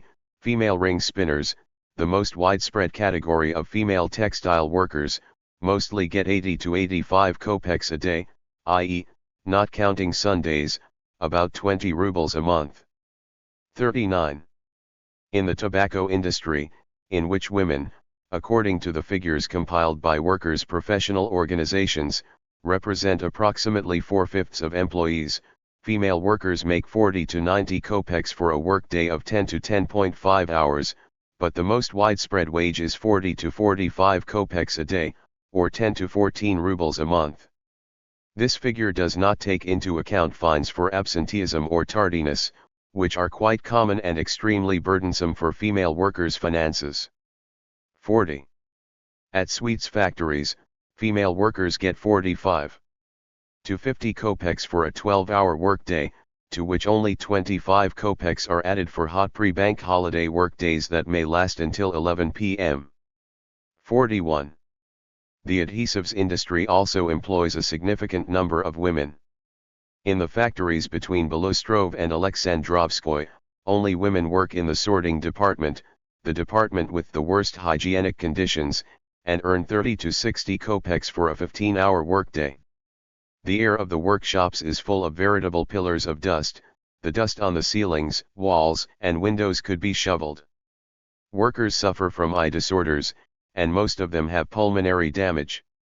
Outside the gates in St. Petersburg, the most common monthly wage for women employed in smaller businesses does not exceed 12 rubles. Taking into account the fact that the most modest accommodation, half a bunk, costs between 1.5 and 3 rubles a month, that black bread costs at least 2.5 kopecks a pound, and that female workers need that same 8 to 12 rubles to cover shoes and clothing, as well as, often enough, to support an entire family, an unemployed husband, children, elderly parents, it is plainly obvious that there is no way for them to work without an ancillary income such as clandestine prostitution. According to testimonies taken by factory inspectors in 1900 to 1901, female workers are paid 12 rubles a month, whilst male workers get 20 rubles. However, it does happen that female workers' wages in the countryside plumb implausible depths. 42. Thus, a Kiev district inspector reports that in one sleeve factory in Uman, women and adolescents were paid 2 to 4 rubles a month, whilst, at a tobacco factory in Zhytomyr, they were paid around 2.5 rubles. Only a few female tobacco workers' monthly incomes reached 9 rubles. 43. In the sugar refining industry, which also employs a sizable number of women, the wages for female workers range between 4 and 15 rubles a month without board and between 3 and 12 rubles with board included. There are large textile factories in Moscow where women are paid no more than 6 to 8 rubles a month. What are we meant to live on, women workers say, when board alone costs 3 to 8 rubles a month, and a woman has to pay 3 or 4 rubles for a flat if she's single, or 6 to 8 rubles if she's got a family. Not only is nothing left, it isn't even enough. Like it or not, we need to be doing something on the side. At 149 companies in Tver province, which employ more than 25,000 workers, the average wage of women in 1898 was equal to 138 rubles a year without room and board. Underage workers were paid even less, about 9 rubles a month on average, and girls under 15 received 8.75 rubles a month. Even sadder is the lot of women working in mining. For a 12-hour working day, underage coal sorters get a maximum of 30 kopecks a day. On the Urals, even adult women are paid only 25 to 45 kopecks a day, Female day laborers who care for the horses get no more than 80 kopecks. There are places in Perm province where the daily wage of an adult female mine worker do not exceed 20 kopecks. 44. Is any further commentary required on these figures? Are they not a sufficiently eloquent testament to the fact that the fundamental impulse leading working class women along the slippery path of easy living is their total economic deprivation? The dark picture of the lives of prostitutes chills the heart. What horrors they have occasion to see. What suffering they are forced to experience. Grief, humiliation, beatings, the contempt of society, poverty, and a lonely death. It would seem that a woman who has had even the slightest glance into this hell ought to run away without giving the dark abyss a second look. But is the life of a female craft worker, a domestic servant, or even a female factory worker any better, particularly here in Russia, where the working conditions, even in large-scale operations, are repugnant? Do they, the hundreds of thousands of proletarian women who sell their labor power to capital, live any better? Are their lives any brighter, any freer? Have a look at the dismal basements, the dark corners with their bunks for two, where most of the women of the working class are housed. Breathe in, even just once, the stuffy air, saturated with all manner of vapors and impurities that working class women must breathe at home. Try to nourish yourselves for even a day on the meager, unhealthful, stale food with which the women of the working class still their hunger, and you will understand that the hell of an honest living is worthy of the other hell, that of prostitution. The contempt of society? Good Lord! Just how much respect do they get by remaining honest, all these seamstresses, cigarette girls, tobacco makers, weavers, who slave away at work from morning to late night just so that, after a nearly sleepless night on a narrow bunk in a dark, overcrowded dwelling, they can begin the same unbearable life all over again? And carry on doing so, from day to day, from year to year, until they die. Would it not be better to live for even just a few years, even just a single year, in idleness, satiety, in modest happiness? It's just one day, but it's mine. How much courage, how much moral integrity and advanced consciousness is needed in order to prefer an honest crust, with all the hellishness it implies, to one that is dishonest, but at least filling. A hypocritical, two-faced attitude to prostitution is characteristic of the bourgeoisie, and brings their class position in what would seem to be a shared human concern into sharp relief.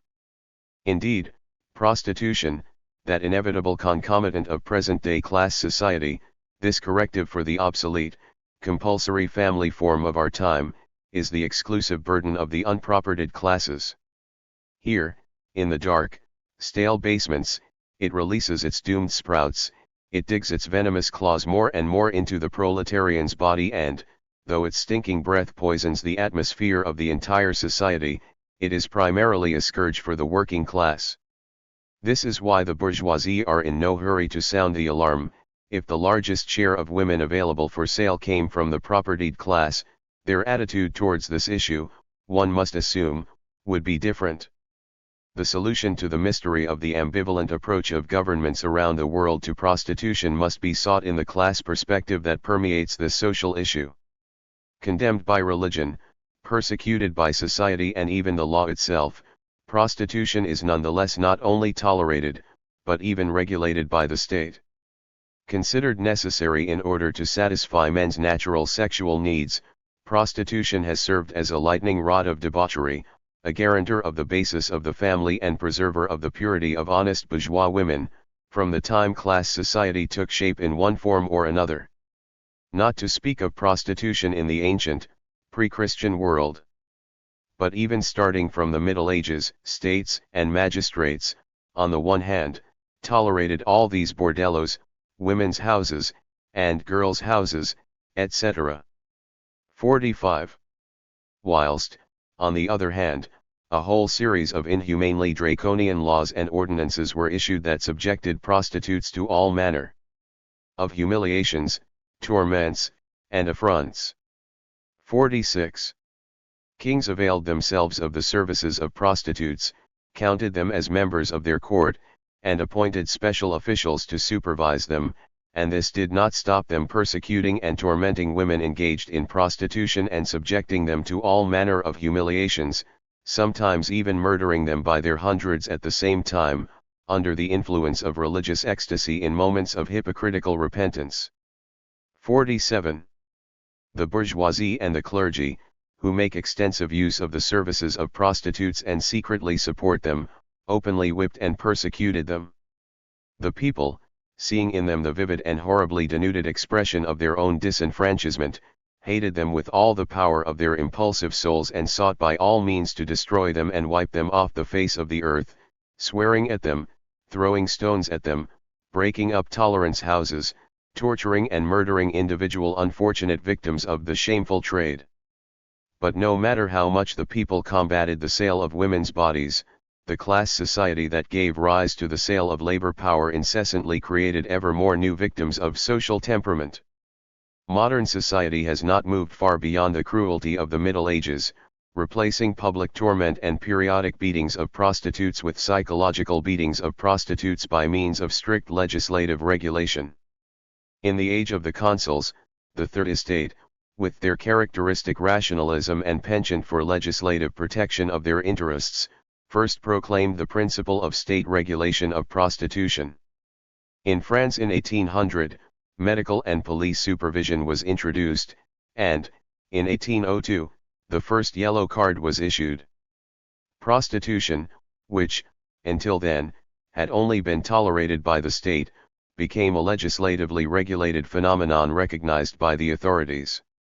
And, nonetheless, the customary hypocrisy does not allow for open recognition of the bankruptcy of the obsolete family forms and the inevitable growth of prostitution on the basis of capitalist relations. All Russian legislation on the shameful trade is suffused with this hypocritical spirit. In the interest of preserving the bourgeois family, the nursery of the heirs of capital, the trade in women's bodies is promoted, but, from the point of view of official morality, it is strictly condemned without leniency, and, in order to preserve the prestige of their high moral purity. In their own eyes, bourgeois society, with its sham virtue, always rushes to blast prostitutes with abuse, finding numerous ways to poison the lives of these unhappy priestesses of vice, which were not exactly sweet to begin with. 48. When the formation of a medical police committee was planned in Moscow, it was first proposed to collect funds from public houses for the treasury. However, this was then deemed inappropriate, in particular because carrying out any sort of collection from public women would be inconsistent with the spirit of our laws, because it could be seen as the government approving licentiousness, which is strictly prosecuted by the law. 49. In Germany, we encounter the same double standard. The criminal law prosecutes landlords who house prostitutes. And, on the other hand, the police are forced to tolerate thousands of women engaged in prostitution and preserve them in their trade as soon as they are listed in the prostitutes' registry and submit to the rules established for them, example periodic medical examinations. However, if the state permits prostitutes and thus supports their trade, then it must also allow for flats for them and even, in the interests of public health and order, allow there to be houses where prostitutes can engage in their trade. What a contradiction! On the one hand, the state officially acknowledges that prostitution is necessary, on the other hand, it punishes prostitutes and procurers. This attitude of the state shows that, for modern society, prostitution is a sphinx, the riddle of which it cannot solve. 50. Yes, this is how consistent modern bourgeois society is. But as if it were not enough that prostitution as a social phenomenon is the natural fruit of modern class society, the very acts regulating prostitution are permeated with class perspective. The common thread, says Professor Illustratov, running through the local regulations is the class demarcation of prostitution, which is also strictly observed by the practices of the vice police. 51. Our legislation permits obligatory inspection and incarceration in hospitals only for the category of vagabond, common and suspect girls. This is the text of 158 of the 1890 Ordinance. Almost identical is the language of the old Senate Decree of 1763, be it ordered, women found to be licentious shall be inspected, and only those who are lowly and vagabond shall be sent away upon being cured. Even more specific is the decree of the Minister for Home Affairs issued to the provincial governors on October 17, 1844, on the basis of which there has been, and continues to be, de facto supervision of prostitution in Russia's provinces. It goes without saying that only those persons shall be subject to the effects of any measures that may be deemed necessary in this case who, on the basis of their way of life, as well as their rank and other social relations, may be subjected to them. The same principle is also reflected in the special regulations of individual cities, although there are exceptions. Their very random and lenient character, created for women of the affluent classes, puts the class character of these ordinances into especially sharp relief. 52. The whole horror of the regulation lies in the fact that its weight falls entirely on women of the unpropertied classes. In the face of wealthy prostitutes, on the other hand, both the police and the regulations merely doff their hats in deference. Everywhere, it may be said, it is the less affluent prostitutes who fall under state supervision. The agents of the police are not sufficiently skilled to identify high-end prostitutes, and at times do not even have the opportunity to do so. This requires a great deal of tact. Sometimes, significant payments must be made. Moreover, prostitutes of this sort always find defense counsel willing to help them and, if the worst comes, to bail them out.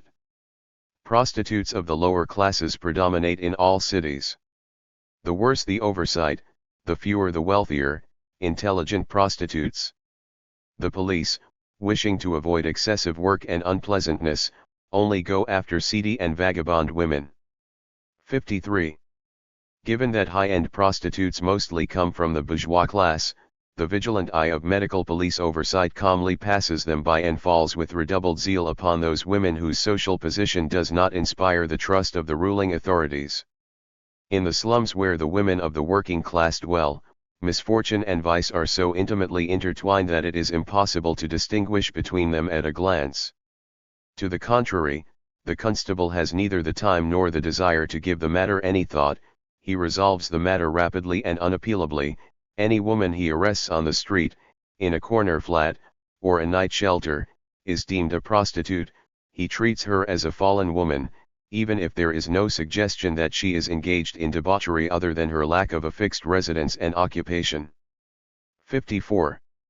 The existing rules of medical police supervision constitute a dangerous threat to the entire female proletariat, especially those living on the margins.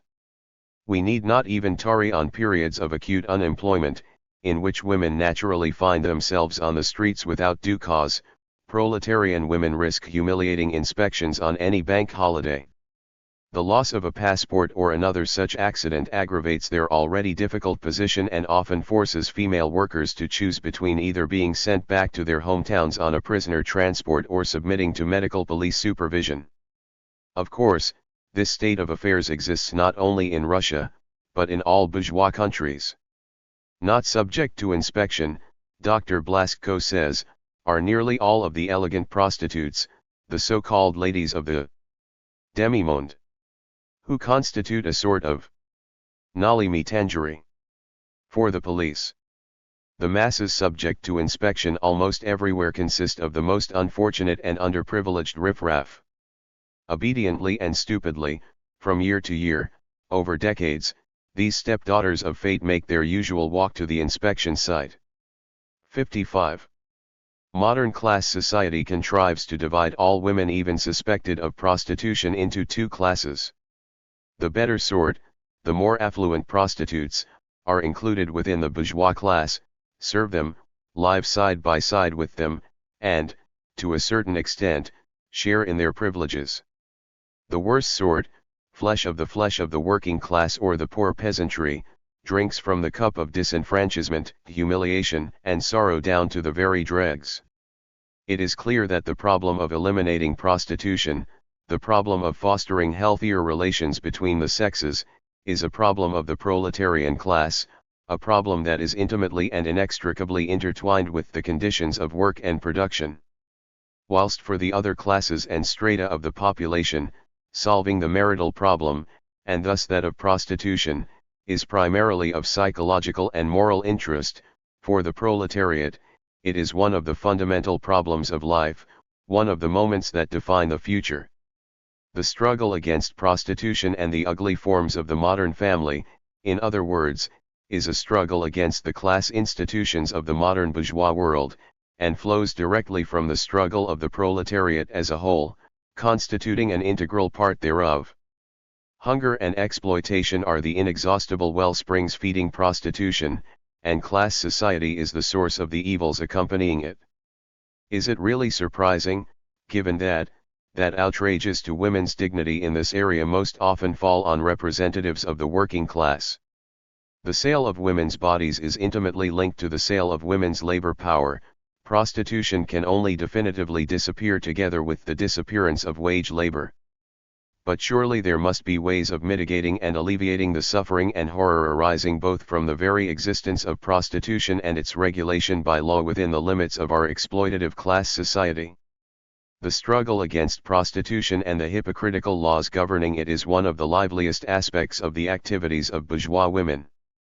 The issue of prostitution and the improvement of public morality is given particular attention at all international women's congresses. As champions of the abolitionist movement, demanding the total repeal of regulations on prostitution as a trade, the feminists have come to the defense of their oppressed sisters and essentially acted as exponents of a shared, cross-class female interest. But is this really so? On the issue of prostitution and the abusive formalities associated with it for women, the interests of women of all classes do coincide to a certain degree. Of this, there can be no doubt. The abyss separating female intellectuals from proletarian women lies immediately before the possibility of finding oneself in the ranks of the pariahs of the female population. A chance misfortune, illness, setbacks, and the independent female intellectual wage earner is subject to all of the allures of easy living, and from there, the distance to making the acquaintance of the caring eyes of medical police supervision is not great. This regulation is equally hateful to women of all strata of the population. However, the women of bourgeois outlook and those of proletarian outlook differ radically in regard to the methods of struggle, both with prostitution itself and with the rules governing it. For the women of the bourgeoisie, the task of struggling against prostitution almost entirely comes down to the repeal of the existing regulations and the issuance of new rules that are less abusive to women, but just as vigilant in the sense of protecting public morality. The evil at the root of prostitution remains hidden to most feminists. They are willing to believe that the matter of prostitution can be resolved within the confines of the modern class world by repealing the shameful regulations, and taking strict measures against entertainment facilities and, ultimately, introducing social and political reforms facilitating early marriages. With the naivete of the bourgeois ideologues of the 18th century, bourgeois women still believe that the female question, and, specifically, the family question can be resolved with a few wisely drafted regulations. However, the apparent naivete of this view stands on firm class ground. In protesting against women being placed under the arrogant, unchecked power of medical police supervision, the feminists limit themselves to timid half measures, constantly fearing that complete, unregulated freedom of private sexual relations might ultimately subvert the family foundations of the bourgeoisie and affect the virtues of their husbands and sons. With complete transparency, the German feminists stated their bourgeois concerns at the Women's Congress in Halle. On the one hand, they demand that society recognize a single moral standard for men and women, denying the state any right to intervene in matters of private sexual morality. On the other, however, they insist on the need for that very state to take measures for the protection of social mores. But this protection was not meant to protect exploited or corrupted young people. To the contrary, they propose to remove from the path of decent society all manner of obscene phenomena that offend public Morality and decency. It would follow from the opinion of the strict guardians of decency in Halley that anyone guilty of such transgressions should be held liable and appropriately punished. In preaching the principle of state non-intervention in matters of sexual morality and championing abolitionism, bourgeois women contradict themselves by rushing to limit the principles of freedom they only just proclaimed and wrapping themselves in customary moral principles.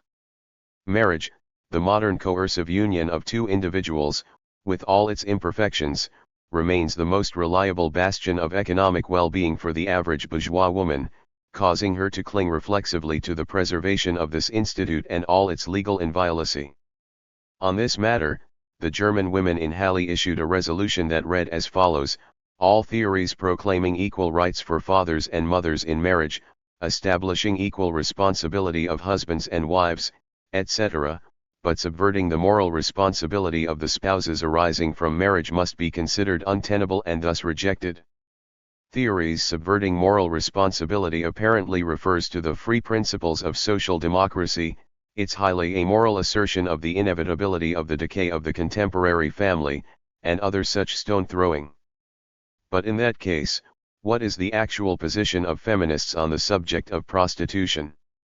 On the one hand, abolitionism, on the other, protection of the contemporary marital union together with the criminalization of acts offending public morality, and all of this is seasoned with naive belief in the possibility of eliminating all of the evils of the relations of the sexes by revising the current civil code. The contradiction is obvious, but inevitable for those who are not able to renounce the bourgeois class perspective. All of the benevolent initiatives of the feminists in the struggle against prostitution normally remain within the area of minor palliative measures. No matter how admirable the intentions of its champions, abolition in itself is just as powerless to end prostitution at its roots as even the broadest philanthropic initiative is to stop the growing proletarianization of the masses. One need only look at the countries, where prostitution is unregulated, to see whether the women cast into the ranks of the prostitutes there live better, and, most importantly, whether fewer young beings are forced by need, powerlessness, and disenfranchisement to join the ranks of the trade that is unregulated, but no less despised, despite its toleration. Legislation is even less capable of protecting the family hearth of the comfortable bourgeoisie from the deleterious influence of street debauchery. At the same time as the feminists faithfully struggle for the victory of the abolitionist principle, they go on about strict police prosecution of cafés chantants and other institutions that sow debauchery and offend decency, whilst the best of them build virtuous Magdalene shelters and shelters for single young girls. Capitalist production, concentrated in the hands of the magnates of capital, tirelessly goes about its business, daily casting out millions of new victims to satisfy public temperament. That will inevitably continue so long as the productive forces solely serve the owners of capital and not society as a whole. Whether driven underground or boldly on display, whether clad in rags and covered in bruises, or in silk and velvet, prostitution will continue to poison the social atmosphere, serving as a source of pleasure for some, and bringing sickness, desperation, and sorrow to others. On this matter, as on all other dark problems of her life, woman can only expect liberation from the growing power of the working class. Only the working class is capable of dealing with the hundred-headed hydra of our days. Combating prostitution does not only mean destroying its current regulation by the police, no, it means struggling against the foundations of the capitalist system, striving for the destruction of the division of society into classes, clearing the way for new ways in which human beings can live together. Prostitution seeks its victims above all amongst the proletariat. By struggling for the cause of their class, workers are also protecting the interests of the most humiliated and deprived member of their class, working women, who are led by exploitation and disenfranchisement to the forced sale of their bodies. Each victorious stride the proletariat makes also brings women closer to their coveted goal and promises them salvation from the monster that maliciously lurks in the corner, lying in wait for her with its venomous, stinking breath. Instead of the offensive, burdensome sale of affections, the proletariat will win free relations between free individuals, the coercive form of marital cohabitation it will replace with the unhindered pursuit of direct, sincere attraction, free from narrow, worldly calculations.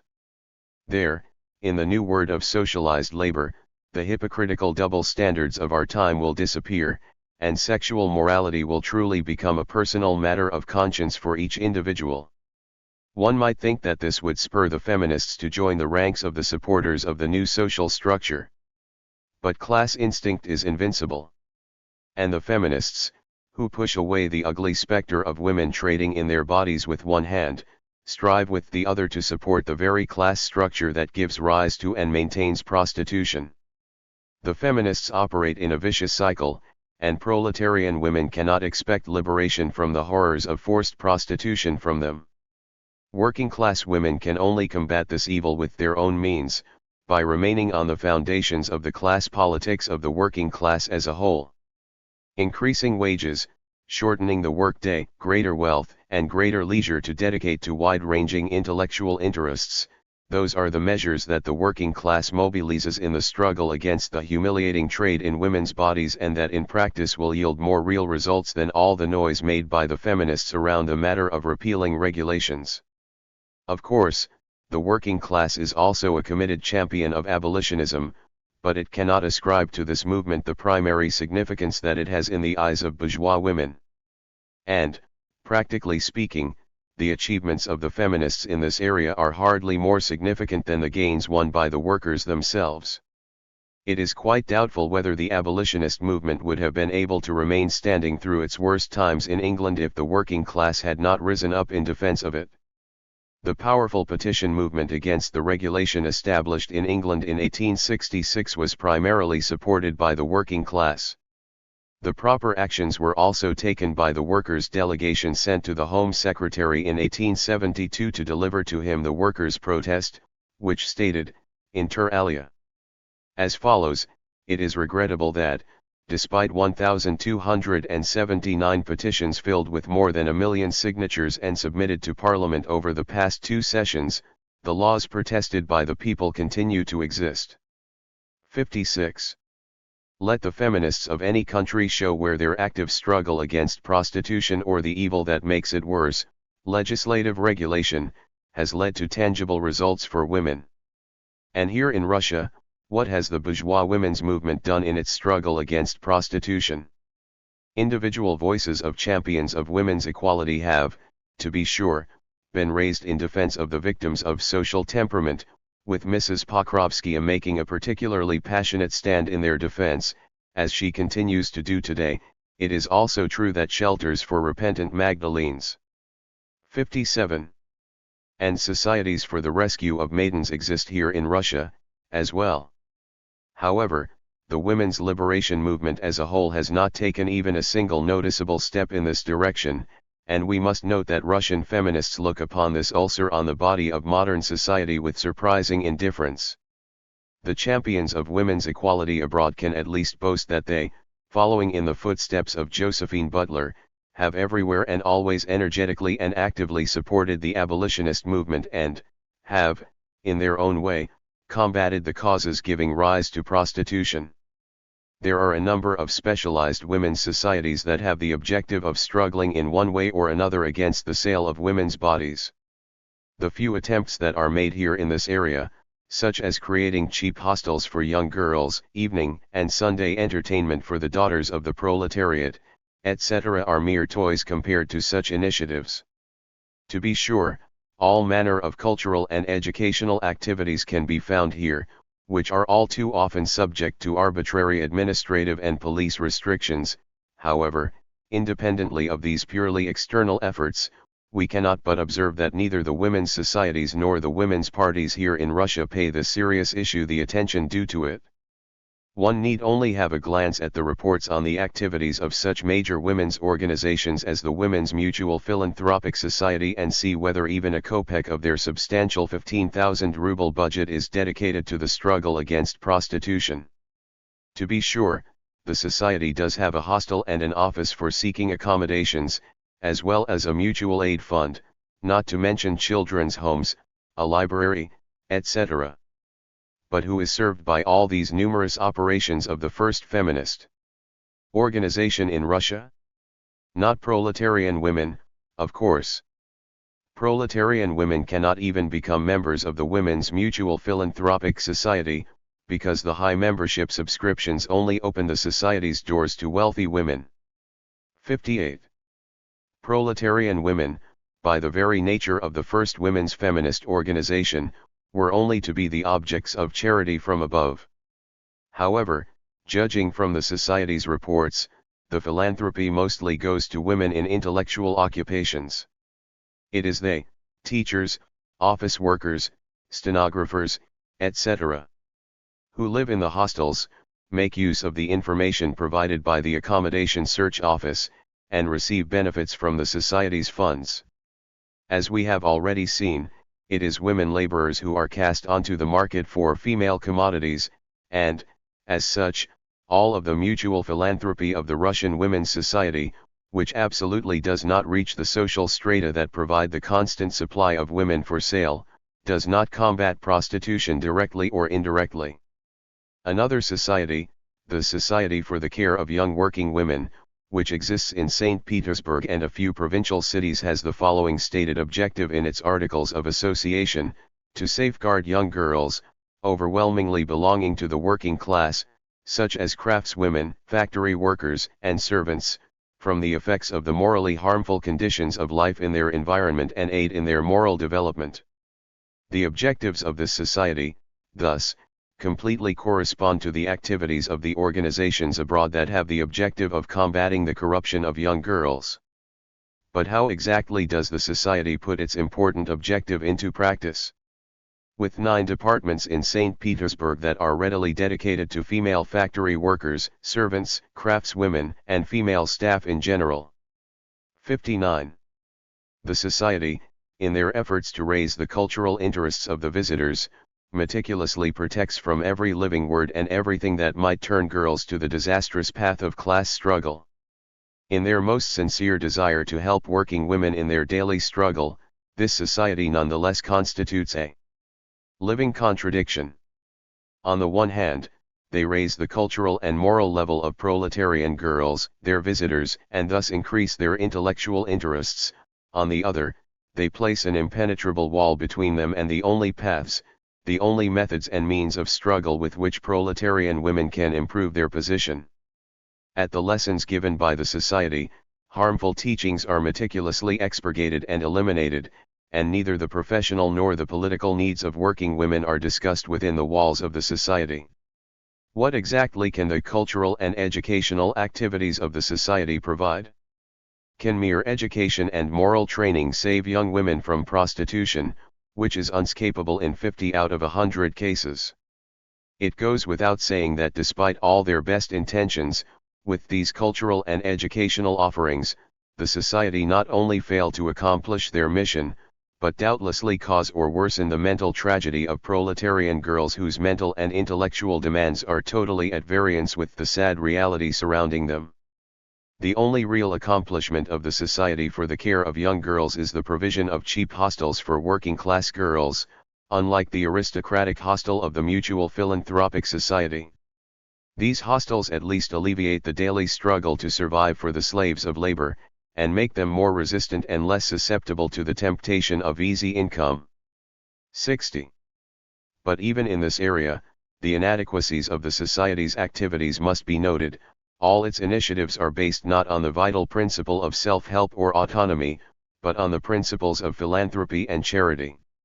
Nonetheless, the Society for the Care of Young Female Workers is the only one in Russia that in one way or another actually seeks to combat the corruption of young working-class girls, which absolutely cannot be said, for example, of the Russian Society for the Protection of Women, which is officially recognized and even promoted by the authorities. Nor need we mention that the latter is blatantly characterized by aristocratic philanthropy. It is also known for its total passivity. Just recently, it decided at last to build a settlement in Okita, where 20 women who have entered the slippery path can find refuge and engage in honest agricultural labor. 61. A refuge for 20 prostitutes in St. Petersburg. That is such a drop in the ocean of desperation and poverty, especially given the growing unemployment of the past several years, that it is actually rather embarrassing to even discuss such an initiative. After all, it is no secret that, over the past several years of simultaneous economic and political crisis, the export of living commodities from Russia has reached colossal levels. Half of the inhabitants of brothels in South America are natives of Russia, a particularly large number of them Jewish. In Vilna, prostitution of minors has reached unprecedented levels. This phenomenon must have reached such monstrous levels if even the Ministry for Justice has decided to introduce into the Duma a bill on measures for combating the trade in women for the purposes of debauchery. Of the platform of the Equality Alliance reads as follows: repeal of all exclusive laws concerning prostitution and offending the human dignity of women. But having expressed this general wish, our left feminists rest on their laurels and never return to the matter.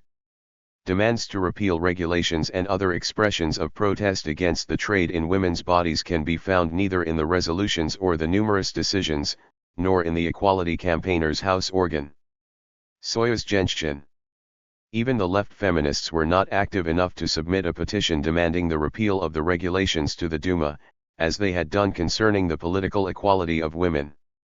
One gets the impression that this issue does not particularly captivate our equal rights campaigners, that it does not weigh heavily on their minds. After all, it does not directly affect their interests, but merely those of working class women. The issue of prostitution is truly a purely proletarian matter. Therein lies the solution to the mystery of why our extreme feminists take such a cold-blooded attitude towards it. But, in this case, the mystery is why the more right-leaning feminists of the Women's Progressive Party are more sensitive and attentive to this issue. In their program, their demands are much more concrete. Enacting laws prohibiting the establishment and maintenance of all brothels, tolerance houses, and establishments trading in women's bodies, and establishing severe punishments for intermediaries, procurers, and other persons deriving material benefits from the trade in women or facilitating their reduction to prostitution. Eliminating medical police supervision of prostitution and repealing the marriage ban for soldiers. The progressives did not merely declare their wishes in their program. Over the past several years, they have returned to the matter of prostitution and discussed ways of combating it at several of their meetings. At one such meeting, it was even decided to submit to the Duma a proposal to enact a law repealing the regulation. Why are they so active? What has given rise to such a lively interest in the private matter of women's lives? Could it be due in part to the fact that the Progressive Party is led by M.I. Pokrovskaya, who is known for her work on the matter of prostitution and has dedicated much sincere effort and energy to the struggle against the regulations that darken the lives of prostitutes, which were already lacking in light to begin with? But is there not another, more general motive that leads the progressives to follow their leader? The progressives approached the matter of prostitution in the same way as their bourgeois sisters abroad. Although prostitution as a social phenomenon does not affect them directly, it does, by its nature, also cast a shadow on the existence of the bourgeois strata of society. In order to preserve the purity of bourgeois family life, to avoid bourgeois mothers having to worry about the promiscuity of their sons, in order to allow wives not to tremble in fear of betrayal by their husbands, it is necessary to eradicate the disease, in other words, strictly prosecute everything that facilitates debauchery. Pay attention to the demands in the progressive program. There is much talk of laws forbidding, laws establishing severe punishment, and not a single word of the living sources of the struggle with prostitution, measures to improve the economic position of the working class. The progressives still cling to the naive faith that a couple of strict laws against souteneurs and tolerance houses will suffice to eradicate prostitution. They would not be averse to medieval-style persecution and exile for prostitutes themselves, were it not for the principle of equal rights getting in the way. This banner must be held high, and nothing else remains but to add the call for the repeal of the regulations to the strictly penal demands. The progressives can support this demand bona fide given that even the bourgeois luminaries of the medical world acknowledge that the regulations are far from achieving their purpose and are not saving the bourgeoisie from the spread of venereal diseases. Thus, the progressives stand on the side of abolitionism and, at the same time, join in the struggle against the debauchery that takes away their husbands, lovers, and sons. Because, for the progressives, prostitution is a phenomenon that is not so much economic as moral in nature. They do not wage their struggle against the causes that lead women to trade in their bodies, but with prostitution as it already exists. In other words, when it comes to the matter of prostitution, the progressives do the same thing that feminists usually do in relation to economic evils. They pay no attention to the source of the evil, and seek by means of charitable donations to patch up the gaping wounds of the social problems of the modern capitalist world. No, if the abolitionist movement in Russia actually were to triumph, if the army of prostitutes were to grow more slowly, no one would be less responsible for this than the feminists. It is not the anodyne resolutions of the feminists, but the Workers' Party struggling for the abolition of the existing socio-economic relations that women would have to thank for this. It can be reliably stated that the cottars coerced by material dependency into prostitution will become fewer with every new victory of the working class in the economic and legal areas. The family, the contemporary bourgeois family, with all its moral traditions and civil foundations, is going through a protracted crisis. Marriages are becoming less and less stable, as prostitution takes on threatening dimensions. This is acknowledged both by the bourgeois feminists and people sharing the proletarian worldview. The troubles of contemporary married life weigh to a greater or lesser extent on women of all strata of the population. This, too, is indisputable. Thus, it remains to see whether there are shared goals between the feminists and working-class women in terms of the methods of discussing the family problem and the solution thereof, and whose efforts, those of the proletariat as a whole or those of the feminists, will be capable of emancipating women from the heavy yoke of the family. Let us first see what the feminists have achieved in the area of marital and family relations. The more right-leaning feminists, whose social position is adjacent to that of the haute bourgeoisie, raise, first and foremost, two issues: replacing religious marriage with civil marriage and facilitating divorce accordingly, and enacting complete separation of the assets of the spouses in those countries where this has not yet been established. Both of these demands are doubtless of great importance to women of the middle and haute bourgeoisie, who represent capital in one or other form. By this means, they will be better able to defend their pecuniary interests, on the one hand, and to provide for their children with the assets of mother and father unified by means of lawful marriage, on the other, preserving their complete economic independence from their husbands. As representatives of the upper layer of the bourgeoisie, our progressives naturally had to develop their demands on the family problem in that spirit. The program of the Women's Progressive Party reads: marriage witnessed by a notary, which shall be made compulsory for all, shall be introduced into family law. The question of religious solemnization of marriage shall be left to the discretion of the individual. The divorce process shall be simplified and facilitated. Both parents shall have equal authority over their children. Wives shall be equal to husbands in all matters, shall have the right to one half of the family savings, and shall be legislatively made economically independent of their husbands if they are unable to have an income of their own due to family circumstances. There shall be broad legislative protection for children, particularly extramarital children. Based on the assumption that the existing socio-economic structure cannot be abolished, the progressives merely wish to introduce a few improvements to family and marital relations, improvements that do not, however, eliminate the roots of the bourgeois family. The correctives introduced seek not only to improve the relations between persons united by legal marriage, but to make the family in its contemporary form more stable and more viable. Marriage and family are institutions that are no less holy and inviolate than private property. And right-wing feminists the world over emerge as their vehement defenders, seeking to eliminate from marriage and the family only those aspects that contradict the principle of equality of the sexes and primarily harm the material interests of women. The left feminists take a different view of this matter. We must not forget that this group is made up primarily of independent female intellectuals, women not backed by inherited or other wealth, who build their independence in life by means of an independent income. For these women, the family problem loses its foundational character and is transferred from the area of substantive law to the area of morality par excellence. For them, the preservation of the institution of marriage, as a means of transferring wealth from parents to children, does not play the same role that it has amongst the women of the haute bourgeoisie. Marriage, even reformed marriage, even with easier divorce, bears no attraction for them. Legalist marriage is, above all, a means of finding a reliable breadwinner and provider in the form of a lawful spouse. However, independent female intellectuals have no need for marriage as an economic transaction. Even without husbands, they have sufficient material independence. Any formalization and legal sanction of the bond can only reduce their independence and take away part of the freedom that is usually the pride of the emancipated bourgeois woman.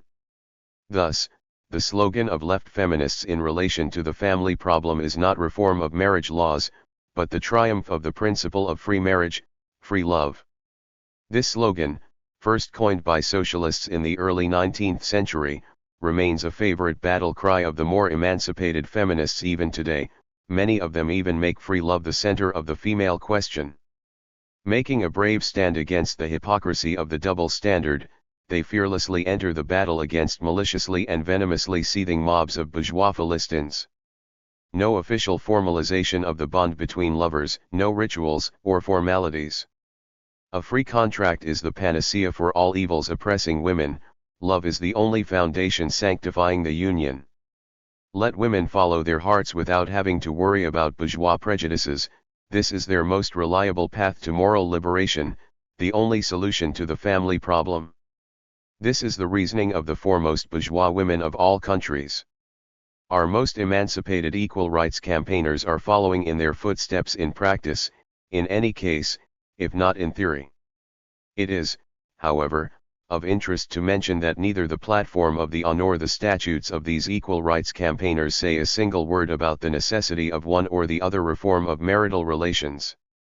They recruit their members primarily from the ranks of women wage earners with a certain degree of material independence, and perhaps for that reason, the matter of marriage and the regulation of marital and family relations does not have the same primary significance for the members of the as it does for the members of the Progressive Party. In any case, the fact is that the pays no attention to the matter of marriage. Our Russian intellectual women, independent as they are, have been accustomed since the 1860s to resolve the matter of marriage for themselves, and thus, they address it in practice in the same manner as their Western European sisters address it in theory. Nowhere in the world is the matter of marriage and family debated so little in feminist circles as it is in Russia, and yet, nowhere has the principle of free marriage been so widely put into practice. This phenomenon was doubtlessly unexpectedly promoted by the rapid growth of the intellectual proletariat, with their constant insecurity and uncertainty about tomorrow, their forced mobility, and the habit both amongst men and women to rely only on themselves and bear the burden of life without outside aid, under the post-reform regime. Hence the sui generis psychology that leads to a negative attitude towards nesting, a habit of freedom and independence that does not permit them to accept any chains.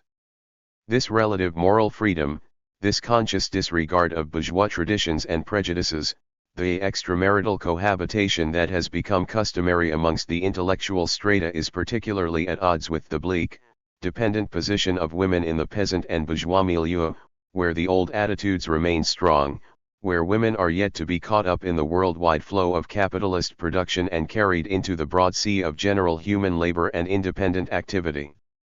But capitalism is creeping up on even these impregnable fortresses of good, old Russian traditions and subjugating the hardened, immutable customs by which peasant, merchant, and bourgeois families wall themselves off from the world.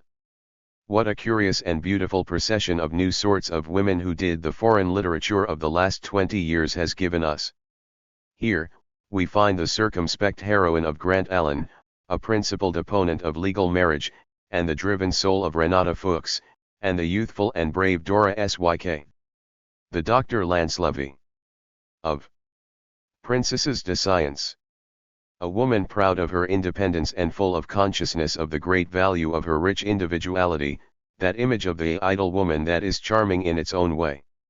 Our Russian literature offered much less attractive examples of women and girls who did, given that the whole atmosphere of specifically intellectual experiences offered too little space for such boldness, and that which emancipated feminists in Germany or France are still struggling to win is long since taken for granted by independent Russian women intellectuals. But these specific victories of a very limited stratum of the Russian population are a drop in the ocean compared to the ocean of familial suffering in which millions of women of other social strata drown every day.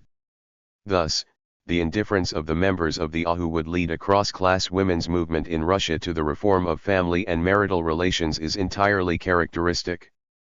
The question that gnaws sharply and painfully away at every proletarian woman, especially here in Russia, is met with silence, as if it were unworthy of particular attention on the part of such serious political actors, as our equality campaigners wish to appear. The demand for reforms in the area of marital relations and motherhood is too trivial a task for an organization dedicated to larger political matters, as the claims to be. But if the most immediate demands of the alliance do not include a demand for reorganizing the family, then surely our leftist equality campaigners must have some sort of general ideal of marital relations. What exactly is this ideal? The heroic struggle of individual girls of the bourgeois world, who have thrown down the gauntlet at society for the right to dare to love without decrees or chains, that is meant to serve as an example for all women drowning in familial restrictions. This is what is preached by the most emancipated feminists abroad, and it is also the opinion of our most advanced equal rights campaigners. In other words, as the feminists see it, the matter of marriage is resolved independently of environmental conditions, independently of any change in the economic structure of society, simply through the power of discrete, individual heroic efforts. Women need only dare, and the problem of marriage will sort itself out. But the less heroic women shake their heads in disbelief. It's easy for you, you novel heroines who have been blessed by a prudent author with a nice nest egg, a couple of selfless friends, and unusually attractive qualities that cause each and every person to help you out. It's easy for you to throw down the gauntlet at the world. But what about those of us who have neither capital, nor sufficient income, nor friends, nor attractive qualities? And the matter of motherhood rises before the concerned eye of women fighting their way to freedom. Free love, is that possible, feasible, not as an individual, exclusive phenomenon, but as a normal phenomenon, in the existing economic structure of society, as something generally recognized as the dominant norm? Is it possible to ignore that which defines the contemporary form of marriage and the family, private property? Is it possible, in an individualistic world, to eliminate the formalization of marriage contracts, the only guarantee that the entire burden of motherhood will not fall on them alone, without harming the interests of women? 62. Is what is happening with women not the same as what happened with working-class men at a certain point? Repealing the suffocating workshop regulations without providing new obligations on the part of employers delivered workers to the uncontrolled power of capital, and the tempting slogan of freedom of contract between labor and capital became a means for capital to exploit labor with impunity. In present-day class society, would free love, taken to its logical consequences, not place upon woman's shoulders yet another burden, caring for children, rather than freeing her from former familial burdens?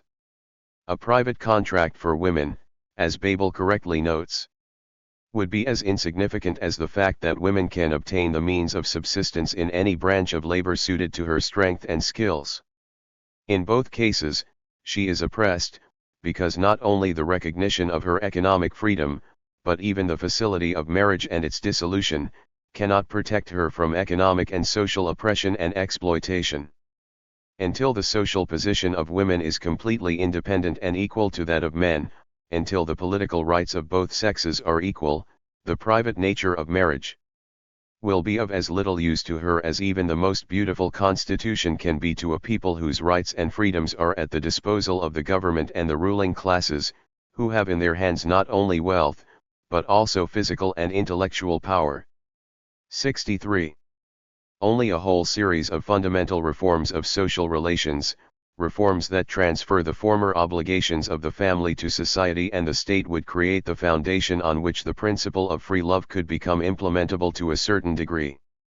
But can we seriously expect the modern class state, no matter how democratic its structure, to take upon itself all of the obligations in relation to mothers, and even more to the next generation currently assumed by that individualistic cell that is the modern family? Only a fundamental restructuring of all relations of production would establish the societal prerequisites that alone can safeguard women from the negative sides of the elastic formula of free love. Is it not clear that the promiscuity and chaos of sexual mores under contemporary conditions are lurking behind that formula? Look at all these esteemed entrepreneurs and administrators of industrial institutions. Are they not availing themselves of their own form of free love in forcing female workers, office workers, and servants to accede to their sexual whims under threat of the sack? Are not all these masters who have their way with their female servants and then throw the pregnant women onto the street already adhering to the formula of free love? But that's not the sort of freedom we mean, the champions of free marriage object. To the contrary, we demand the establishment of a single morality equally binding on men and on women. We stand up against modern sexual promiscuity and proclaim that only that free marital union is pure which is founded on true love. But, my dear friends, do you not think that your ideal of free marriage, when applied to the present socio-economic system, might give results quite similar to the twisted formula of sexual freedom?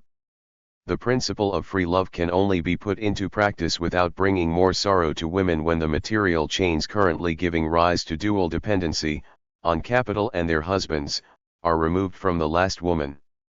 As women are recruited into independent labor and declared economically independent, some possibility for free love does arise, particularly for the best paid intellectual professionals. But there remains the dependency of women on capital, and that dependency grows as proletarian women join the ranks of the sellers of labor power. Can the slogan of free love improve the sad fate of these women, who only make just enough to avoid dying of starvation? Is free love not being widely practiced amongst the working class, so much so that the bourgeoisie has more than once raised a hue and cry about it, shouting about the promiscuity and immorality of the proletariat? But pay attention. When the feminists deliriously speak of new forms of extramarital cohabitation for emancipated bourgeois women, they call that marriage by the beautiful name of free love. When speaking of the working class, extramarital relations are contemptuously branded disorderly sexual relations. That is typical enough. Meanwhile, under current conditions, for proletarian women, the consequences of religiously sanctified and free cohabitation are equally burdensome. The center of the problem of marriage and the family for women, for proletarian mothers, does not lie in the external ritualistic or civil forms, but in the surrounding socio-economic conditions determining the complex family obligations of women of the working class. Of course, the question of whether her husband can control her wages, whether he has the legal right to force her to live with him if she herself does not wish to do so, whether he can forcibly take the children from her, etc., is also significant to proletarian women. But the actual position of women in the family is not determined by these sections of the Civil Code. They are not what will solve the complex family problem. Whether witnessed by a notary, sanctified by the Church, or established on the basis of contractual freedom, the problem of marriage will become less acute for most women only when society takes from women all the petty household concerns that are currently inevitable for the management of atomized individual households. If society were to take upon itself the concern for the younger generation, if it were to protect motherhood and give the mother to the child for at least the first months of its life. The feminists are fighting against the fetish of the marriage contract, legalized and sanctified by the Church, proletarian women are at war with the factors giving rise to the contemporary form of marriage and the family, and, as they strive to fundamentally change these conditions, they are aware that, in so doing, they are promoting the reform of relations between the sexes as well. Therein lies the fundamental difference between the bourgeois and proletarian approaches to the complex problem of the family. In the naive belief that new forms of family and marital relations can be created against the dismal background of contemporary class society, the feminists and social reformers of the bourgeois camp are at great pains to find these new forms of marriage. If life itself has not given rise to them, then they will have to be made up somehow. There must be such a perfect form of relations between the sexes that could solve the complex problem of the family even within the contemporary regime.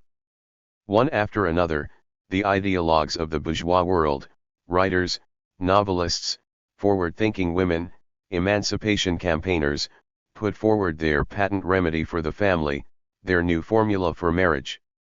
Marriage, according to some, is the free, unobstructed pursuit of the natural attraction encompassing the body and soul of human beings.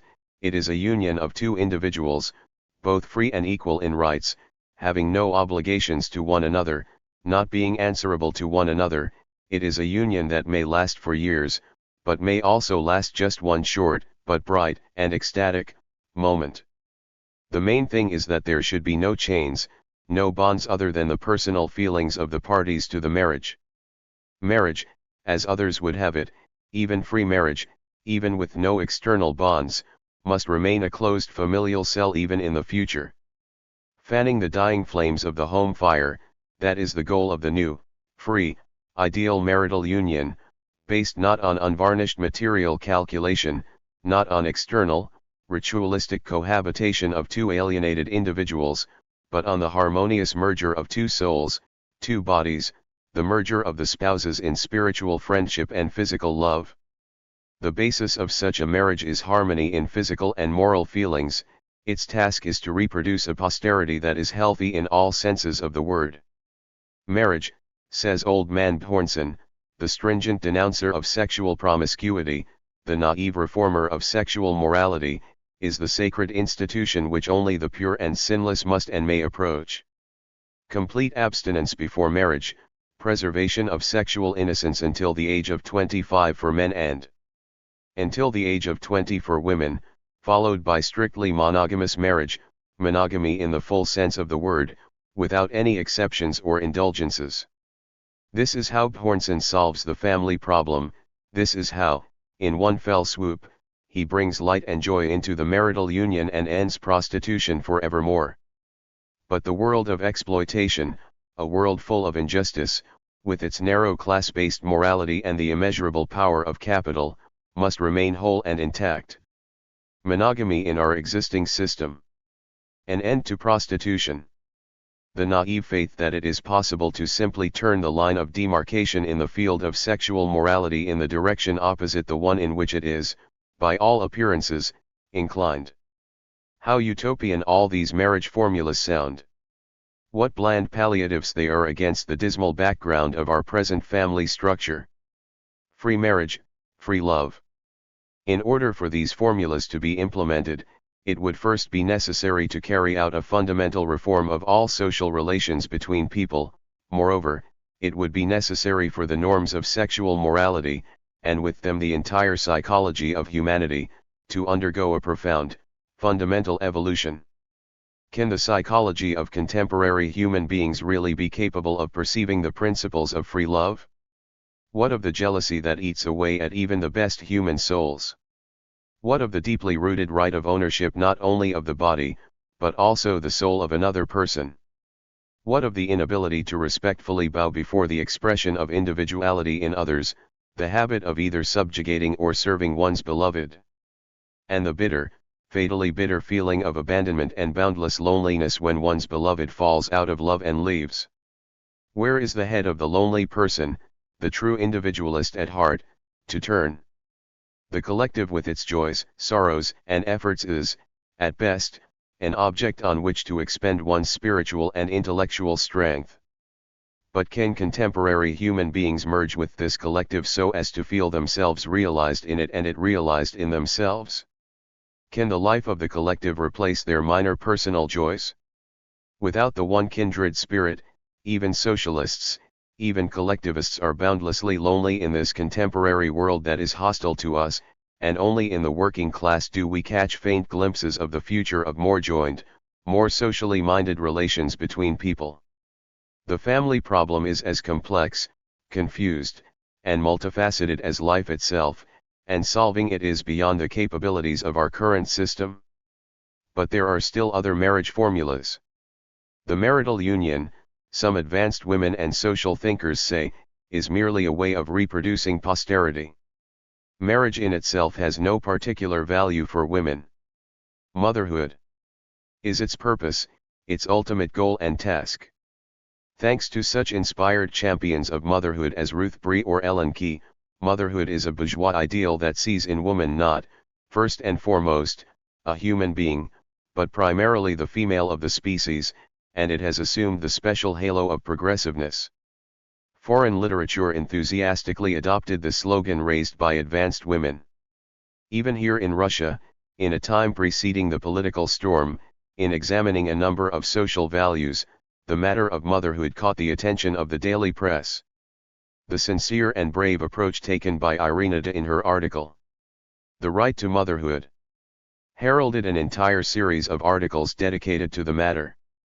The slogan "Right to Motherhood" could not but find lively resonance in the broadest segments of the female population, and although all the proposals made by the feminist camp suffered from utopian naivete, it was in itself so much of a live issue, so immediate that it could not help but concern women's hearts. The right to motherhood belongs to a category of issues that concern and weigh not only on women of the bourgeois class, but even more so on proletarian women. The right to be a mother is a golden phrase that goes straight to the heart and makes every feminine heart beat. The right to feed one's own child with one's breast, the right to follow the first glimpse of its awakening consciousness, the right to protect its little body and tender soul on its first steps into life from thorns and unnecessary suffering. What woman who is a mother does not subscribe to those demands?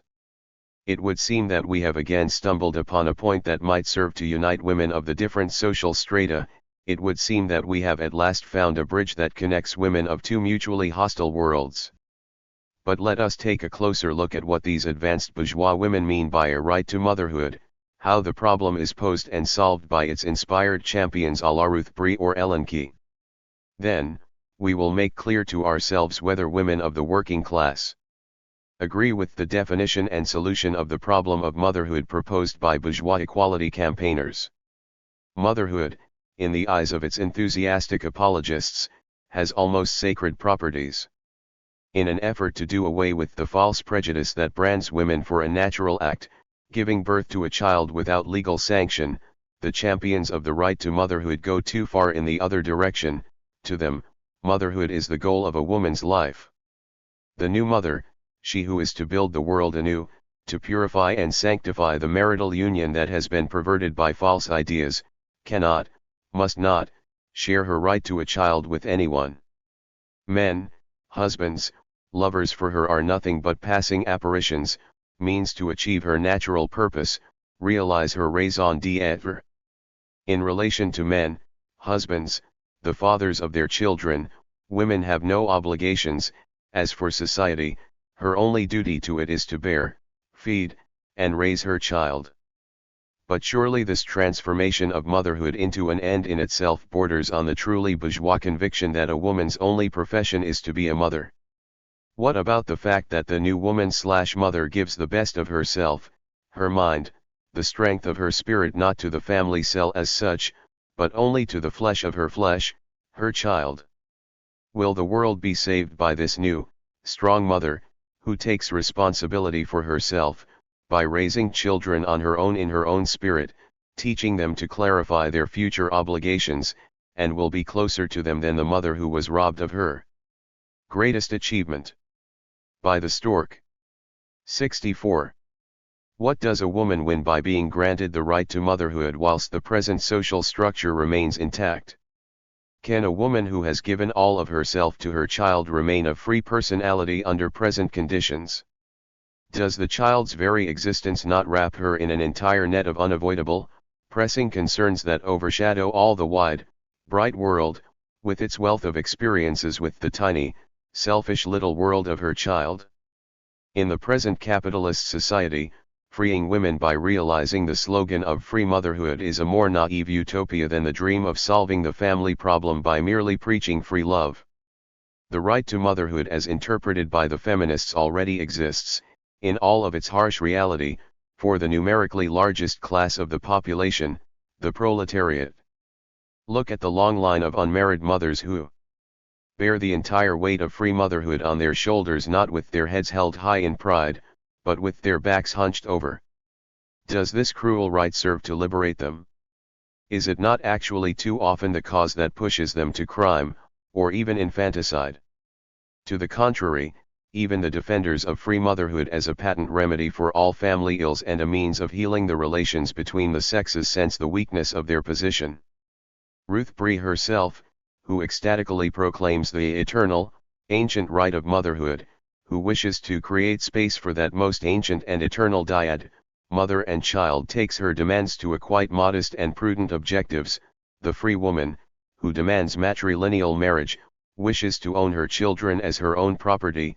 As such, she must be able to support them, at least halfway.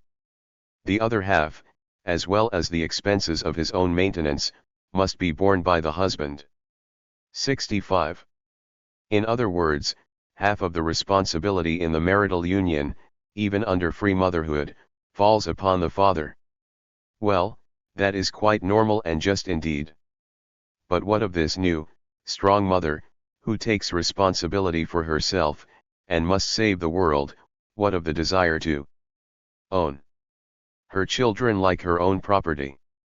And then, an objective dictated by a purely bourgeois attitude. All children of the same father shall inherit equally from him, even if they were born from different marriages. A child born in free marriage shall inherit equally with one born in legal marriage. Additionally, every child shall inherit from its mother. This measure completely fits the legal consciousness of the people. 66. These are all great bourgeois truths. But why, then, should we cross swords for free motherhood if it ultimately amounts to such modest and anodyne reforms? In this context, it should be noted that these advanced bourgeois women transfer the concern for the growing generation to husbands and fathers, and by no means to society. Such is the strength of custom, such is the power of individualist psychology even for an advanced person of our time. It is difficult for bourgeois feminists to place responsibility on society as a whole rather than the individual responsibility of a single person.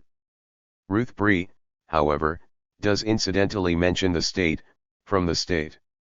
She demands that free motherhood be guaranteed by financial insurance. When a woman becomes a mother, excessive family concerns make further service impossible. As such, a serving woman must be guaranteed a pension just in case. 67. Do you think that ensuring motherhood refers to a pension for citizen mothers? No, what she is referring to is that women in the intellectual professions, civil servants, teachers, actresses, etc., should not be deprived of the employment-based pension that they have earned and that is not infrequently taken away from them by sacking them. It is proposed to add another privilege, pensions for married women. But what sort of insurance for motherhood is this? It is also proposed for the state not to terminate the employment of married women, and to provide a fixed period of pre- and postnatal leave for women. At last, a demand that directly touches the interests of proletarian women as well. But we rejoice too early. It turns out that she is by no means referring to all women, but only to representatives of the middle stratum. To date, Ruth Brie says, such protection for pregnant and postnatal women has only been put into practice in factories, as is the case with many other similar measures. No one gives any thought to the human interests of the middle class, especially those in the civil service. It is the state, which should set an example in this regard, that sees in its employees only employees, but not human beings. 68. Thus, the most advanced campaigners for mothers' rights, it turns out, go on about granting these rights primarily to representatives of their own class, that is, the middle stratum. At least they are open and honest about it. Another passionate champion of motherhood, Ellen Key, takes her immense passion even farther than Brie.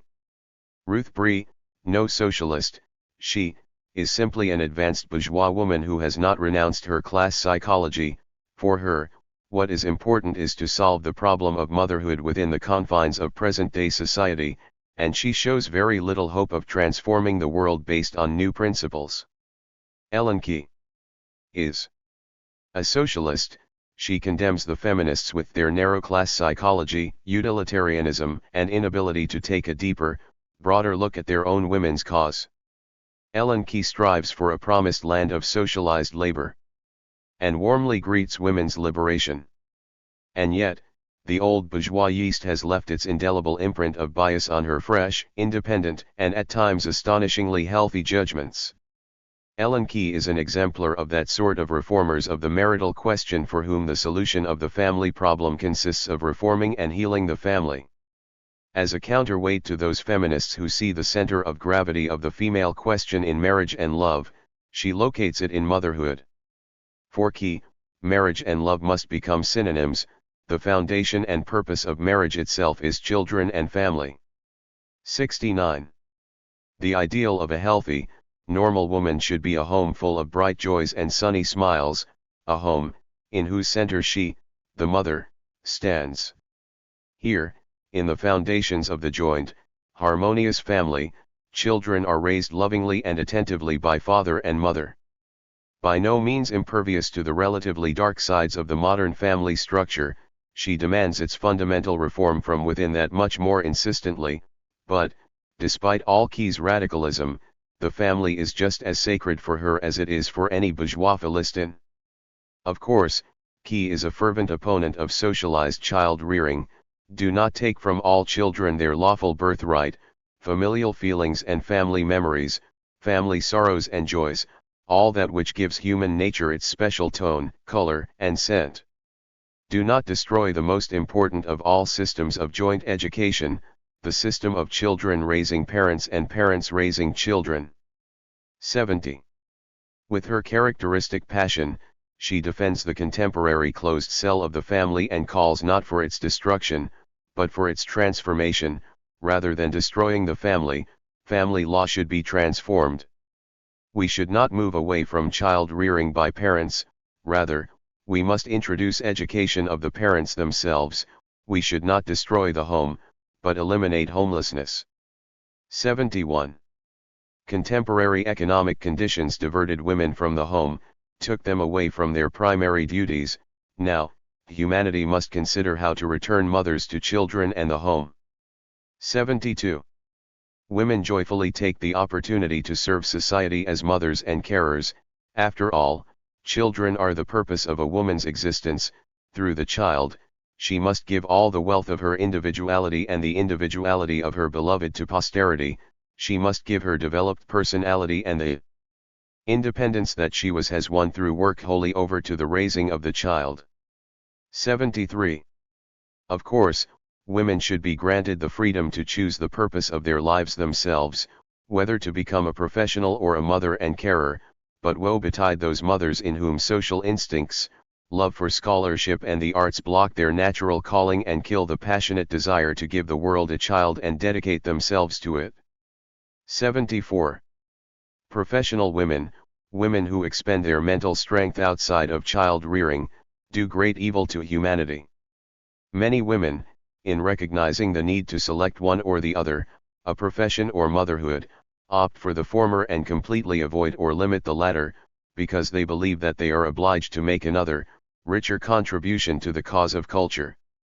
But surely humanity would have won more from the geniuses who might be born from these talented women? 75. And these are the words of a vehement and passionate champion of women's complete liberation. These are the words of the socialist Ellen Key. But how, then, Does her progressive ideal of new marital relations and a new woman differ from the wise old prescriptions of the virtuous bourgeois? Surely, this is just a narrower version of the sermon of the German Kaiser, who believed that the intellectual and spiritual outlook of a reasonable woman was more than fully covered by the 4Ks. 76. Listening to all these verbose odes to motherhood as an end in itself, it is hard not to remember the wise words of Clara Zetkin, who noted that the claim that women's natural purpose is child-rearing is a remnant of antiquity that has no place in modern social conditions. Mothers are indeed the natural carers of children during nursing as a result of the natural connection existing between them and children, but nothing more. The task of society is to protect and preserve the child's access to maternal care during this period and give the child the possibility of developing normally during the mother's pregnancy. But as soon as the period of nursing has ended, it is of no importance to the child's development whether it is cared for by the mother or someone else. Here, the decisive influence is not that of natural, immutable factors, but, to the contrary, the ever-changing social conditions. What is important is not maternal, but generally reasonable, loving care, based on a knowledge of the laws of child development. 77. In her measureless worship of motherhood, Key is ready to ignore the obvious and claim that unmarried female workers will soon completely displace married ones from the labor market, and that the complete return of women to the home is merely a matter of time. 78. Key bases these claims on the fact that, somewhere in the U.S., unmarried female workers united to struggle against the employment of married female workers. Key has no other facts from real life to offer, but this does not stop her drawing her premature conclusions. 79. By means of legal provisions and the struggle between married and unmarried female workers on the labor market, women will be returned to the family, especially if their domestic work is given the character of paid labor. 80. Housekeeping will become less labor-intensive when handled cooperatively. However, women will nonetheless concern themselves with home and hearth and manage their exemplary households with the aid of comfortable and pleasant tools. Domestic labor will eventually regain its previous respected position, but only under the condition that society values women's care for the household, and they will no longer feel that their husbands support them so that they can do second-class work, work that is not worthy of the value currently unconditionally assigned to economic values, i.e., cash. 81. Women's dependency, Key states, can only be eliminated by assigning their domestic work an economic value. But how, exactly, is women's domestic work to be valued? In Key's view, this is not difficult at all. One need only compensate women for the earnings they lose by renouncing their prior professions. If this criterion is not met, then she should receive the amount that would have been paid to a housekeeper under similar circumstances. 82. Women are to be paid for domestic work. But by whom? Their husbands. Society. Apparently by their husbands, because Key proposes this measure independently of the achievement of socialism.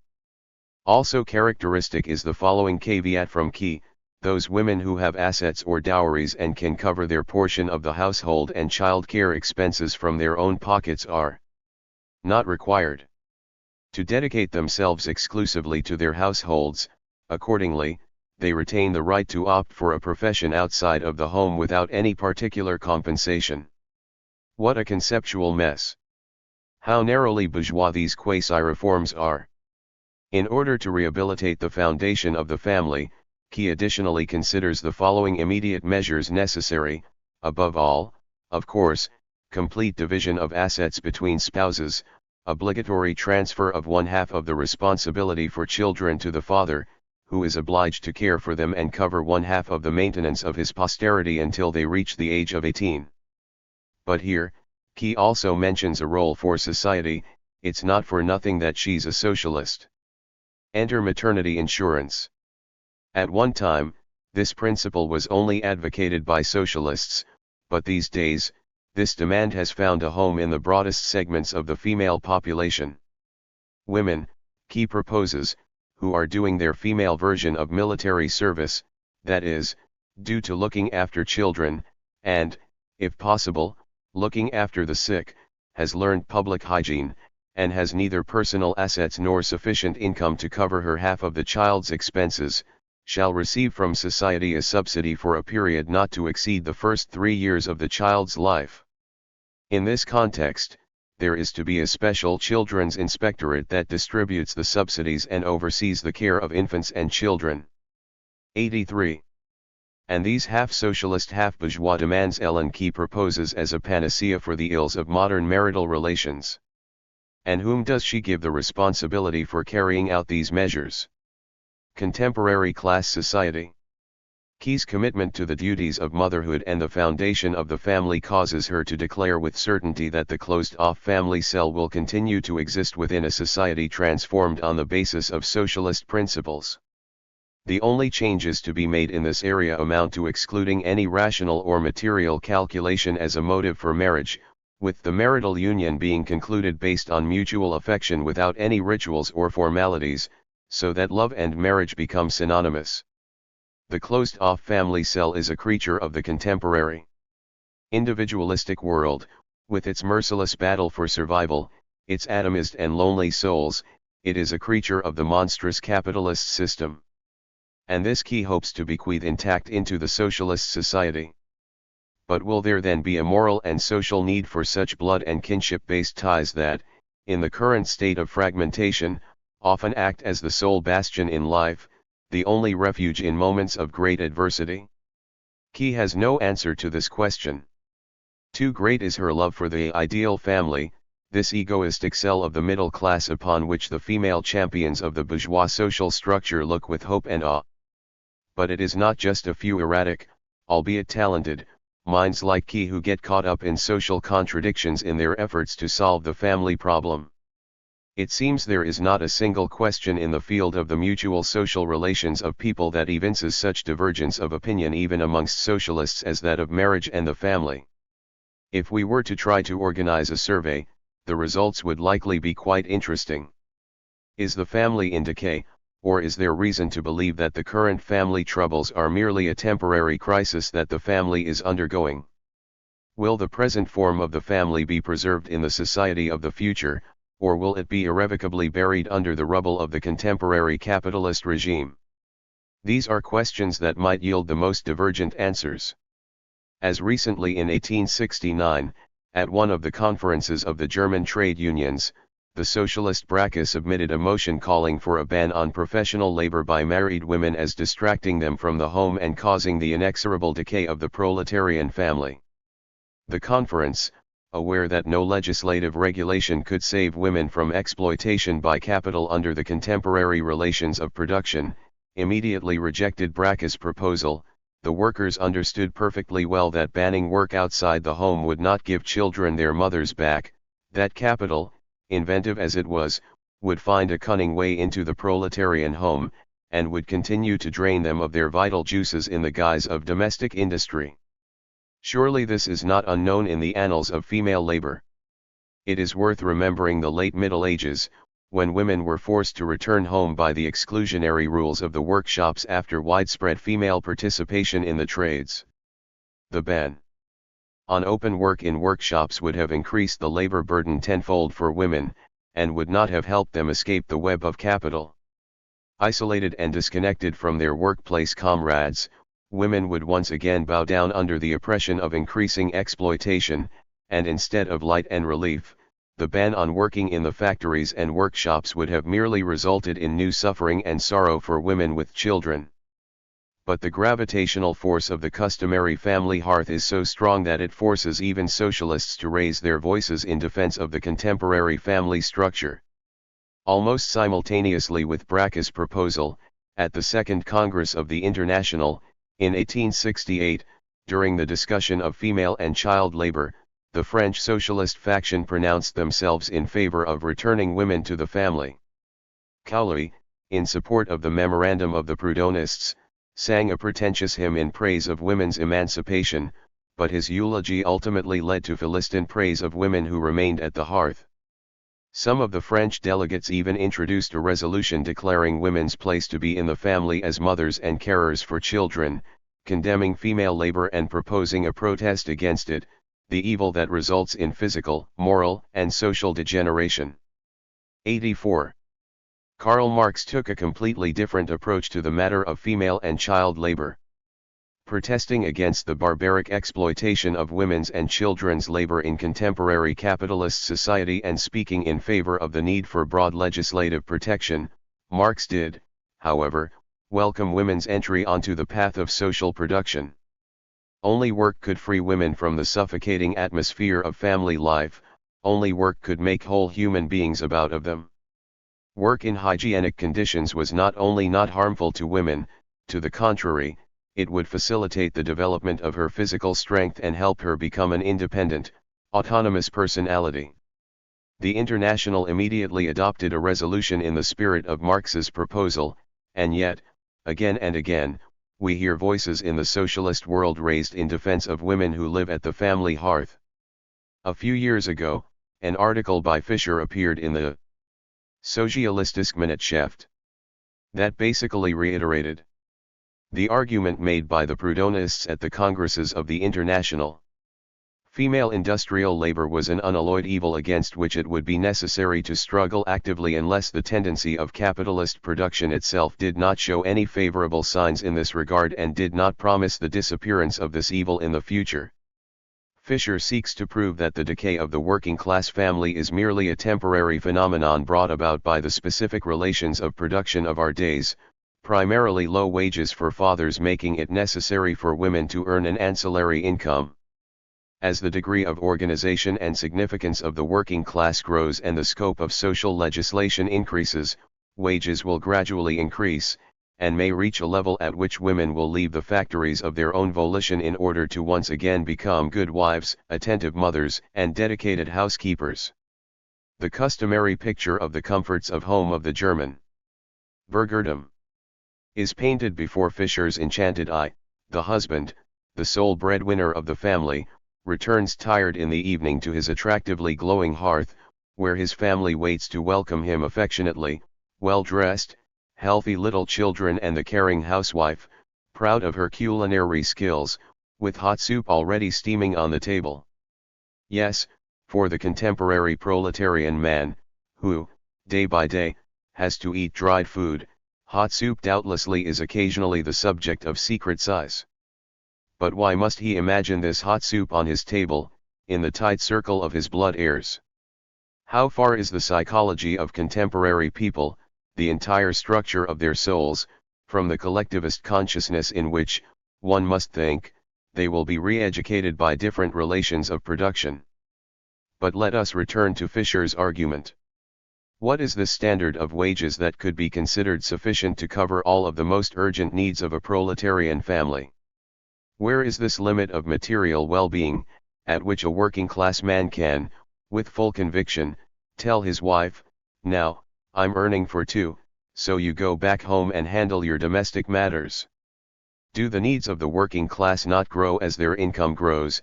Do the former not in fact grow even faster than the latter? Surely this is the basis for the Marxian theory of impoverishment. Surely it is the relations of production themselves that set the limit to the uninterrupted increase in wages. What, then, is the point of modern technology if, at the critical moment, it does not come to the rescue of capitalists with its usual alacrity to increase the productivity of labor with new machines in order to reduce the number of workers, once again giving factory owners whose backs are to the wall the opportunity to emerge victorious? But regardless of purely objective conditions, are there not already elements in the psychology of the proletariat, particularly the female part of it, that prevent the revival of the former foundations of the family? A woman who has, by the very process of habituation to social production, imperceptibly but irreversibly emancipated and removed herself from the home will no longer be capable of turning her back to the liberatory path along which she has walked on one fine day, and, of course, does not wish to voluntarily take upon herself the uncomfortable domestic burden. Look how quickly the psyche of women workers, women professionals participating in social production, and, thus, in class struggle, has been transformed. What valuable traits are developing in them that had in the past been completely foreign to them: independence, love of freedom, the ability to join with the collective. Women workers, who have over a few generations passed through the hard school of proletarian labor and struggle, women forged in the factory boiler, who are used to being looked upon above all as equal comrades and human beings, and only thereafter as sexual beings, will never make peace with family bondage, even if it is embellished with a number of civil and social reforms, and will be even less able to return to the dependent position of being kept by her husband or lover. This important aspect is all too often overlooked when examining the marital and family questions of the future. Even socialist women underestimate the change in women's psychology under the influence of the change in social conditions. When the matter of motherhood was under discussion at the fourth conference of the Social Democratic Women of Germany, voices, albeit only individual ones, were raised in defense of the family and the domestic obligations of women. Thus, the delegate from Magdeburg, in relation to a resolution concerning protections for pregnant and postnatal women of the working class, stated that woman can only be safeguarded from harm to her health and that of the child by means of one radical measure, i.e., joint struggle to win a wage level at which women's work outside the home would become superfluous. 85. However, the Social Democratic Women's Conference did not share the views of the delegate from Magdeburg, and adopted a resolution, in which the exact opposite view was expressed. The conditions of production pushed women out of the home and required them to forget their maternal and household obligations, but those very conditions are what mold a human being out of her. Workers, Lafargue says, were the first to draw the logical conclusion from women's participation in social production. They replaced the ideal of the craftsman, the ideal of the woman homemaker, with a new ideal, that of women as comrades in the economic struggle to increase wages and liberate labor. Only the bourgeoisie have yet to comprehend that their ideal has long since become obsolete and must be renewed in order for it to be consistent with the current conditions of the social environment. 86. And no matter how much it outrages the supporters of the family principle and the enslavement of women, no matter how much they call women back to the joys of the family, the woman who has tasted other, broader joys, who is conscious of being an independent human being and a valuable worker comrade, will not wish to sell her liberated personality for lentil soup, for the closed shell of home and hearth. No, no matter what the believers in the contemporary foundations of the family say, the tendency of social development shows that the present closed family is living through its final days, that it is irrevocably condemned to die together with the contemporary world of class antagonism. We have examined the most characteristic feminist formulas for marriage. Which of them is the most acceptable? Which of them comes closest to the ideal for future relations between the sexes that is gestating in the subsoil of the working masses? Is this really a matter of choosing one formula or another for marriage, of evaluating different standards for family relations? Surely the solution to the family problem does not actually lie in simply inventing a more congenial form of marital union. Anyone who is familiar with the basic postulates of historical materialism knows that people are powerless to arbitrarily modify the form of their social coexistence because these forms flow logically from the economic relations and relations of production in their environment.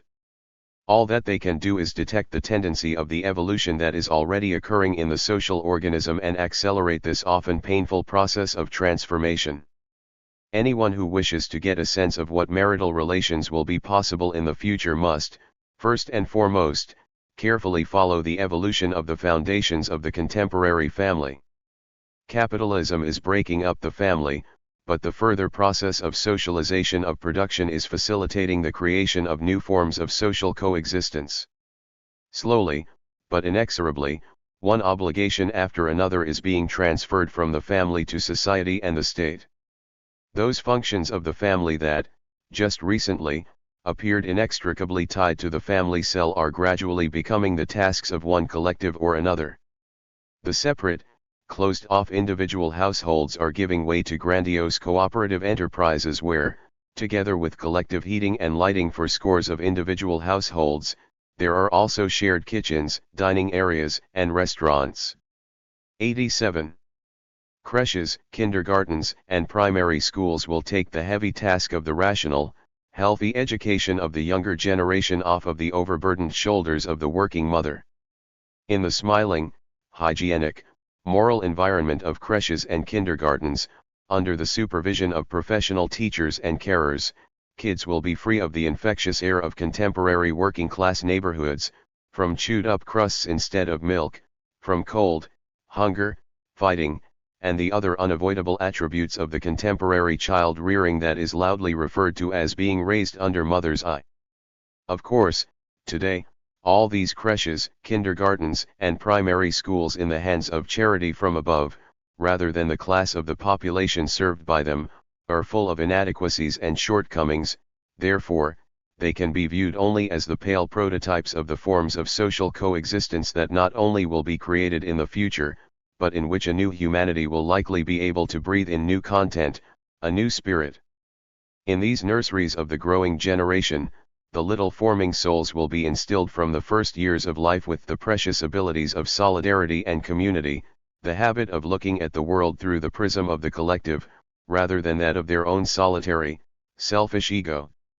Loving bourgeois mummies clutch their pearls in horror when they are shown that life itself, step by step, is taking child rearing out of their hands in favor of the better prepared hands of specialists.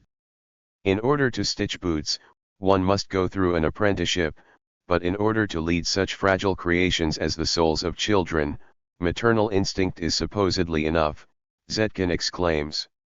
How many people are destroyed by this blind instinct that they believe is capable of replacing scientific knowledge and special training? The bourgeois mummies should not hypocritically dismiss the specter of socialized child rearing.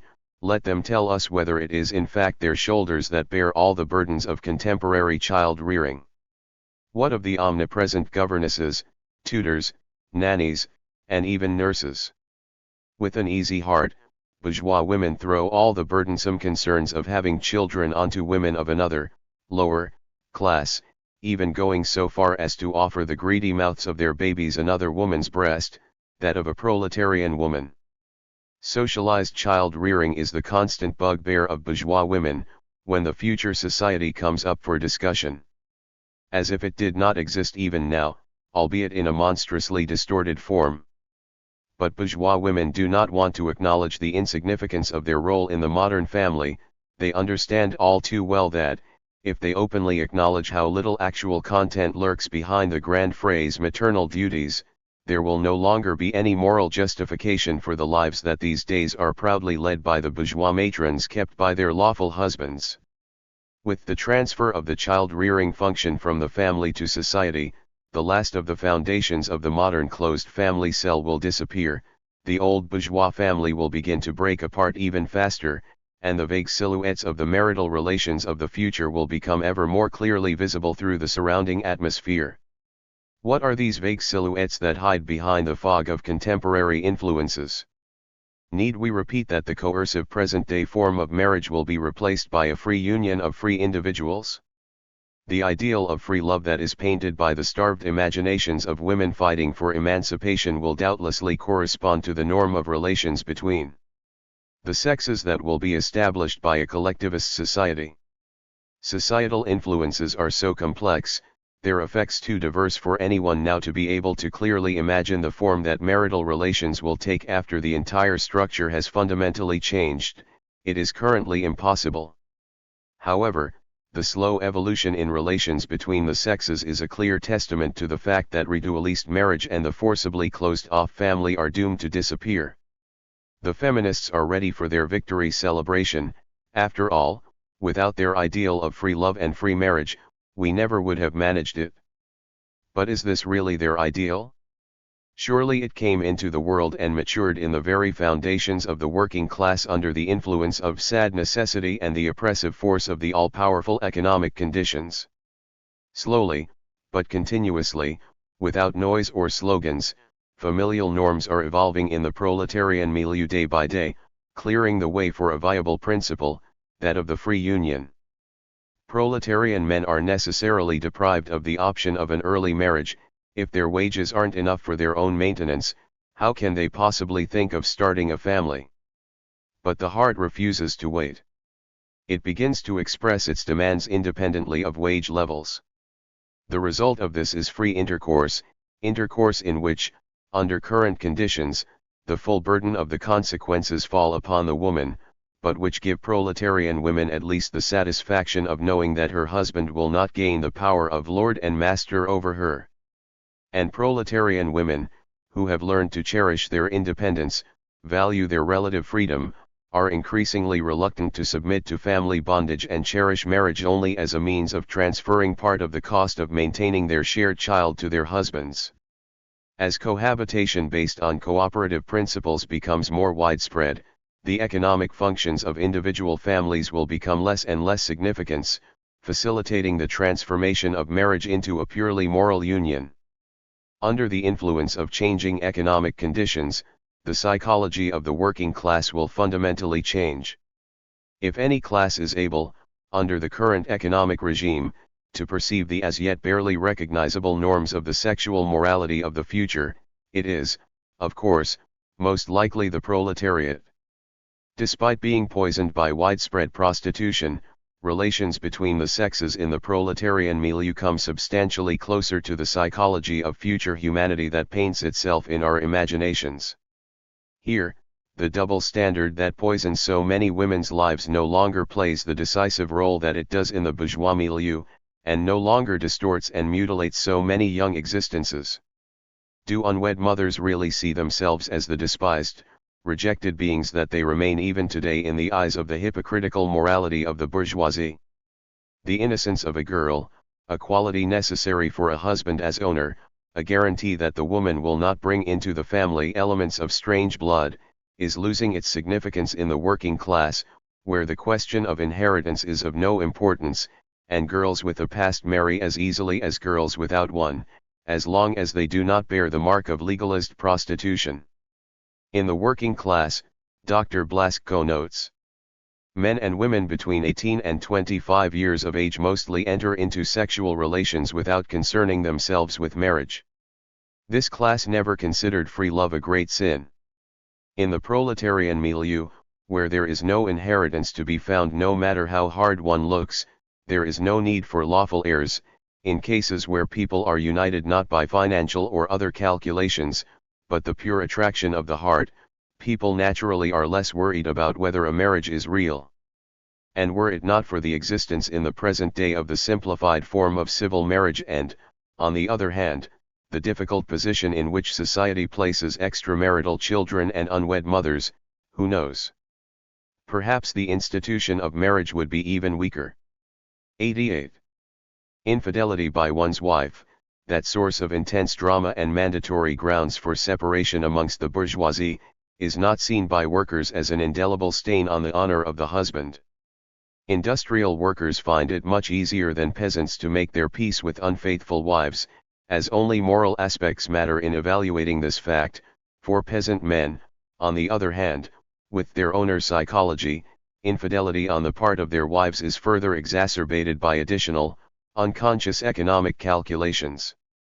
Of course, the bourgeois defenders of freer morals, unable to renounce their class bias, usually recoil in sacred horror at descriptions of the free or, according to their terminology, bestially licentious morals of the working class. Particular horror is inspired by the statistics showing a growing number of illegitimate babies, but instead of renouncing the bureaucratic formula of legitimate and illegitimate children, they prefer to lament the decline of morality and the need to raise the moral standards of the proletariat. And, behind the bourgeois ideologues, we find the feminists, the same feminists who demand a reassessment of all moral values for themselves. It is of course undeniable that the harmful effects of capitalism and the unbearable working and living conditions of the working class bring many abnormal and immoral elements into the moral environment of working class men and women, sometimes irreparably distorting the moral appearance of the proletariat. Overcrowded dwellings, starvation wages for women, extremely long, strenuous labor, children living on the streets, and the lack of cultural interests all lead to a number of extremely sad consequences, promoting the growth of prostitution, drunkenness, and child molestation, which result in the coarsening of morals.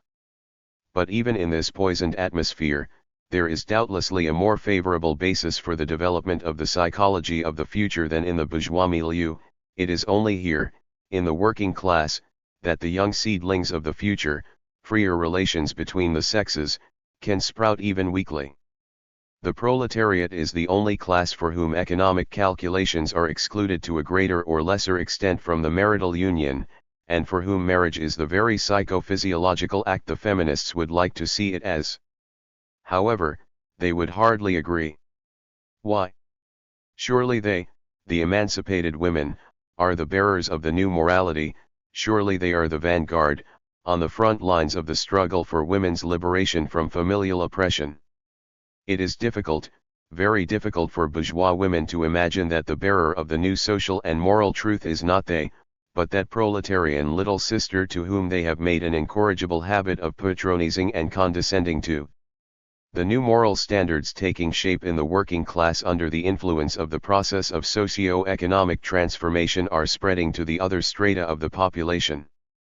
As the Puritan, and simultaneously rawly sensual, morality of the Third Estate displaced the more spiritual, but less constraining moral norms of feudal chivalry, in our time, the morality of the bourgeoisie, which had appeared inviolate until just recently, is gradually being pushed aside by the ethics taking shape within the working class. Ultimately, the dominant morality is the morality that grows up within the class that grows together with the relations of production in a given period. But these positions are not shared by the feminists.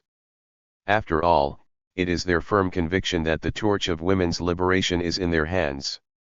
We shall not argue with them over who was the first come up with it, particularly since the it in question, i.e., free marriage and free love, are interpreted totally differently by us and the feminists. This is not the place to tarry on the differences in these concepts, we will return to this matter elsewhere. What matters here is to emphasize that, in fighting for women's liberation from familial oppression, one must take aim not at the forms of marital relations themselves, but at the causes that have given rise to them. Only by carrying on the class struggle day by day in the ranks of the working class can women rightly believe in the creation of a social structure in which they will be able to freely choose their occupation and dedicate themselves to motherhood or use their strength to serve society or the arts and sciences, one in which the lively attractions of young hearts will no longer be distorted and mutilated in the interests of prejudices and traditions. A liberated humanity will know truly free love and the joys of free, healthy motherhood. But, realistic souls exclaim, all of this is in the future, the distant future, cloaked in the fog of long, dark years. And what about us? We want to live now, we want to live and struggle not just for the happiness of future generations, but for our own, as well. A lawful and just demand. But who other than the socialists can meet it? Turn to the feminists and ask them what women today should do in order to avoid the full weight of familial oppression falling upon them. They will start offering the same advice we already know: demand easier divorce, demand the abolition of religious marriage and separation of assets, ignore the external forms of marriage and bravely follow your heart. Working class women, however, will throw up their hands in perplexity at this cascade of feminist desiderata. But all these reforms will have only the slightest effect on the most immediate and essential interests of working class women. Let us now look at what the Workers' Party proposes as the immediate measures to be taken for working class women who are crushed under the dual burdens of domestic duties and work on the shop floor. Unlike the feminists, this party does not delude itself with the hope of attaining a fundamental solution of the family question and the problem of motherhood within contemporary capitalist society. As such, it has no patent remedies like those the feminists bandy about so lavishly. But it knows that the difficult position of women and mothers can be alleviated, and the health and very life of the next generation protected, by a number of socio-political measures. These measures are meant, firstly, to facilitate the acceleration of the economic process that is breaking up the small economic unit of the family and taking the concerns of household management from the overburdened shoulders of working women to place them in the hands of a specially qualified collective. Secondly, they seek to protect the interests of mother and child, to develop broad, comprehensive protective legislation, to include maternity insurance. Thirdly, these measures lastly seek to transfer the care of the younger generation from the family to the state or local authorities, conditioned, of course, on the complete democratization of both the former and the latter. However, of course, these demands can only have the necessary effect if, at the same time, the well-being of the working class is improved as a result of the general gains made by the proletariat. Otherwise, in a setting of poverty and disenfranchisement, neither protective legislation, nor maternity insurance, nor anything else will be capable of tangibly lightening the load of married women.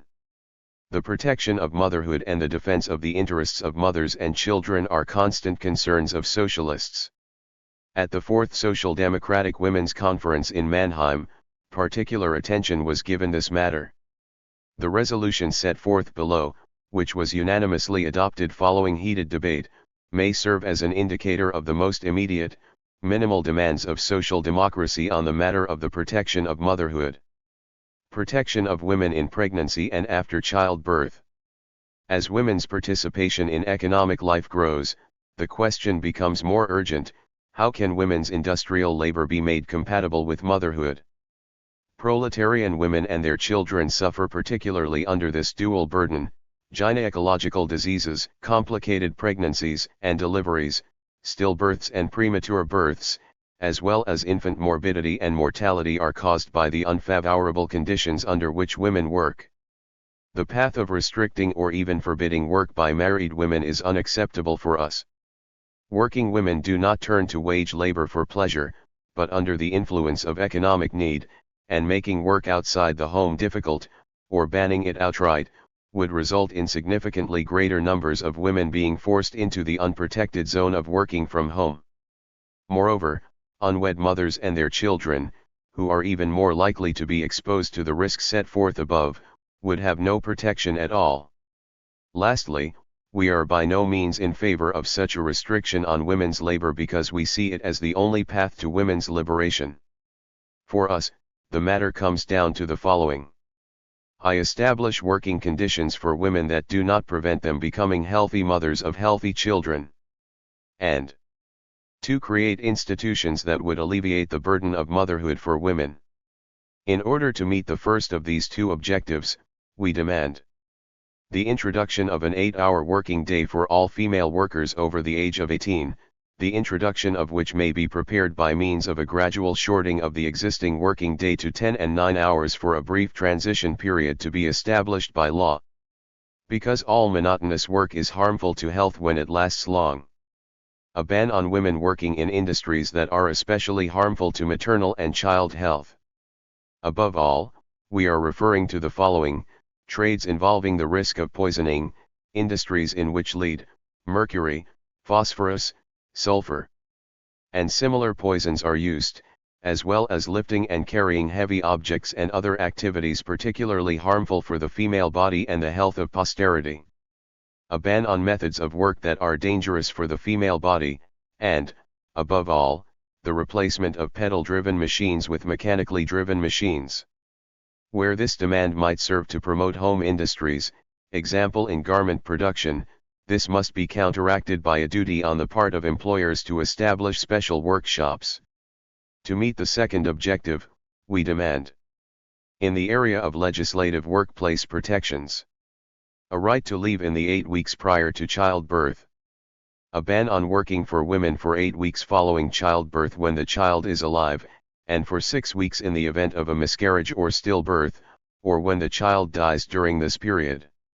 In the area of health insurance, mandatory support for pregnant women for 8 weeks in the event of unemployment resulting from pregnancy. Free midwifery services and medical aid in case of complications of pregnancy. Extension of the duration of postnatal support from 6 to 8 weeks if the child is alive and, if the mother is able and willing to breastfeed her child, for a period of no less than 13 weeks, free medical assistance for 8 weeks. An increase in the benefits paid to women during and after pregnancy and during nursing for the duration of the support up to the full amount of the average daily income. Mandatory extension of the provisions set forth in I.3 to the wives of insureds. Extension of mandatory health insurance to all female waged workers, including agricultural workers, home workers, and domestic servants, as well as all women whose annual income does not exceed 3,000 marks. From the local authorities. The establishment of care homes for women during and after pregnancy and during nursing, the organization of postnatal home care, the distribution of healthy milk for infants, as well as the distribution of bonuses to nursing women to the extent that support for them is not yet covered by the responsible health insurer. From the state. Education of women on how to properly carry out their maternal duties by including care for infants in the compulsory education curriculum. Distribution of leaflets with rules for the care and feeding of infants, as well as the care of postnatal women by municipal employees. Although I completely agree with the overall spirit of this resolution, for my part, I feel it necessary to note two matters on which I disagree with it. The first, and most essential, matter on which I differ with the resolution concerns the organization of maternity insurance with the aid of the general health insurers. K. Dunker, who was responsible for discussing the matter of the protection of women in and following pregnancy, spoke out against organizing separate maternity insurance funds, because this would result in the entire burden of insurance falling exclusively on the members of the fund, i.e., women. Meanwhile, if women's inability to work in the perinatal period is viewed as a particular type of disease, support for women during and after pregnancy could be organized on a general basis using the health insurance funds, whose members include both women and men. This would be fairer, given that, under the form of organization she proposed, the maternity insurance burden would fall not only on women, but on men as well, who are at fault for this particular disease of women that deprives them of their income. The state would merely be required to support the insurance fund with specified contributions, and thus the entire burden of supporting and caring for motherhood would lie on the shoulders of the working class itself. Self-help is indisputably a wonderful thing, but is it appropriate in this case? Would it not be more proper to transfer the care for mothers from the health insurance funds to the state itself, at least in those countries where there is the hope, with the aid of democratic representation of the people, to implement such a measure? Part of the amounts levied by the state by means of progressive taxation of wealth could be used to form the necessary capital, and then the burden for providing for mothers amongst the part of the population in greatest need of such support, the proletariat, could be distributed over all strata of society. Maternity insurance could be organized similarly to the bill introduced in the last Finnish Sejm by the Social Democratic deputy Persinen, which proposed that all mothers whose family income does not exceed a specified minimum amount, in addition to free medical assistance in the perinatal period, must receive from the state specified support from the state budget for a period of 6 weeks in advance of and 8 weeks following childbirth. Of course, the duration of the subsidy and the standard of financial support could be changed. I personally would call for the state subsidy to be extended to a greater period of time. However, this is a personal view, and there is no need to insist on it currently. It is more important to discuss general principles and address the question of whether maternity insurance should be considered a function of the state, or whether it is preferable for the interests of the proletariat to provide for it by means of health insurance or other mutual aid funds. 89.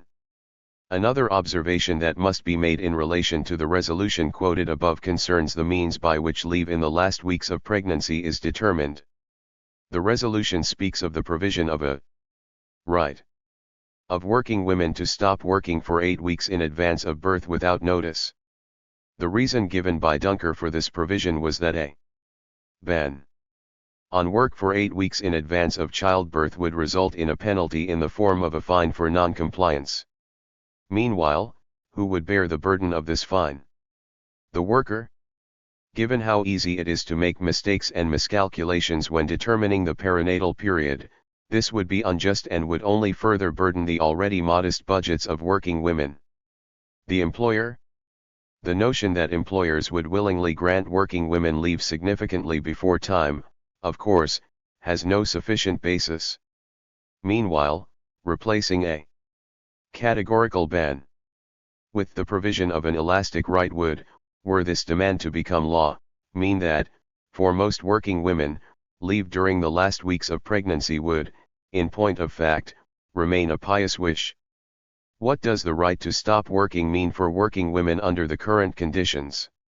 There is no doubt that most working women, fearing conflicts with management, would only avail themselves of this generously granted right in rare, extreme cases. If one is to decide to protect mothers, it is more rational to demand a complete ban on work for 8 weeks leading up to childbirth, as was noted by Lily Braun in Mannheim. However, her amendment was not adopted, and the resolution remained unchanged. With the above exceptions, the Mannheim resolution is quite a valuable document of the demands of social democracy on a matter as important as motherhood. No matter how minimal the measures proposed are compared to the fundamental objectives of this party, there is no doubt that their implementation would have the most salutary effect on the position of women and mothers, and that to a considerably greater extent than all of the clever formulas for marriage of the inventive feminists would be able to solve the matter of marriage.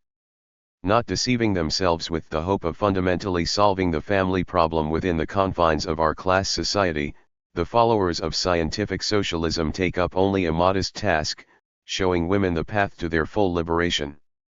Following the historical path of humanity with eyes wide open as it runs into the centuries of the distant future, they tell women with conviction, the contemporary conditions of production will lead you through a dark maze of suffering and travail to a new, bright future. Go without fear, go and remember that it is you, the modest calloused-handed woman worker and not your proud feminist sister who blazes the path of the new woman, the free lover, citizen, and mother. Chapter 3. Women's Struggle for Political Rights.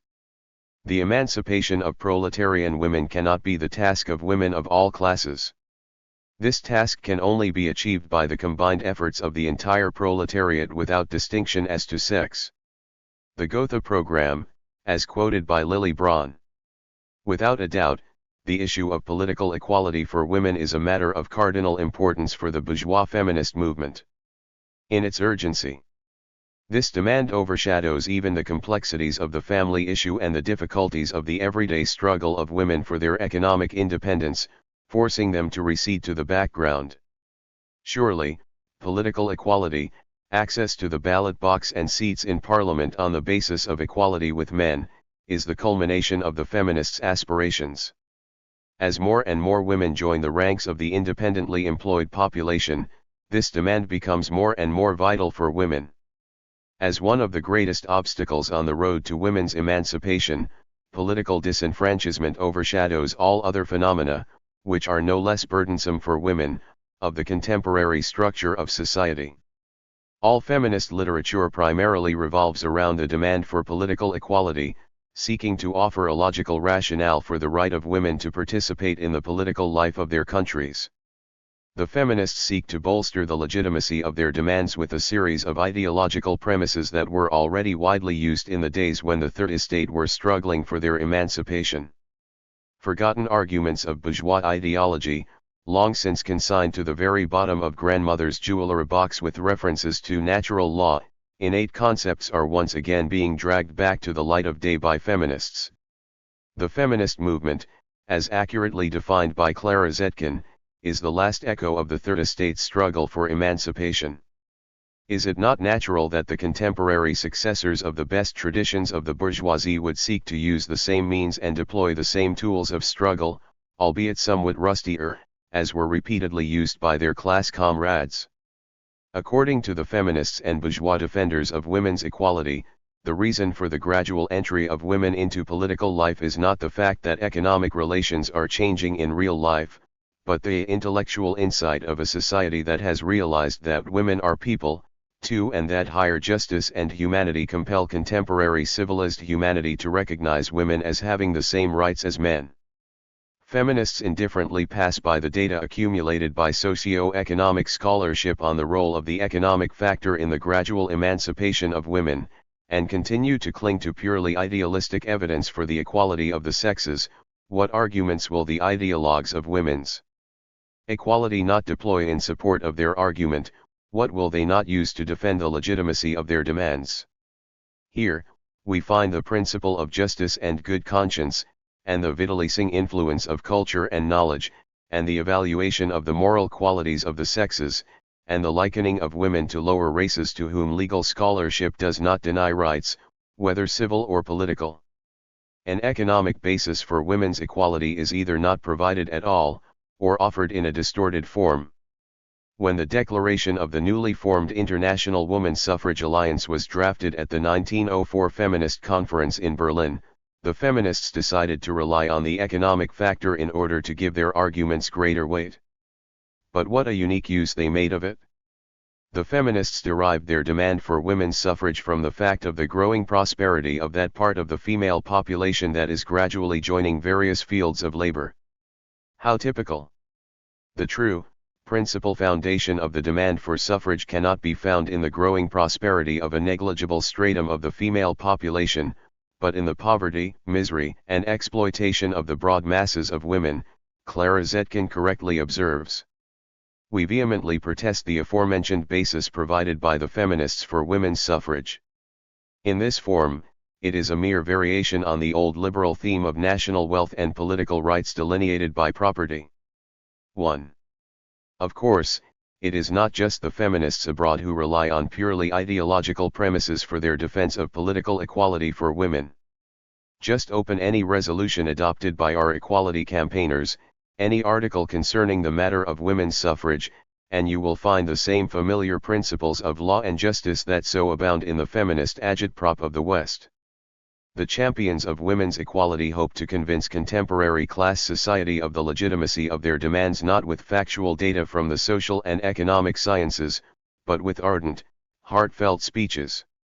However, such fragile tools as touching cries of the suffering feminine soul and heart-wrenching appeals to the feelings of justice and humanity will achieve nothing in the cruel struggle for social rights. For all their selfless devotion to women's cause, the feminists, in their struggle with the inexorable facts of life, could not expect to be victorious if the truth of life were not on their side, that truth that they so often ignore in their one-sided defense of the cause of women. The principle of equality for women has long since ceased to be a pet idea of well-meaning thinkers who wish to see a just order established on earth. It has ceased to be ideological in nature, and has become the expression of an indisputable fact of reality with which Realpolitik must reckon, whether it wishes to do so or not. To be sure, the demand for women's equality has also been raised in the past as one of the inalienable principles of democracy, and, to a certain extent, it has received support from the bourgeoisie in the struggle to establish their rule. However, the demand for political equality for women could only become a serious social phenomenon that could no longer be ignored when the broad masses of women had been recruited into capitalist production. 2. The upheaval of the economic life of society over the past century made it possible to recruit women into production, and help them occupy a specific place in modern society. Any further growth of the productive forces of civilized humanity became unthinkable without women's participation. However, just as the evolution of the ideological superstructure of law has, in other cases, constantly lagged behind the economic relations giving rise to it, here, women, having become economically independent and acquired a certain value in the eyes of society as independent producers, remain socially dependent and politically disenfranchised. In order to secure their newly won economic independence, women must also struggle for the recognition of their political and civil rights. The matter of women's ability to participate in the life of the state has gone from a pious wish belonging to the realm of abstract principles to a vital necessity not merely for a few women, but, much more importantly, for an entire social class. Where the Third Estate only mentioned the principle of women's equality in periods of acute struggle for power, in our time, this demand, without reservations or disclaimers, has been indelibly written upon the flag of the working class. The bourgeois proclamation of women's equality was purely theoretical. The bourgeoisie could derive no class benefit from giving women access to political power. For the proletariat, on the other hand, the expansion of the franchise to women has countless benefits that lead them to hold high the banner of political equality for women and struggle for the realization of this demand with a persistence of which only people led by the invincible instinct of class interest are capable. But the moment the demand for the equalization of women's political rights with those of men goes from being an abstract principle to being one of the factors of a class moment, this principle no longer needs to rely on ideological and sentimental arguments as it once did. Women's equality has left the realm of theoretical discussion to be debated in the realm of live political struggle. The broader the segments of society involved in political life, the fuller the looming triumph of democracy, the more powerful its means of struggle with capital, the greater the number of members of the working class who have the possibility of actively intervening in the political life of their country, the greater the benefit for the entire working class. As women join the ranks of independent sellers of labor power in ever greater numbers, the demand ceases to be a women's demand and becomes a purely proletarian demand. Political rights for all adult citizens without distinction as to sex becomes ever firmer and more persistent. All the sentimental cries of the feminists, all the idealistic arguments taken from the arsenal of liberal ideology, pale in the face of that living, driving force that is class interest. But, the feminists reply to us, even if our argument for women's political rights seems mistaken to you, does that reduce the significance of the demand for women's political equality itself, a demand that is equally urgent both for feminists and for the women of the working class? Surely, women of the two social camps can cross the barriers of class antagonism that separate them in the interests of their shared political aspirations. Surely they can join together in struggle against the hostile forces surrounding them. Even if divergences of opinion between bourgeois and proletarian women may be inevitable on other issues, on this point, as the feminists see it, there is no discord between the women of the different social classes. The feminists return to this issue with bitterness and incomprehension, seeing partisan bias in the resolute refusals of the representatives of the women of the working class to join forces with those of the feminists in order to win political rights for women. But is this really so? Is there true identity of political aspirations amongst women, or does class antagonism prevent women joining forces to form an unbreakable cross-class army in this case, as it does in all others? Only by answering this question can we determine the tactics of proletarian women in the struggle for political rights for women going forward. What do the women of the bourgeoisie mean by political equality?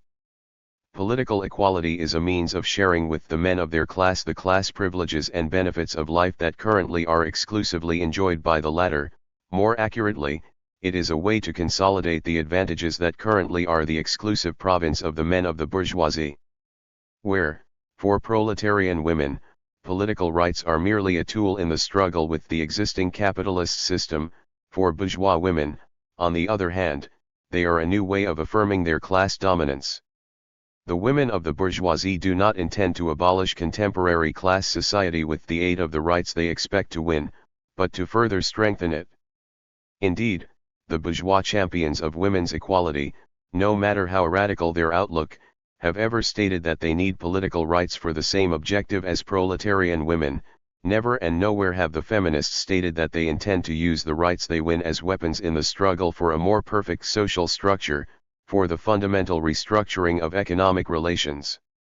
For them, class society is a phenomenon that is inviolate, sustainable, and permanent. Obtaining a more congenial position within the confines of the class world, availing themselves of all the advantages provided by class, those are the fundamental aspirations of the bourgeois feminists. To be sure, occasionally, bourgeois women, under the pressure of the labor movement, wrap themselves in the banner of social reformism, and sometimes even express sympathies with the ultimate goals of the proletariat. However, this lip service so diametrically contradicts the entire spirit of the feminist movement, its demands, aspirations, and method of struggle, that it can only confuse very naive souls indeed. Whilst declaring themselves supporters of social reforms and even of socialism, in an immeasurably distant future, of course, the feminists do not intend to fight in the ranks of the working class in order to realize this coveted objective of the proletariat. With naive sincerity, the best of them believe that, once they have attained seats in parliament, they will treat the social wounds that their current occupants, men, in their characteristic selfishness, not only allow to exist, but even to expand. However, no matter how benevolent the attitudes of some individual groups of feminists may be towards the proletariat, every time the matter of class struggle is raised, they fearfully depart from the battlefield, not wishing to mix with the ranks of the proletariat, so different in spirit to them, and hurry to take cover under the shade of bourgeois liberalism, whose attitudes are so familiar and understandable to them.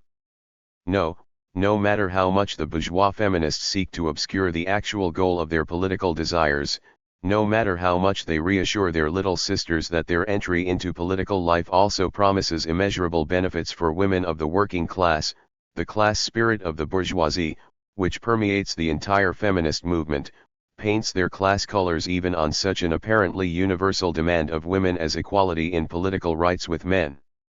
Differences in their understanding of the objective. Differences in the use to which bourgeois women can put the political rights once they have won them, create an insurmountable abyss between them and proletarian women. This is no way contradicted by the fact that the immediate tasks of bourgeois and proletarian women coincide to a certain extent, that, having gained access to political power, women of all classes above all seek to revise the civil code, which disenfranchises women to a greater or lesser extent in all countries, that they are trying to create more favorable working conditions for women by means of legislation, that they oppose regulations legalizing prostitution, etc. However, these commonalities in the most immediate objectives are a purely formal similarity. Right now, class interests dictate diametrically opposing attitudes towards these ordinary reforms. We need not look long for examples. Look what stance the women deputies of the bourgeois parties of Finland took on such an apparently universal female demand as maternity insurance. Whilst acknowledging in principle that the reform was desirable, they nonetheless did not agree to a formulation of it that was consistent with the interests of the working class. In their view, a guarantee for every woman who becomes a mother, even if her marital union is not sanctioned by the church, would merely lead to the promotion of debauchery and an increase in illegitimate births. The strict guardians of bourgeois morality deem it impermissible to vote for a law so dangerous from the moral standpoint. These sorts of collisions of the two worlds are just as inevitable amongst women as they are amongst men. We must not be deceived by the superficial similarities between the demands. Every matter that comes on the agenda will inevitably be colored by the social group of women raising it. The class antagonism that divides bourgeois and proletarian women will become particularly pronounced when women win the right to vote. Even now, it appears there is no longer a single significant question in the field of social policy that would not be capable of provoking a fierce dispute between women of the two fundamental economic classes. No wonder even political equality for women is interpreted differently in accordance with the class interests of the one or other social group of women. What bourgeois women understand political equality to mean, and what their actual demands are in this area, can best be seen by the performance in the struggle of international feminism, that typical expression of the bourgeois feminist movement. International feminism offers something like the distilled essence of the clearest and most advanced demands of bourgeois women, and defines their true relation to the various sides of the female question. When the central organ of international feminism was the International Council of Women, founded on the initiative of American women in Washington in 1888, which had united under its banner women's organizations differing widely in terms of type and activities, the impossibility of cooperation between proletarian women and the feminists was too obvious and not particularly subject to doubt. The ICW was primarily meant to serve as a link between the most diverse women's societies and organizations, independently of their goals and orientations. It also served as a source of information and handled the convocation of international congresses of women. The tasks of the ICW include, to win equal voting rights with men in all countries where a representative form of government exists, promote international peace and the resolution of political conflicts between nations by means of arbitration. 3. However, despite the breadth of this program, which even goes beyond specifically female tasks, the Constitution of the Council wastes not a single word on the economic position of women wage laborers, the struggle against the exploitation of women's wage labor, or the legislative protection of women. Of course, for the members of the ICW, these respectable ladies, who had never known the horror of having to sell their labor power, the economic side of the female question could not be particularly significant. However, independently of this omission, which nonetheless does quite clearly paint the true face of international feminism, the position of equality campaigners abroad on the matter of women's political rights even more clearly delineated the sharp corners of bourgeois feminism. Note the broad, nebulous wording of the demand for political equality for women in the ICW Constitution.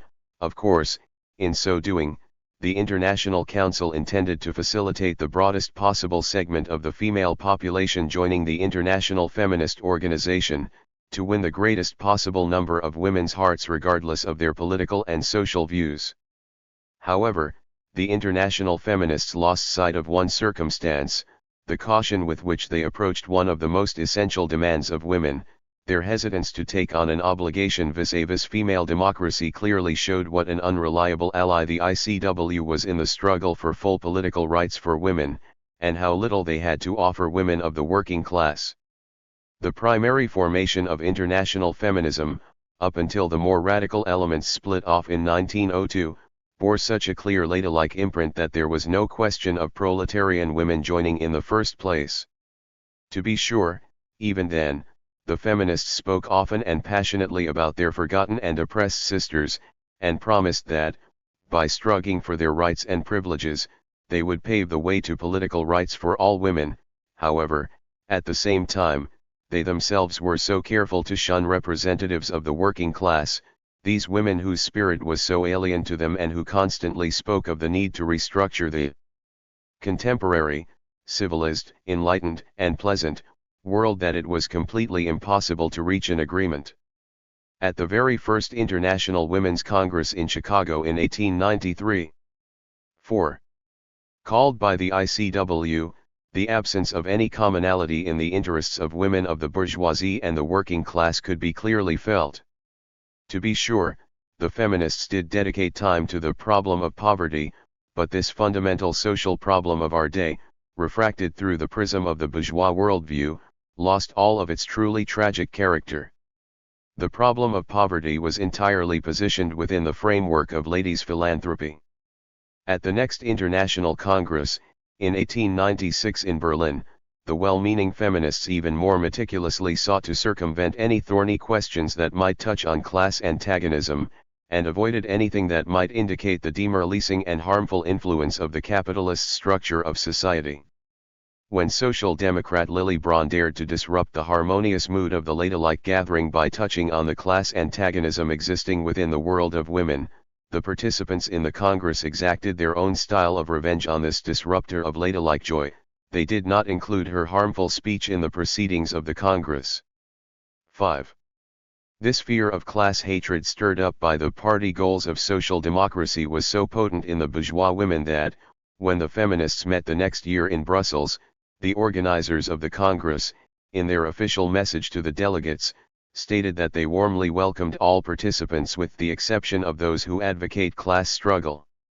No less ladylike was the character of the following two international congresses, in London in 1899 and in Paris in 1900.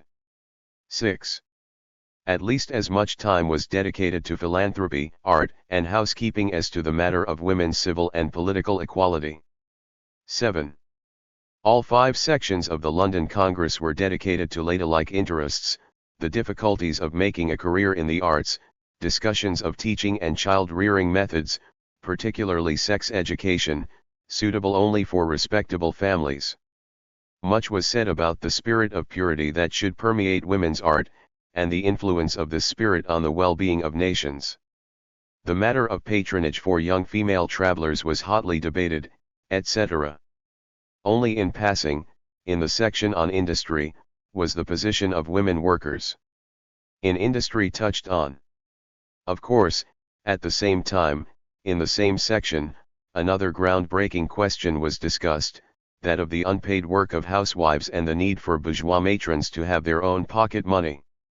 It is entirely typical that debates on the position of female wage labor in industry, the appointment of women factory inspectors, and the organization of female workers attracted the least attention of all.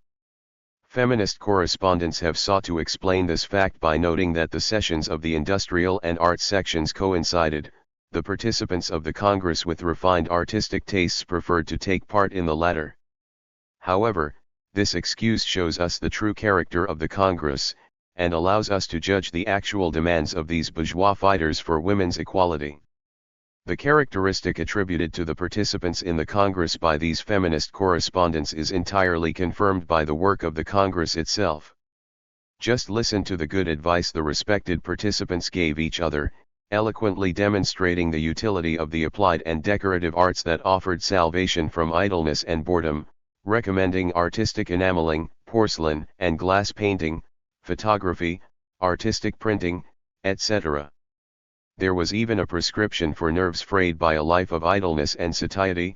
Aviculture, farming, and, particularly, horticulture were listed as occupations entirely beneficial to the body, pleasing to the eye, and refreshing to the soul, and even awakening an inclination to contemplation and higher thoughts. What else could the heart desire?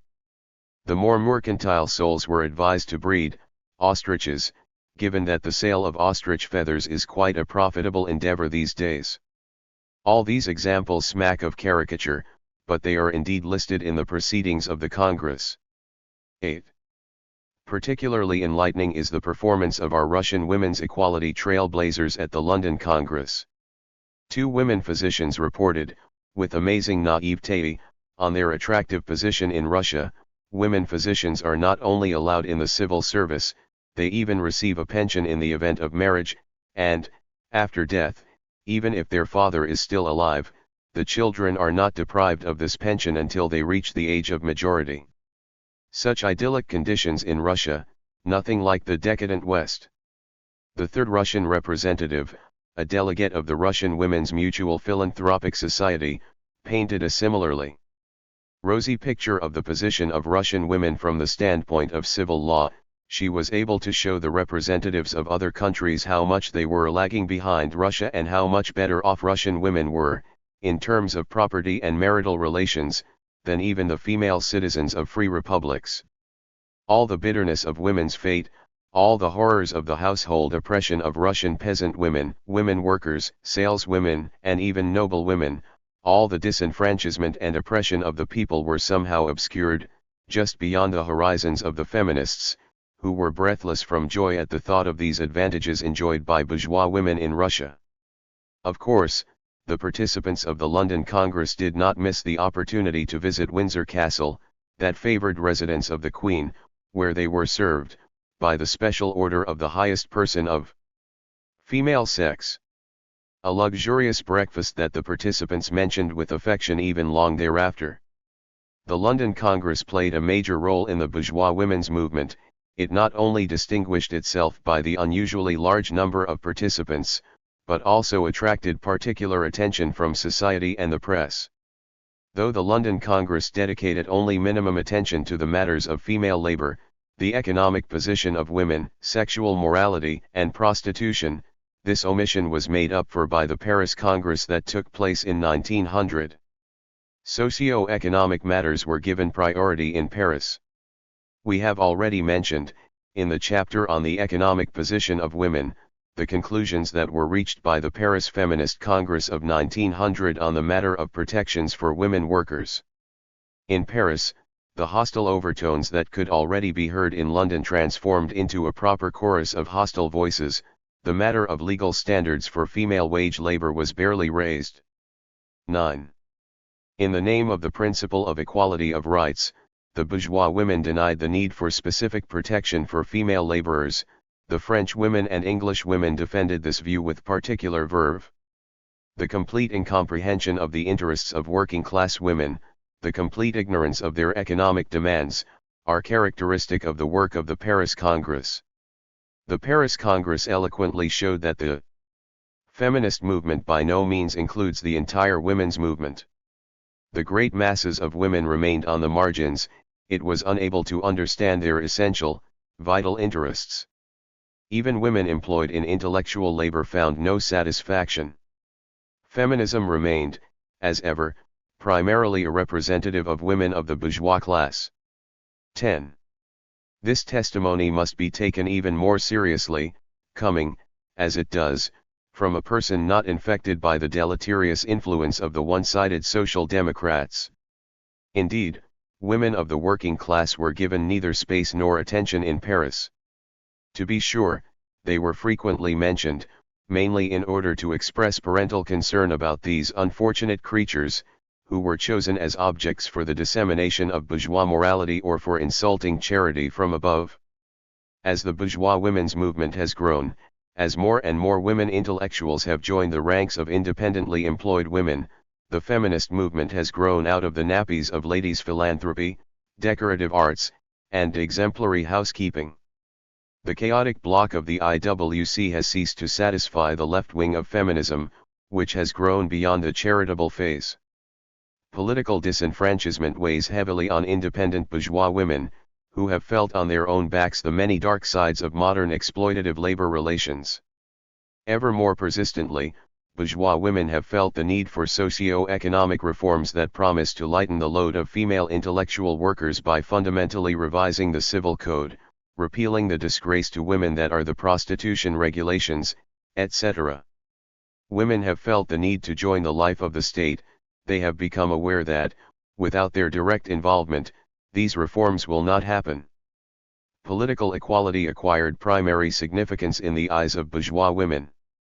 Meanwhile, the IWC continued to speak complacently of sex education, the charms of horticulture for bored ladies, and to praise the fruits of the work of the societies for the rescue of damsels in distress, etc. The left-wing feminists found this atmosphere claustrophobic and suffocating. Thus, in 1902, the American National Alliance organized something like an international meeting of women in Washington, at which the more democratically minded feminists decided to found the International Woman Suffrage Alliance. The objective of this new organization was to be the vigorous defense of women's political equality. 11.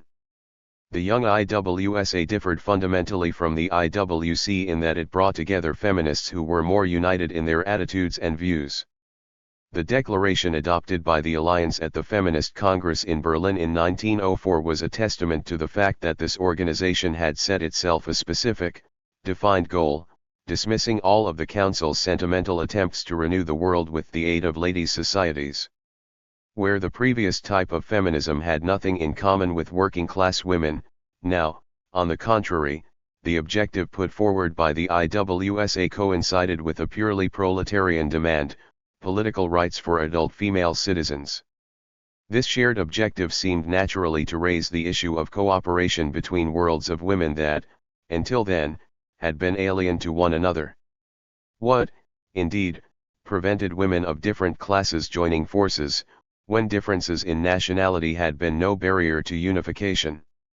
After all, it was merely a matter of cooperation to attain a clear, specific goal that was equally desirable to all women. But do women of such different social classes really have the same understanding of this desirable goal for women?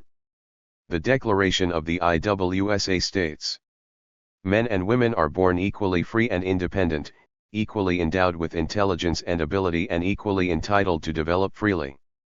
The natural relationship between the sexes is interdependence and cooperation, and the restriction of the rights and liberties of one sex inevitably harms the other, and, with it, all humanity. In all countries, laws, customs, and beliefs that have promoted women's bondage, erected barriers to their education and obstacles for the development of their innate abilities have been based on false understandings and resulted in artificial and incorrect relations between the sexes in contemporary society.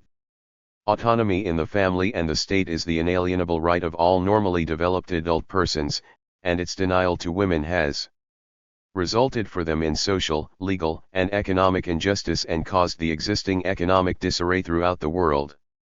A government that imposes laws on women citizens and collects taxes from them without giving them the right to consent or withhold consent that is granted to male citizens does violence to them that is not acceptable in a state based on just laws. Universal suffrage is the only legal and reliable means of defending the rights to life, liberty, and happiness acknowledged by the American Declaration of Independence and, thereafter, by all civilized nations, the inalienable right of the human personality. Therefore, in all representative states, women must be granted all political rights and privileges of electors. 12. This exquisite declaration of rights of women of the 20th century arrived at the fundamental point of their demands with great caution: women were to be granted all rights and privileges of electors. What are these rights and privileges? What hides behind this nebulous, utterly non-binding language?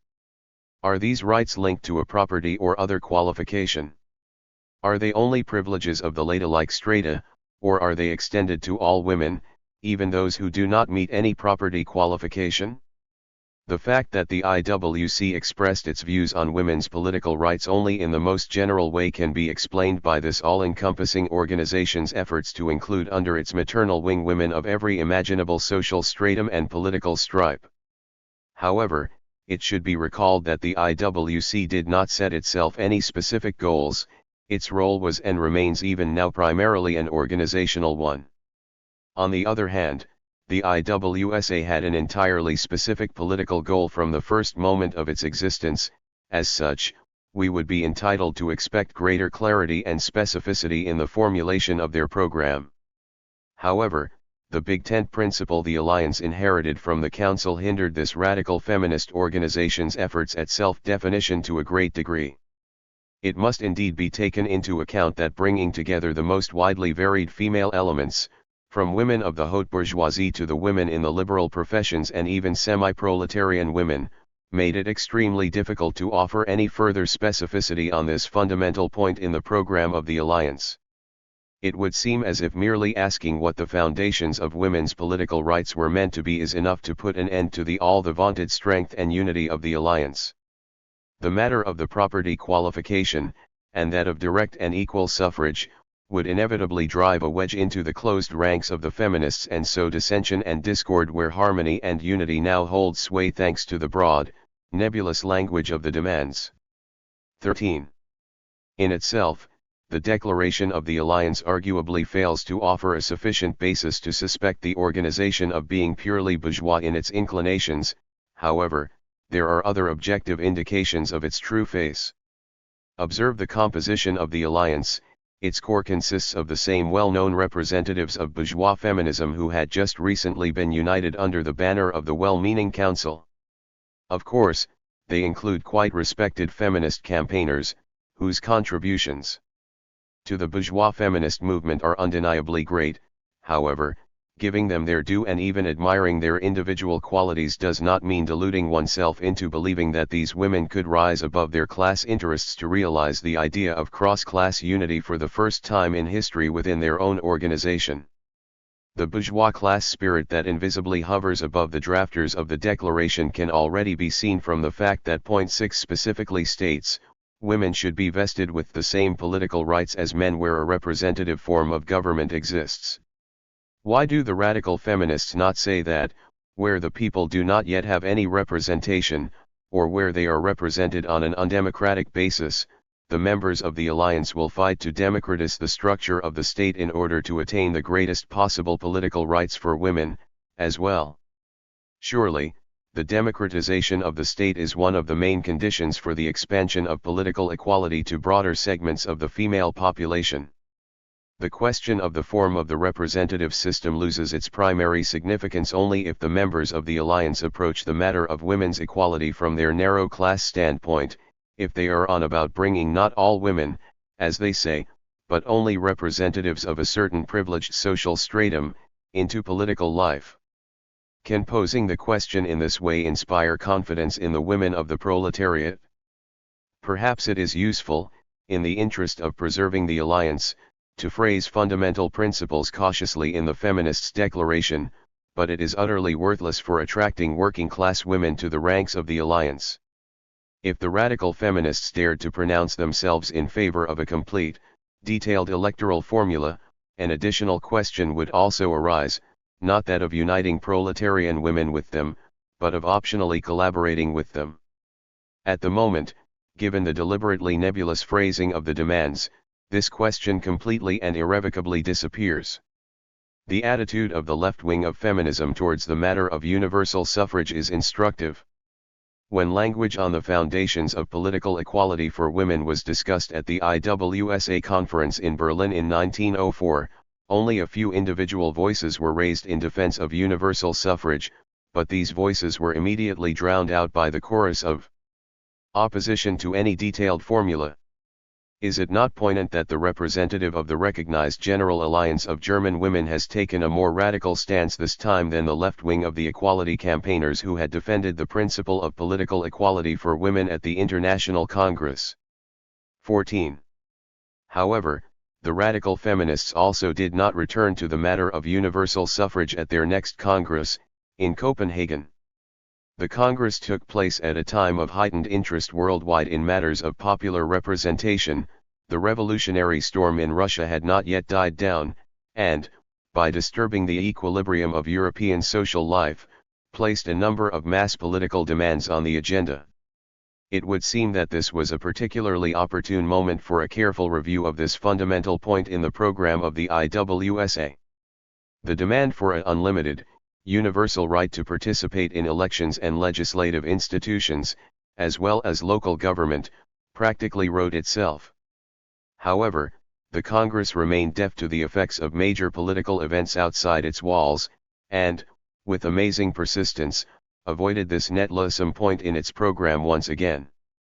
To be sure, individual voices were raised once again in defense of the principle of universal suffrage, and even the secretary, now president of the IWSA, the American Chapman Catt, acknowledged that, going forward, the battle cry of the feminists should be one person, one vote, but these statements by the Democrats broke apart on the wall of the tenacious resistance of the whole mass of participants. Nor did the speech of the Finnish delegate, who emphasized that the greatest results in terms of political equality for women would be obtained where the struggle for women's political rights was intimately and inextricably connected to the general struggle of the proletariat for the democratization of the state, prompt the Congress to review the fundamental points of the Alliance's declaration. 15. The Congress participants had their reasons not to debate all these netlessome matters or to adopt any imprudent resolutions that might, God forbid, require them to take revolutionary positions. Interesting, and entirely typical, is the conduct of our Russian delegates, the representatives of the Alliance for Women's Equality, at the Copenhagen Congress. No tendency of international feminism has more than secondary significance for us. They all, at best, indirectly facilitate the clarification of the relationships between the feminist movement and the proletarian women's movement. To the contrary, the position of our Russian equality campaigners on this matter is highly essential, and has great, direct significance for women's cause in Russia as a whole. Where did our feminists, who were participating in the Congress of the Alliance as official Russian delegates for the first time, stand on the demand for political equality? As it happens, the representatives of Russia, who had just left the political battlefield, in whose ears the powerful roar of popular excitement surely still echoed, from whose eyes the images of the people's struggle for political liberation, overwhelming in its grandeur, had surely not yet faded, were unable to match their tone to the peacefully inclined feminists from politically favorable countries.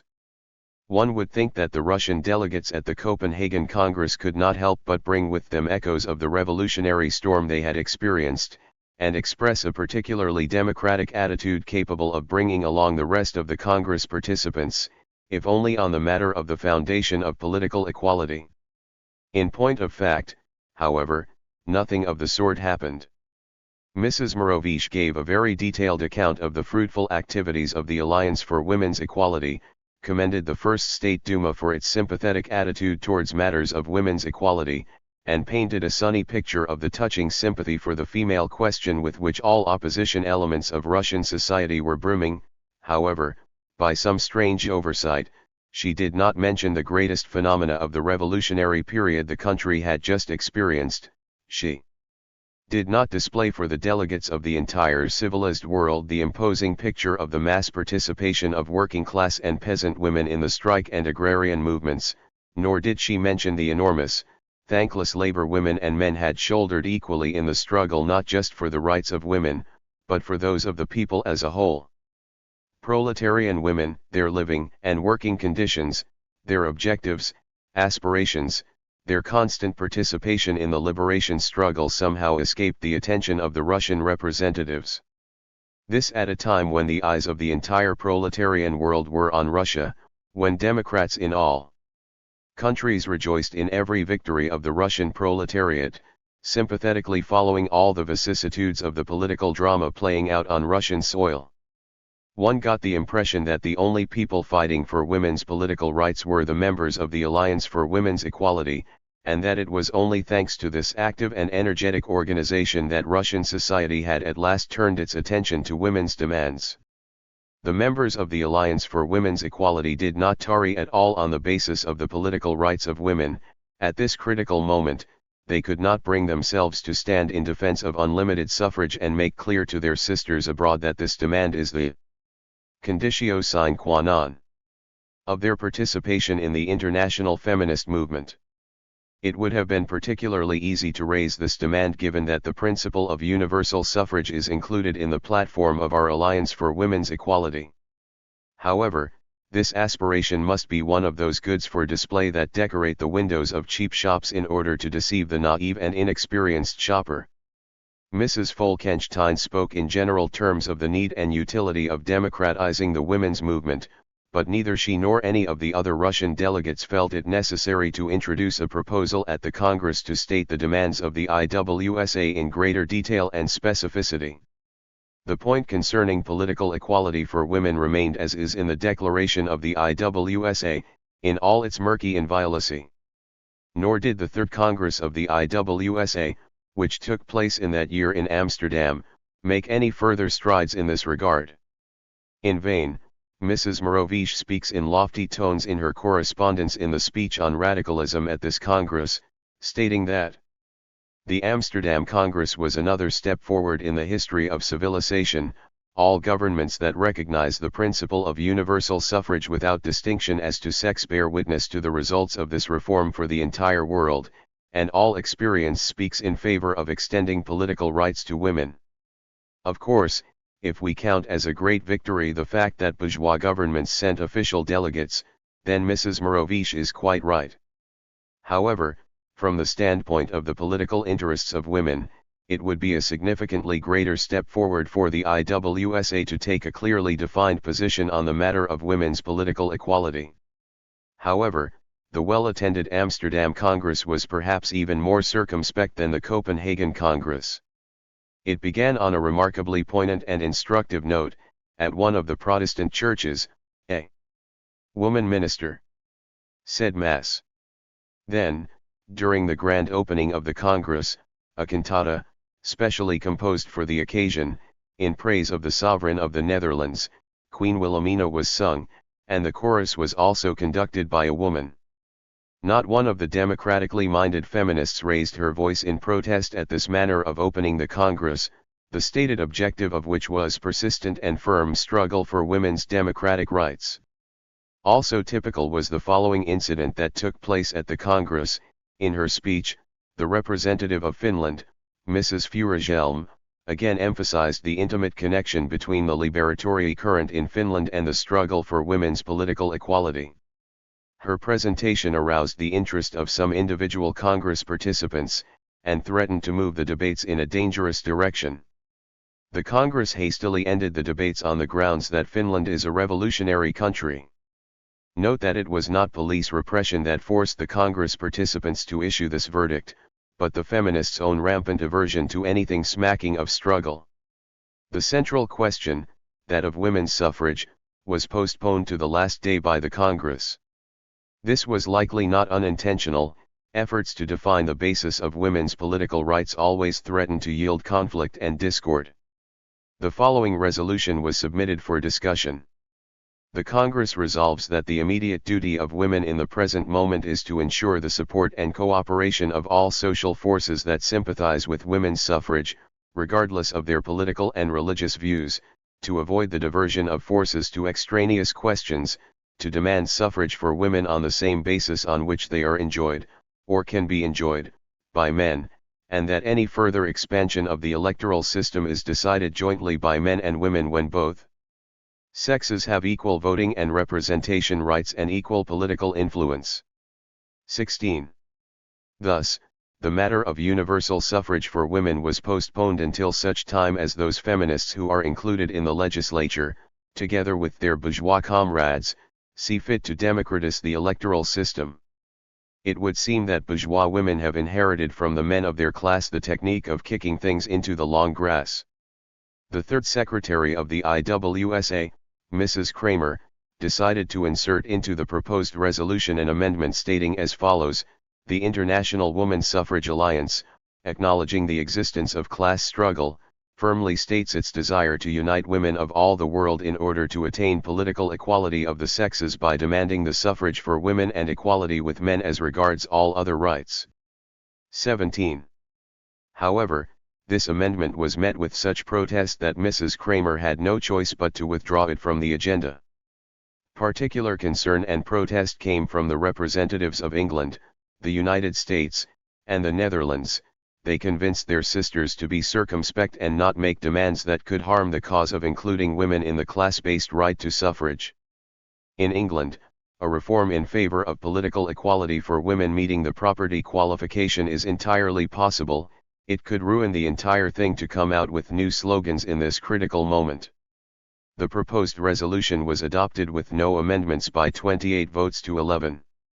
Thus, the Amsterdam Congress once again confirmed that, on the question of political equality for women, proletarian women can expect nothing from working together even with the left wing of the feminists. It is not by the struggle of one sex against another, but by defending their class interests against the other antagonistic classes, that women workers can attain full political rights. Unity of interests is a magnificent phrase, class struggle is a hard reality. 18.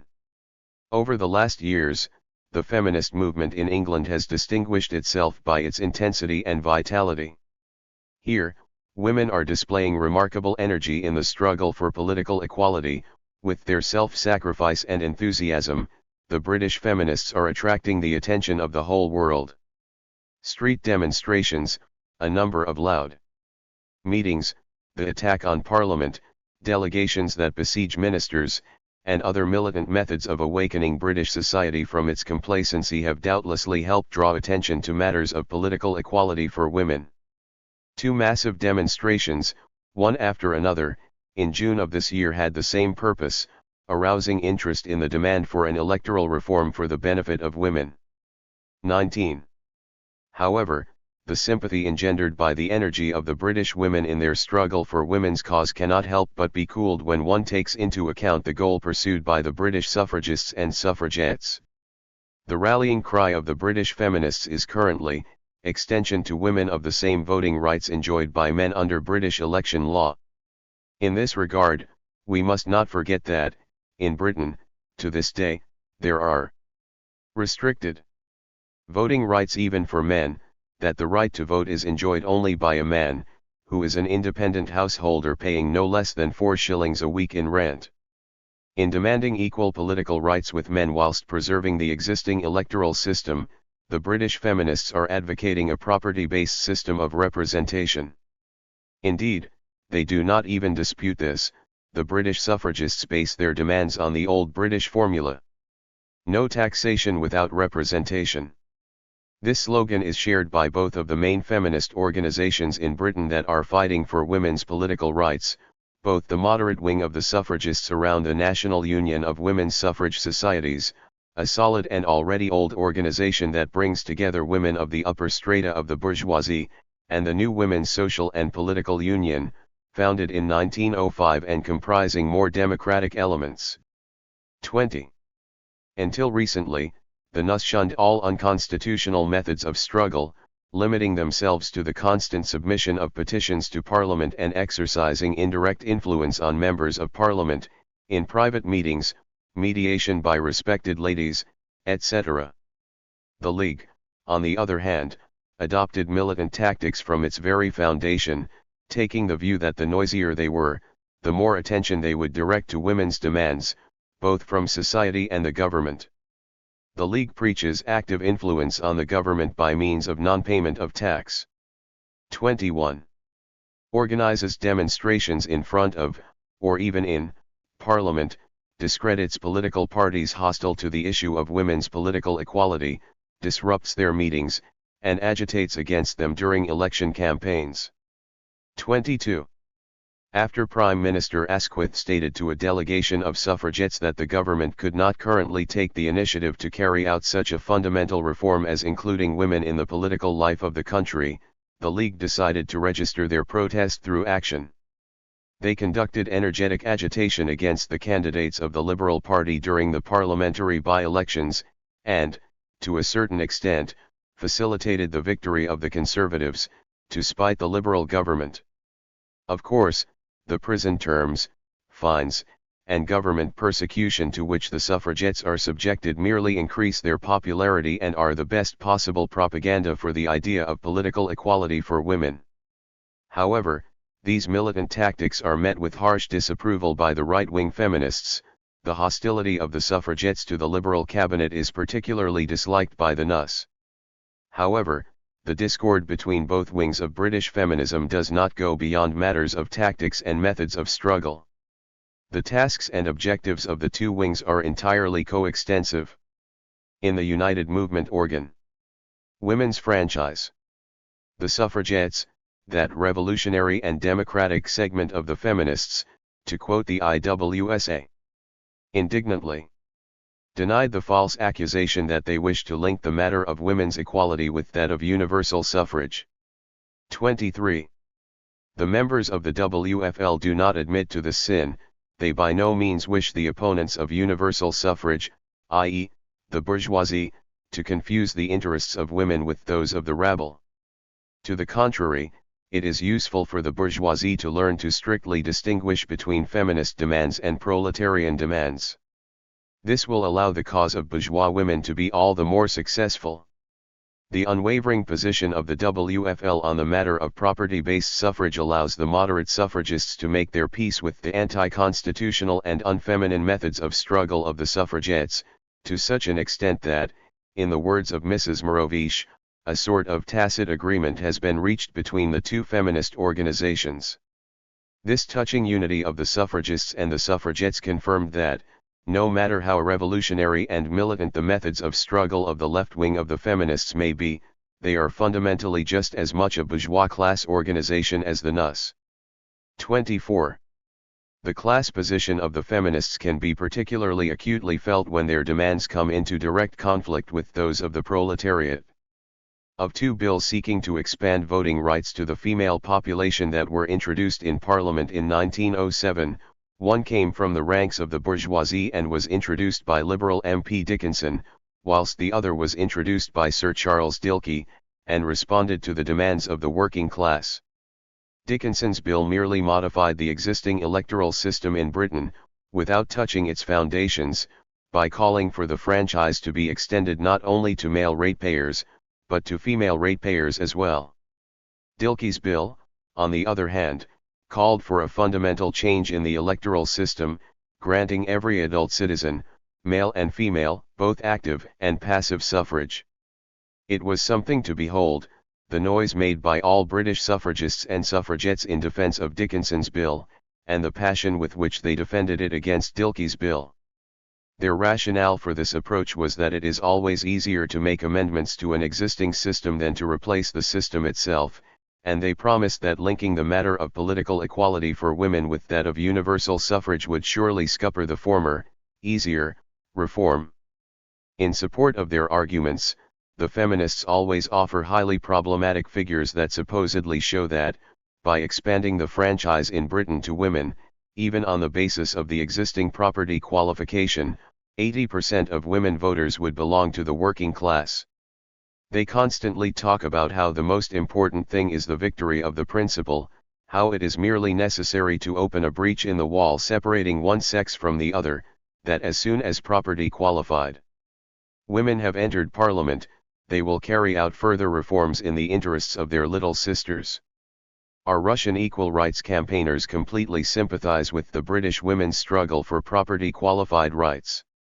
They report the victory in the second reading in the British Parliament of Stanger's Bill, which proposed to expand the existing electoral system to women, as cause for celebration. 25. The same women who today still experience all the hardships and adversity of political disenfranchisement, the same women who would presumably know from experience what it means to have no possibility of defending their most essential interests, lightheartedly throw themselves into the defense of an electoral system that leaves the most exploited and deprived segment of the female population as disenfranchised and overlooked as before. By the suffragists' own estimates, the limited bill will grant voting rights to no more than 1.5 million women. In other words, of 13 million adult female citizens of Britain, 11.5 million will be as disenfranchised as they are now. But, given that voting rights can only be exercised by women meeting property qualifications, even these 1.5 million voters will, of course, overwhelmingly belong to the bourgeoisie. And our equal rights campaigners admire and applaud their magnanimous British sisters. Of course, they are not guided by class interest. For them, like their British counterparts, what matters is the victory of the principle. In vain, British Social Democrats observe that extending the franchise to women whilst preserving the existing system threatens to significantly increase the number of voters hostile to the interests of the working class, that this reform merely increases class inequality by introducing a sort of multiplication of votes. Every bourgeois man will have the opportunity to add those of his wife, daughter, and female relatives who take the opportunity to pay for their separate rooms to his own. Meanwhile, how many proletarians are able to rent independent rooms for their daughters and wives, rooms costing no less than 4 shillings a week, unfurnished? To the contrary, we know that even most well-paid female workers are living 2 or 3 to a room, that a proletarian's wife will never be able to afford the luxury of separate accommodations, and that, ultimately, the proposed reform will not offer any of the servants, piece workers, and craft workers, the whole enormous army of women living in boarding houses, the opportunity to be included on the electoral rolls. Thus, as Clara Zetkin correctly notes, if limited voting rights were extended to women, only a small segment of the proletariat would be able to meet the requirements of the 17 property, educational, professional, housing, and employment qualifications set forth in the British Representation of the People Act, and attain political equality. The number of women denied the right to vote would likely be greater than the number of working-class men denied the right to participate in elections by the requirements of election law. Because female workers are generally paid less than male workers. A cursory glance at property qualifications suffices to show that women, given their worse economic position than better paid male workers, will also be less able to avail themselves of the ballot. And from this standpoint, there is no doubt that what is characteristic of limited voting rights for women is not the principle of equality of rights between the sexes, but the recognition of the power and significance of property and income. 26. In any case, however, a property qualification, in whatever form, is an institution that protects the interests of the representatives of property and capital. It deprives women of the working class of political rights by no means because they belong to the fair sex but because they belong to the class of the have-nots. The disenfranchisement of proletarian women is as similar to the disenfranchisement of proletarian men as the brooming ladies' portemonnaie is to the full wallet of the respected bourgeois. What equality are the feminists on about? Alas, quite a significant number of representatives of the working class, who support a property qualified reform, can be found in the ranks of the left wing of the suffragist movement. Despite the fact that the Women's Freedom League is a typical bourgeois organization, that it has more than once declared itself entirely alien to the fundamental aspirations of the proletariat, emphasizing its single and exclusive goal, the struggle for women's equality. The fundamental need for political rights leads proletarian women on the garden path of unity with bourgeois women. Of course, such a dimming of class consciousness is extremely harmful to the success of the proletarian women's movement, and not infrequently put outstanding activists in this area into an extremely difficult position. There have been cases in which such experienced campaigners for the cause of the working class as Miss Pankhurst and Miss Billington, distracted by the idea of women's equality, dedicated themselves entirely to purely feminist agitation during election campaigns, completely leaving the field of working class politics. 27.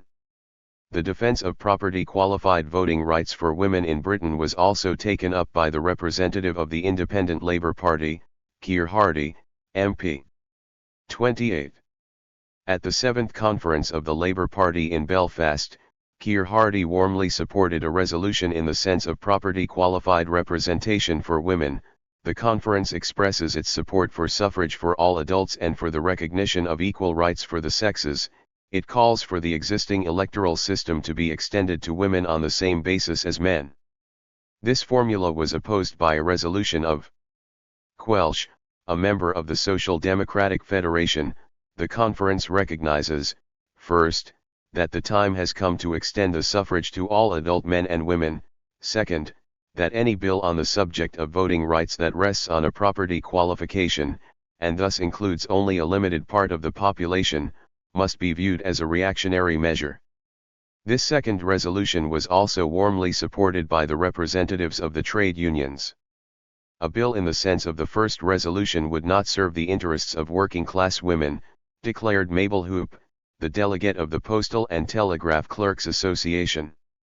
Quelch's resolution was adopted by a majority of 605,000 votes to 268,000. At the next annual conference of the Labour Party, in Hull, this resolution received 784,000 votes in favour versus 257,000 against. 29. Is this not a clear indication that the workers themselves understand the danger of a property qualified reform, and that only a lack of political self-awareness leads a minority to defend a limited suffrage bill? A tenacious struggle for the political enfranchisement of all women is being led by the Adult Suffrage Society, which was founded in 1905 at the initiative of Social Democratic women. This organization gains more and more supporters every year. Thanks to it, working-class women have begun to take a more conscious stance on their disenfranchised position and matters associated with the idea of women's equality. It was under its influence that the Belfast Resolution was passed at the Labour Party conference last year. Thanks to its propaganda, British trade unionists are also beginning to speak in favour of universal suffrage, opposing property qualified representation for women. We need not discuss the SDF in this case.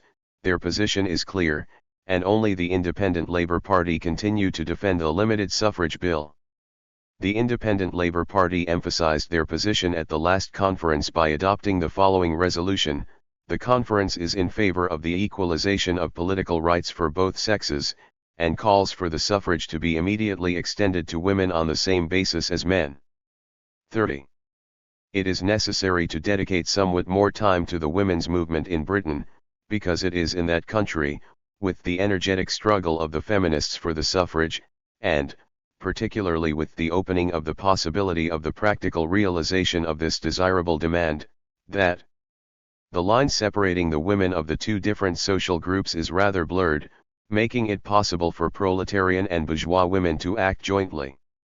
One must have a great deal of consciousness, a deeply rooted understanding of class interest, in order not to be distracted by victories in principle that are dear to women's hearts. In this moment, it is necessary for the Labour Party to speak out, fully armed with its pronounced class position, and be particularly vigilant in relation to the escalating issues of proletarian women and capable of linking these demands to the overall liberation struggle of the working class. The social democratic opposition to property qualified suffrage for women has elicited fierce attacks from the feminists, leading them to count social democrats practically as opponents of women's equality. 31. But rather than getting angry for no reason, let them answer sincerely, is there not an unconscious calculation of class interest lurking behind their defense of property qualified suffrage? 32. Whoever is not with us, is against us. In disowning the defense of political rights for the most deprived and exploited stratum of the female population, the British feminists themselves are departing the field of struggle for the principle of full political equality for women, and openly joining the ranks of the defenders of the interests of property and capital. Indeed, the feminists themselves do not deny this. In her letter to the editor of the Times, well-known feminist Mrs. Fawcett states that those gentlemen who imagine that the feminists are linking their demand for women's suffrage to a reform of the entire British electoral system are sorely mistaken. Many of us by no means want universal suffrage, the esteemed lady naively exclaims. Another feminist, Lady Balfour, writes to World's Work. Women's suffrage doubtlessly limits the excessive demands that the ultra-radicals seek to implement, example the demand for universal suffrage. Amongst us, there are many who oppose universal suffrage. And even Miss Pankhurst, the socialist, one of the leaders of the combat division of the suffragists, did not fail to inform the Daily Mail of the following: many think that we are seeking suffrage for all women. This is completely untrue. To the contrary, our exceedingly moderate demands do not go beyond calling for women in secure positions and the same responsibilities as male voters to be included on the electoral rolls. 33. The extension of the franchise to women who pay rates and taxes, Lady Knightley openly acknowledged, would eliminate the need for universal suffrage, which is a great peril for modern society. Of course, men of the bourgeois class willingly support the feminists on this.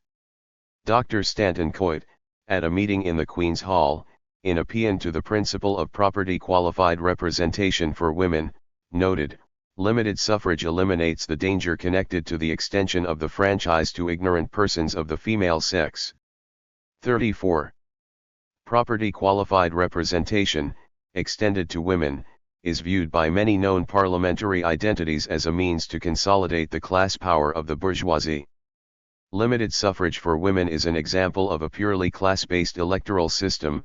Whilst it doubles the votes of the representatives of the propertied class, this reform only increases the number of working-class votes by 1/10. 35. States Arthur Henderson, MP, whose knowledge of British law is outstanding. Despite all the feminists' efforts to unite the entire British women's movement, to channel it all into a single direction, the basis for an agreement between women of the two fundamental social groups constantly eludes them. The suffragists are fighting for their own class privileges and power. Proletarian women, together with the men of their class, are demanding the elimination of all privileges and the triumph of truly democratic principles. As the class consciousness of proletarian women grows, such an agreement becomes less and less possible. And though there remain no small number of working-class women in the ranks of the British feminists, there can be no doubt that, as the movement of the whole proletariat in support of universal suffrage grows, the ranks of the feminists will thin out significantly. The socio-political conditions in Britain, and, above all, the existence of the principle of property qualified representation, allow for a clear differentiation of the objectives pursued by bourgeois and proletarian women. In other countries, such as France, the United States, and Switzerland, the external signs dividing the two paths of the feminist movement in support of political equality are considerably more faint and elusive. Let us examine France. The position of the campaigners for women's political rights is incommensurably more complex and confused than in Britain. The principle of property qualifications defended by the British feminists immediately defines their face and their class aspirations. By defending the principle of women's equality and, at the same time, supporting the interests of the propertied classes against encroachment by the impudent and ignorant rabble, they have the opportunity to attract the sympathies of the bourgeoisie, to position themselves as defenders of property, and, in this way, ensure the support of their class comrades for their demands.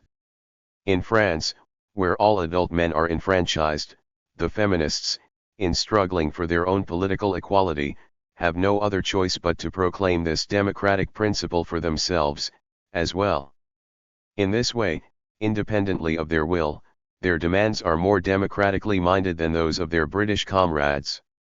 In France, the defense of property qualified suffrage for women lacks any foundation, and does not currently promise any direct benefits for the success of the cause of women. The position of working-class women in France is also more difficult than in Britain. There, the struggle for women's suffrage necessarily merges with the proletariat's struggle for the further democratization of the electoral system. In France, proletarian women must struggle independently, because the rights for which women of the working class are fighting have long since been won by all adult men.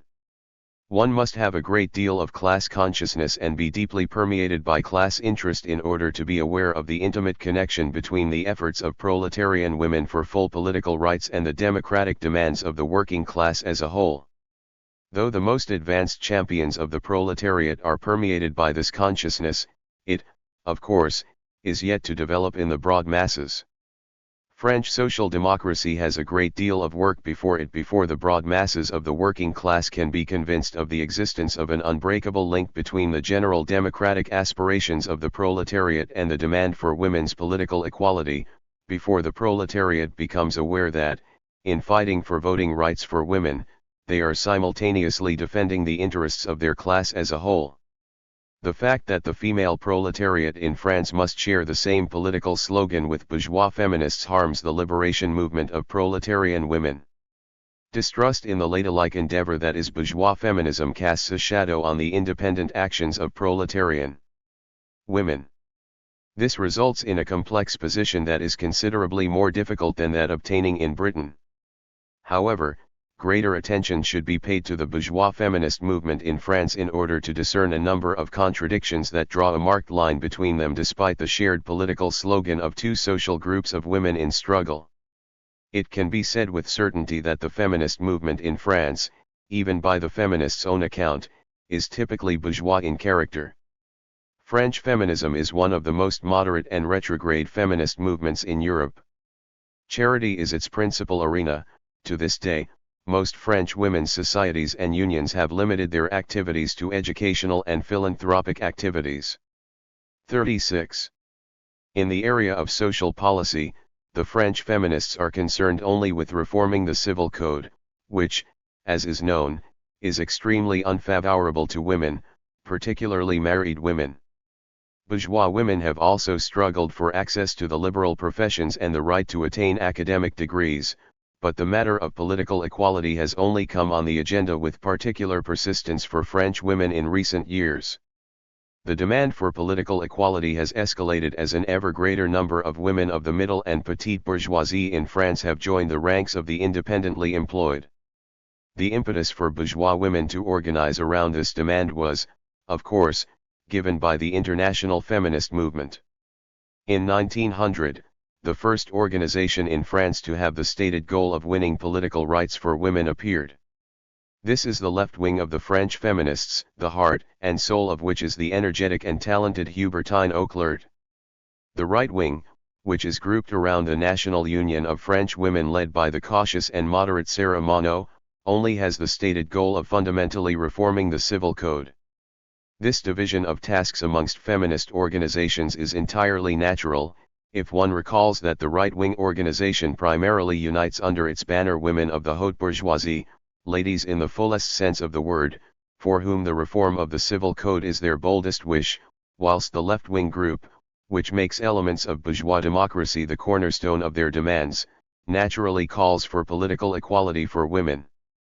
The Women's Suffrage League, however, are barely distinguishable from the right-wing feminists in terms of their composition and tactics. For a long time, nothing of rallies, noisy meetings, street demonstrations, and other unfeminine actions could be heard in France, despite the existence of a special militant union of feminists struggling for equal rights. Genteel meetings, presentations with courteous exchanges of views, refined and entirely decent feminist congresses, banquets, or, at best, press organs and petitions to the Chamber of Deputies. That was the method of struggle adopted by French feminists. However, despite all the exquisite morality of the French women, women's cause moved with fits and starts. The demand for political equality remained two birds in the bush, without even the compensation of one in the hand.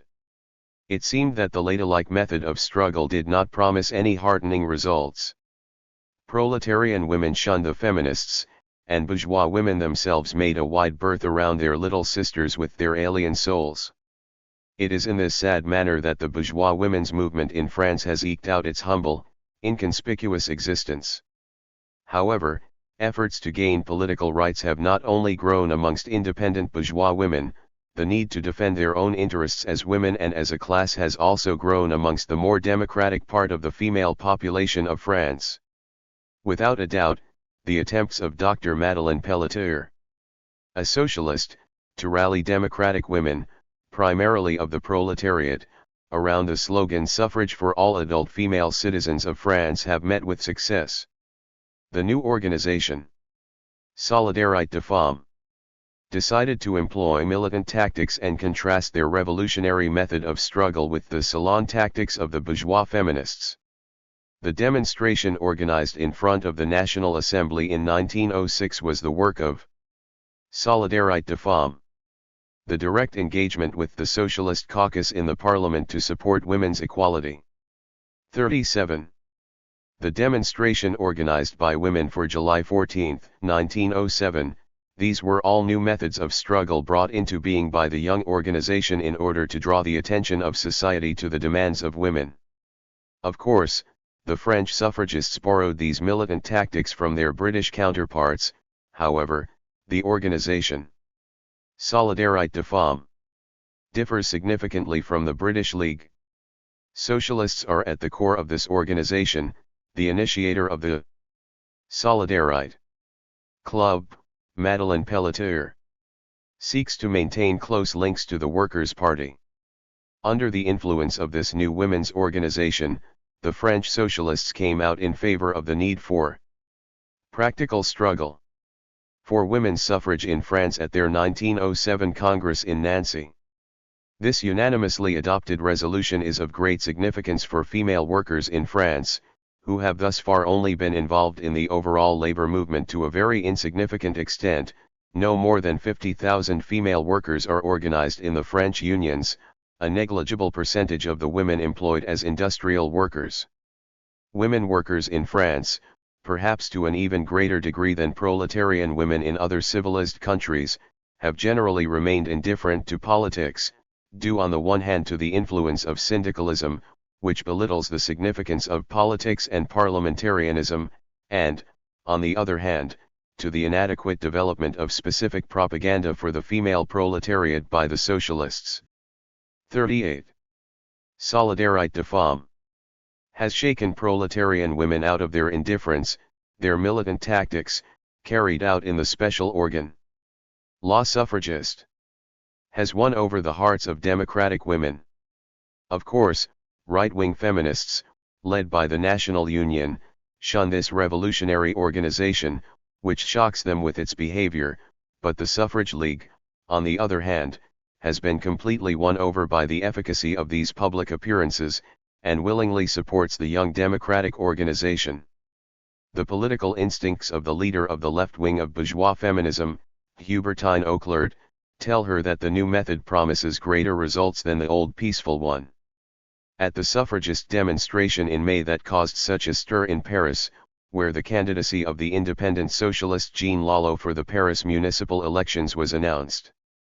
39.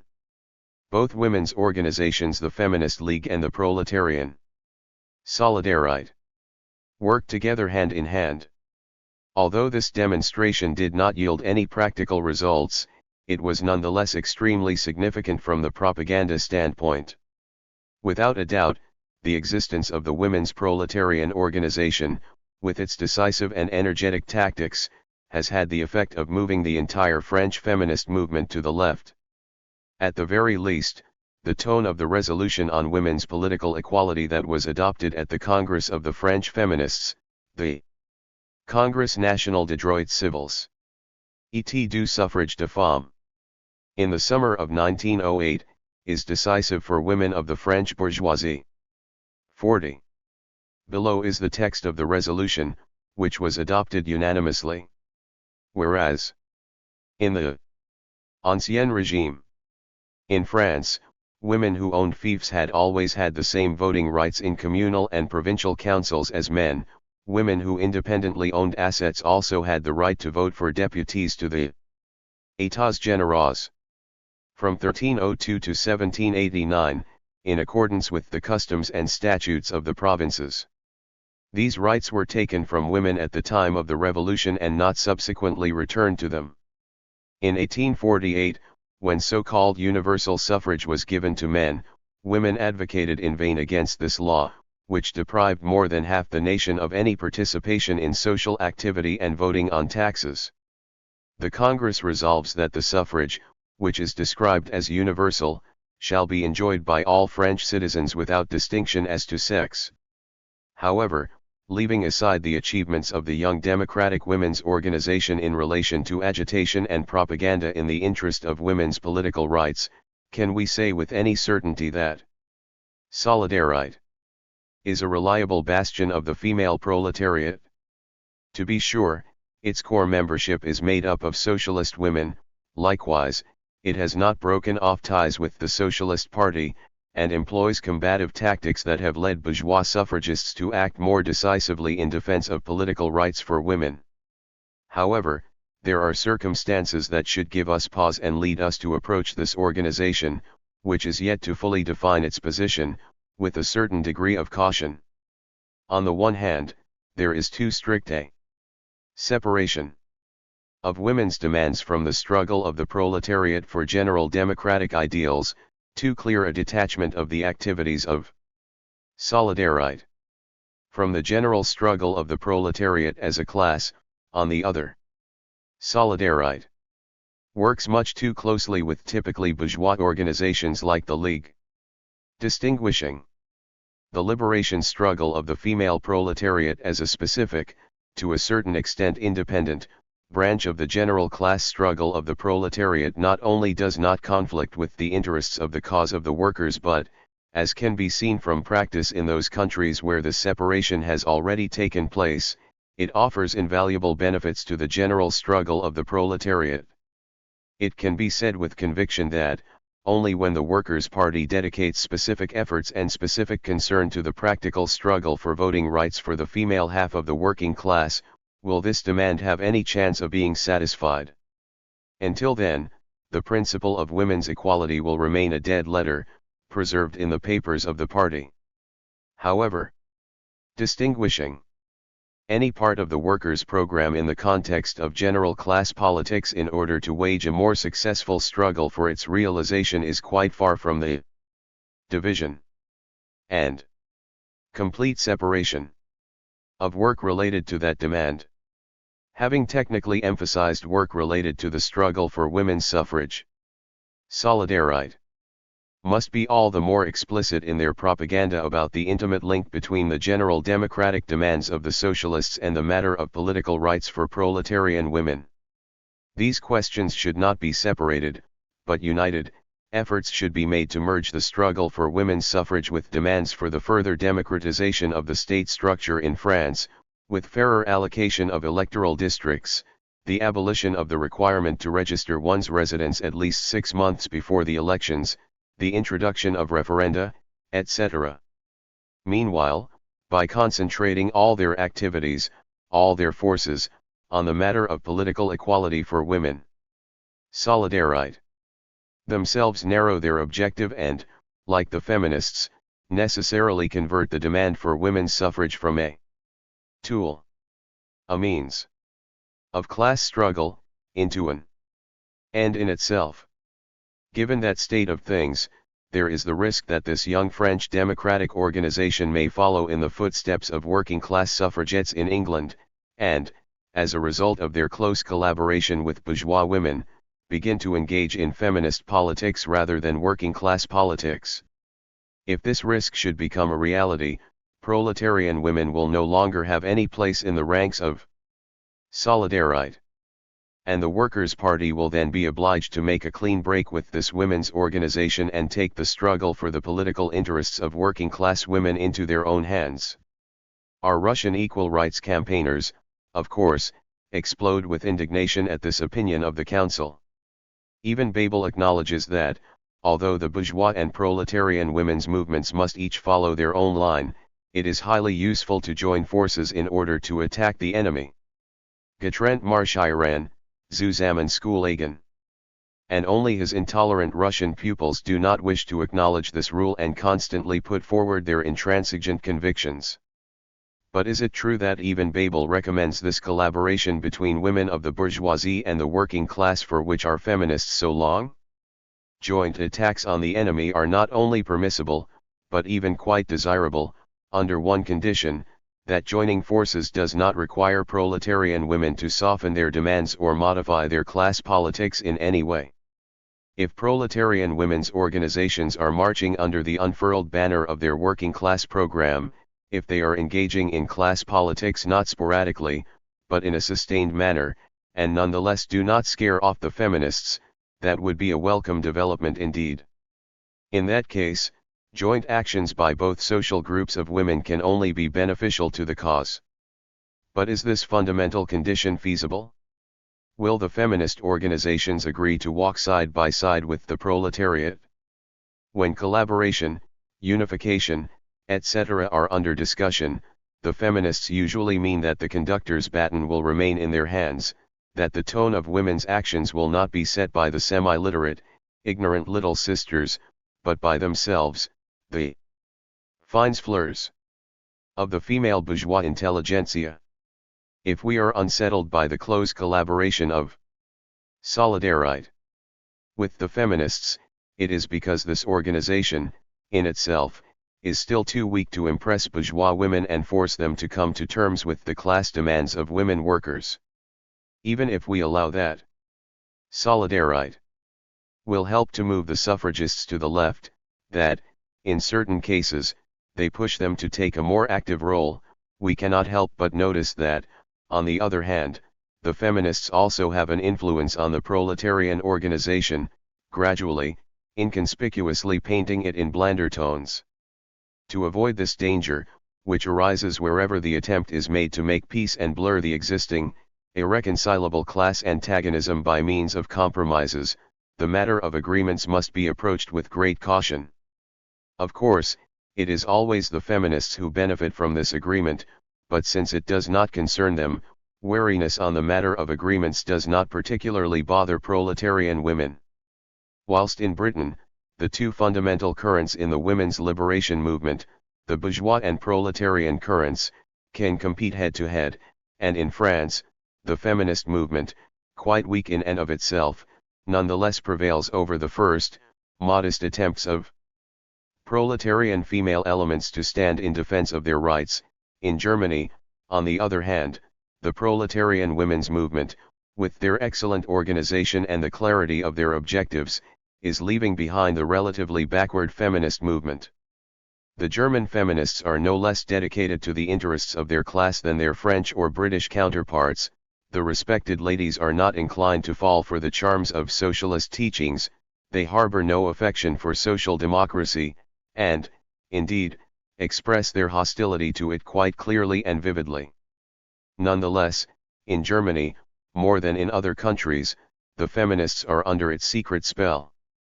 The strength of the powerful, cohesive organization with its clear class program is already such that it forces even those who hate it from the bottom of their hearts to come to terms with it.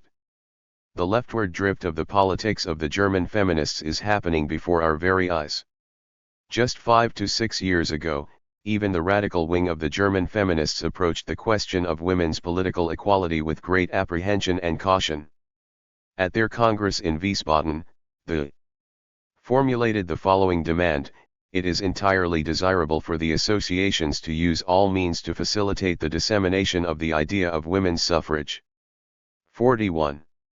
Although this organization already joined the International Alliance at the Berlin Congress and even raised its voice in defense of universal suffrage, its program does not actually state its political demands in any detail. Judging from the articles that appear in the central organ of the BDF in opposition to universal suffrage, the BDF still has yet to take a firm position. But this is the right flank of German feminism. This is where old campaigners for women's equality come together, those who just recently did not dare to dream of political rights and merely wished to gain access to higher education, the liberal professions, and the civil and social service for women. Even now, the correct Helene Lang and the solid Maria Stritt like to direct the movement towards peaceful kitchen table tasks, educational problems, and soul-saving philanthropic undertakings. In the words of Soyuz-Jenschen, even at the Hamburg Congress of this right wing, i.e., in September of 1907, questions of voting rights for the industrial relations and commercial courts, the repeal of the ban on women participating in unions and meetings, and women's suffrage were relegated to the background. 42. As for the young, left wing of the feminists, which formed in 1904, and is headed by such strident champions of women's political equality as Minna Kauer, Anita Augsburg, and Kathy Skirmaker, they vacillated for a long time on the question of the foundations of women's political equality. The growing power of the proletarian women's movement, which took a firm stance in favor of unrestricted suffrage, had its effect. At the Frankfurt Congress of the Progressive Feminists in 1907, they at last came out in favor of universal suffrage without distinction as to sex in elections for all legislative and local government bodies. For all their political radicalism, the German feminists had an extremely hard time deciding to take this step. Without a doubt, if the proletarian women's movement had been less significant, if its influence on the masses had not increased with every passing year, if, finally, their devastating critique of restricted suffrage had not discredited the defenders of property qualifications in the eyes of the broad masses of women, the left feminists would never have dared to proclaim this radical demand. But now they had no choice. Their desire to be popular amongst democratic women, their fear of remaining in the narrow circle of ladies forced them to put on the mask of political radicalism. No matter how democratic the demands of the progressive German feminists are, this does not change the bourgeois essence of their organization and efforts. Daily life constantly contradicts their high-minded declarations of principle. Despite all their efforts, the class sympathies even of leftist German feminists always will out.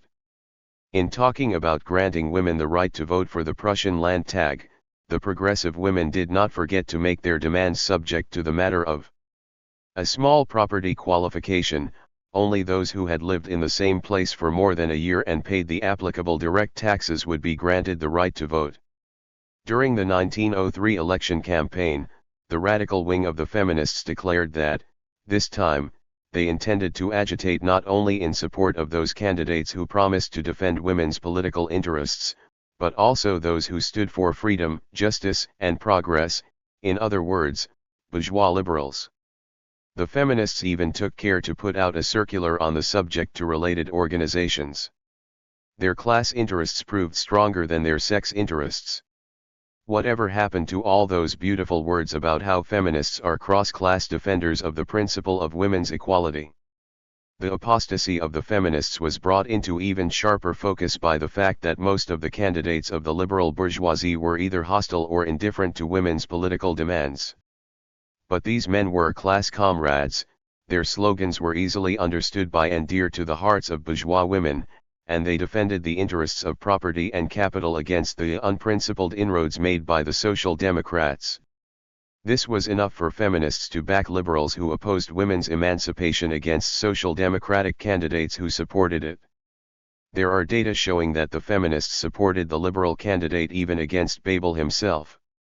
In Hamburg, the feminists openly campaigned in support of the liberal, even though he had no chance of succeeding, given that the main struggle was between the social democratic and conservative candidates, but the bourgeois women preferred to spoil their vote rather than to allow a social democrat to win.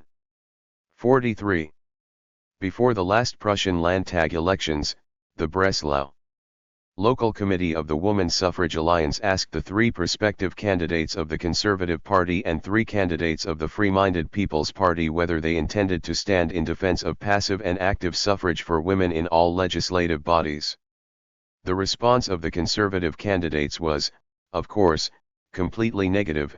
In their view, the matter was not even up for discussion. All three FVP candidates, after their customary bowing and scraping before the principle of women's equality, emphasized that, in their view, the time had not yet come to raise the question given that it was not yet sufficiently ripe. Embittered by these responses, the representative of the local women's committee asked whether, in that case, it would not follow that women should completely refrain from participating in the election campaign and influence their husbands to do the same. For us women, which of the candidates is elected is now a matter of total indifference, given that not one of them intends to fight for women's just demands. It did not even occur to the radical Vereen to remember the three social democratic candidates who, at that very moment, were carrying out an energetic struggle in Prussia for the full democratization of the electoral system, including women's rights. However, class interest constantly overshadows the feminist objectives of the German equality campaigners, and they would rather make their peace with their disenfranchisement than facilitate the political liberation of the unpropertied class and the consolidation of the influence of social democracy. After hesitating briefly, the Breslau Alliance came out in support of the FVP candidates. The committee's stated reason for this decision was that the free-minded candidates were generally in favor of the four-member electoral system and were defenders of justice, and any aficionado of just systems and laws could not be an opponent of women's equality. 44. This is the sort of infantile blather one hears from the German equality campaigners. But even this baseless argument disappears when one recalls that the FVP are calling for the introduction in Prussia not of equal voting rights, but of plural suffrage. No matter how much the equality campaigners try to mask the nature of their activities, here, as ever, they are in fact guided by a specific calculation based on class interest. The class sympathies in the world of German bourgeois women are ever more clearly defined, despite the leftward movement of the equality campaigners. Some bourgeois women find it pointless to conceal their class character any longer and openly stand with the bourgeois parties. One such example is the newly founded women's equality organization known as the German Women's Liberal Party, who are adjacent to the FVP. This party, led by Mrs. Lischnowska and famous equality campaigner Else Lüders, decided to support electoral reform in Prussia on the basis of the five-member electoral system and only agitate in support of candidates who have committed to act in this spirit. But this was, of course, merely a theoretical decision. The FVP's negative attitude towards the equality campaigners' demands did not push the Women's Liberal Party away from them. After directing a few reproaches at the FVP at the last FVP Congress, the women nonetheless remained in the ranks of the party. On the contrary, the German liberals were so attentive to the ladies that they dedicated one session of their Congress specifically to the discussion of the question of political rights for women. Else Lüders, who spoke on the issue, introduced the following resolution on the occasion. Liberalism believes that the good of the nation lies in the development and elevation of the individual. It goes without saying that German women, too, must share in this development of the individual. The tasks of liberalism on the field of the female question are to make women equal to man in rights, as a human being and a citizen, in educational, social, professional, and political activity. Accordingly, we call for full participation of women in local institutions, school boards, committees for the poor and orphans, and factory and housing inspectorates, the same unrestricted and equal participation for women in all institutions having the objective of protecting economic interests, health insurance funds, industrial relations courts, labor and trade governance bodies, unhindered access for women to all professions, access in principle for women to representation at the imperial, state, and local levels. 45. The FVP did not currently feel the weakness of their political position, and, not being forced, like clerics, to grasp at the last resort, women's suffrage, showed no particular sympathy for these demands. Else Lüders' co-presenter, Dr. Lehmann, hurried to note that, although he supported women's equality in principle, politics must nonetheless remain a matter for men.